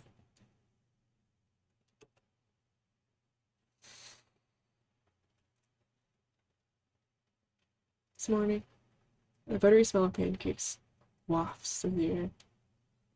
Another example of Love Bomb by James. Breakfast in bed is uncharacteristically thoughtful of him. I'm groggy. It feels like I slept for a heck of a long time. I sit up and try to shake myself awake. Which classes do I have today? Victorian literature? So he does know how to cook.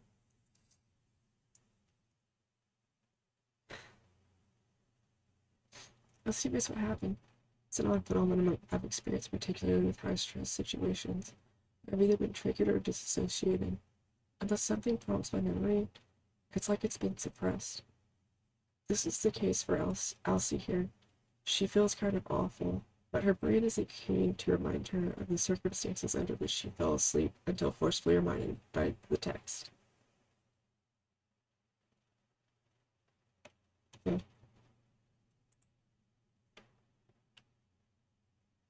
Before James enters the room, a tray of warm pancakes and cut strawberries in his hands. He places it on my lap, kisses me on the cheek, then runs out the door. I glance at the clock, surprised. He was being late to work. And breakfast in bed? I smile to myself. It's been a while since he did something sweet like this for me. Happiness swamps me. So much of it that it's almost painful. I've been hoping beyond hope he would do something like this. He loves me. He truly does. I can relax. For a while I can relax. Pancakes are impossibly fluffy and filled with blueberries, just how I like them. Humming happily to myself, I pull out my phone and text him a thank you.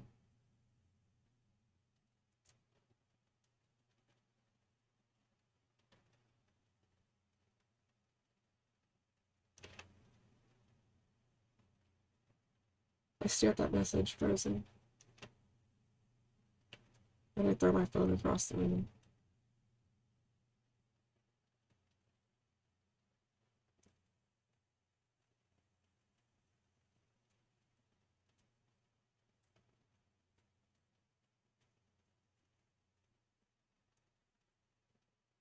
Every now and then, intense emotion would rise within me. It was usually anger or disgust, but it wasn't directed at anyone. Looking back on it, it's the kind of anger you feel when you're trapped. Occasionally I would express this anger in some minor form of rebellion, deleting texts, turning off my phone when I wasn't supposed to, throwing my phone across the room. These displays happen more frequently as my sense of self-esteem, sense of self eroded. It was true. There was one time I went walking down the street and it was like 1 a.m. and it was because I felt safer walking down the street as a 25-year-old girl than in my home. Because there was just a sense of panic, it was a sense of arguing all the time. It just sucked so much.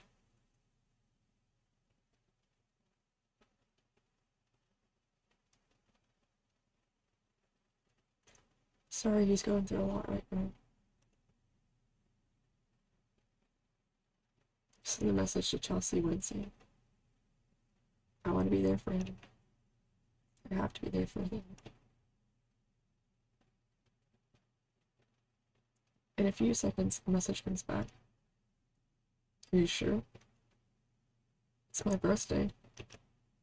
I bite my lip. I'm sorry. I love him. It means I put him before anyone else.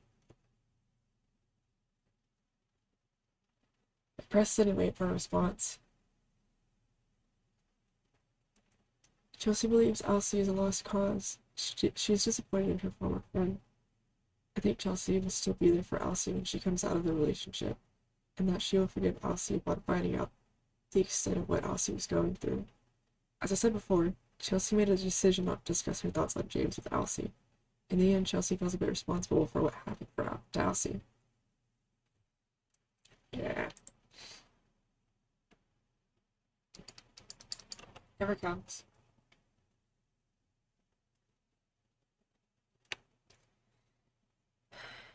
James and I are talking about marriage, but he's uncertain.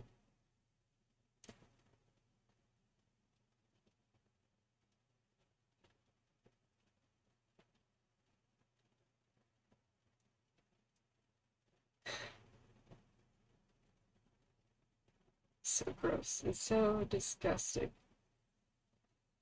It might seem strange that Elsie becomes fixated on marriage towards the end of the game, but again, James is the only thing she believes she has going for her. She has invested all her time and energy into being a good partner for him, in accordance with what he wants from her. She is desperate for reassurance. To her, marriage means she got it right.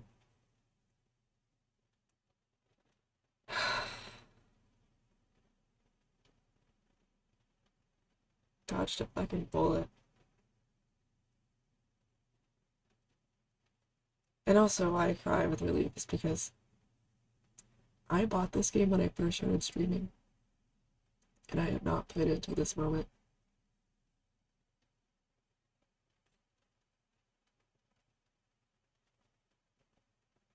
And so the timing is weird.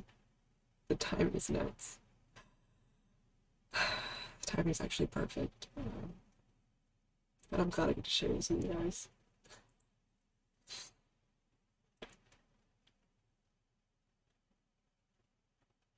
We've had so many problems as of late. He doesn't think I'll be ready until the divorce issues are sorted. I agree, of course, but I've been working on them. We'll do whatever it takes to make this work. I've never wanted to hurt him, even though that's what happens over and over. I hurt him, and I apologize, and I try to do better next time.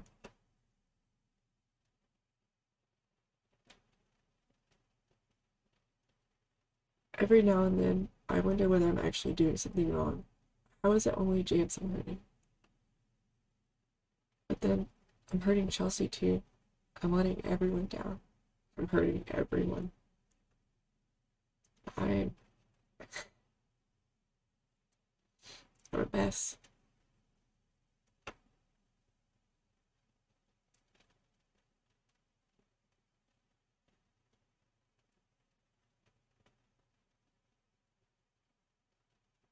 I can't even recognize when what I'm doing is hurtful until James tells me. I'm uncertain about everything I do.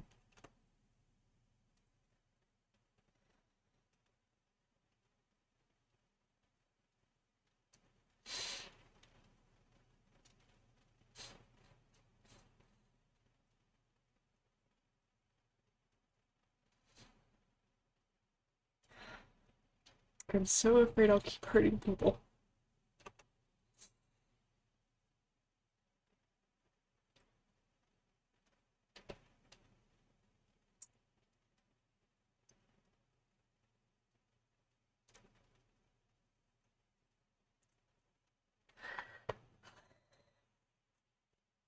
Oh, this is gonna make a beautiful YouTube video.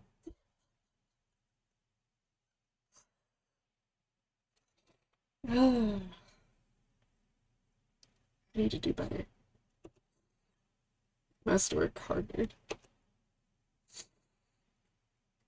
I have to fix myself.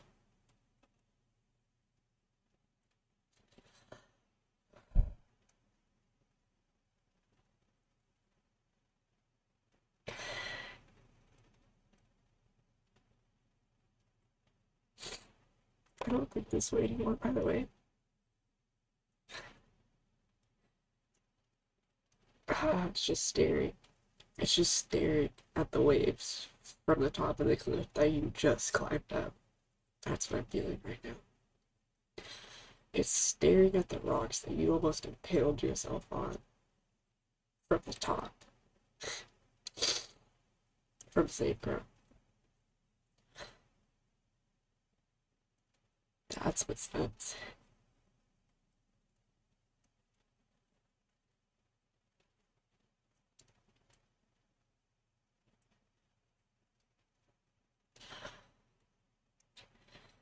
Nobody deserves to be with someone like me the way I am now.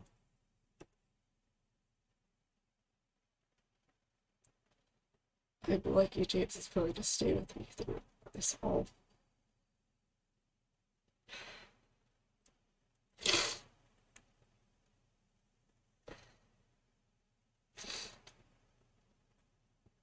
Another often expressed sentiment in abusive relationships. Elsie's perception of herself is so poor, she thinks she's lucky James is with her.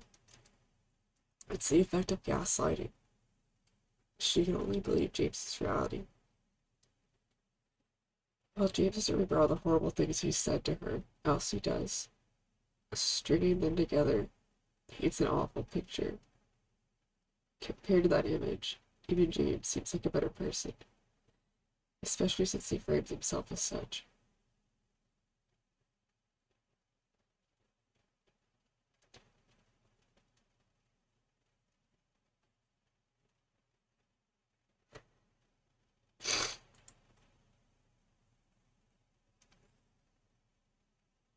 I don't know what I would do without him. I really don't. It scares me. I love you. I smile up at him. He returns a smile. Why does this motherfucker like patting hands? That is so. Let me just.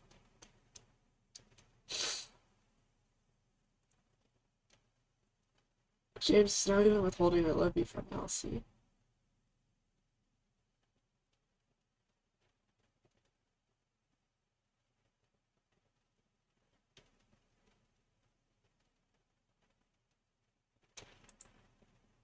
I'm not gonna comment on that.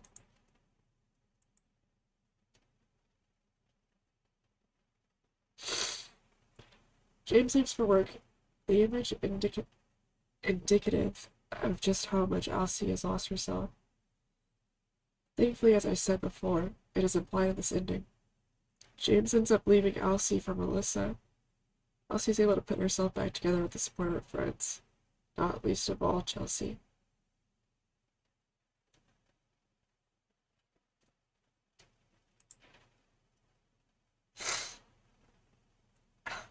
This song.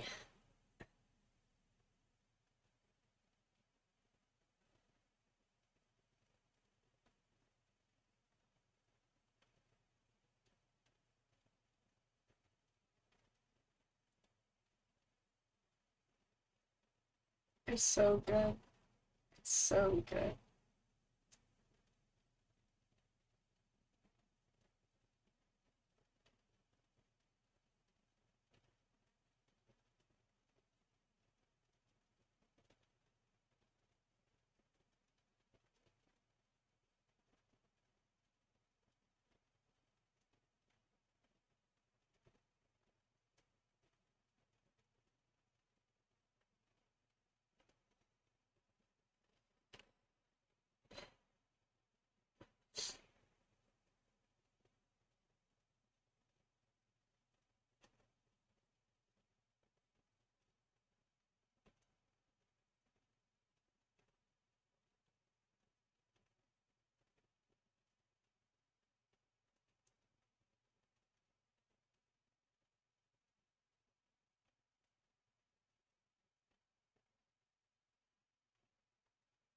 I don't know how to see if there's more than two endings.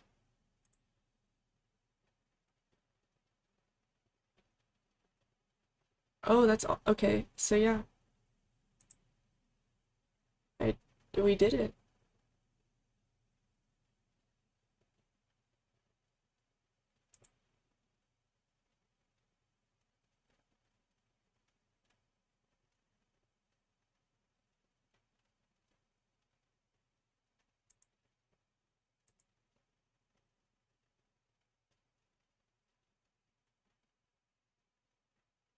That's so cool.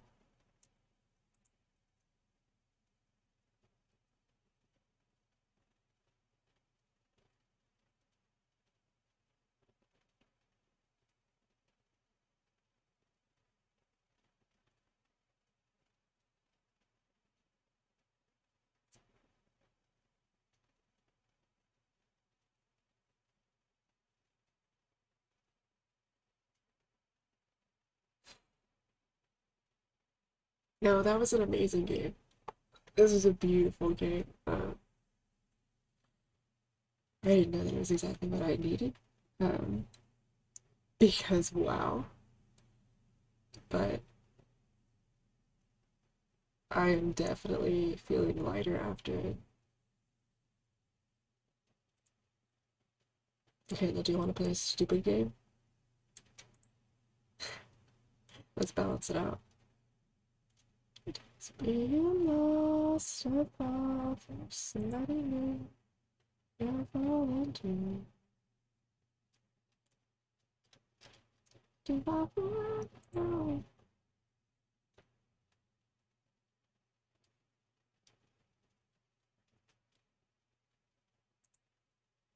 This was a song. No idea. I, this answered a lot of questions. A lot of not just questions, just just uneasiness that I've been having about am I making the right decision? Am I making all of this up? Is this in my head? It's not. So yeah. Wow. That was a ride.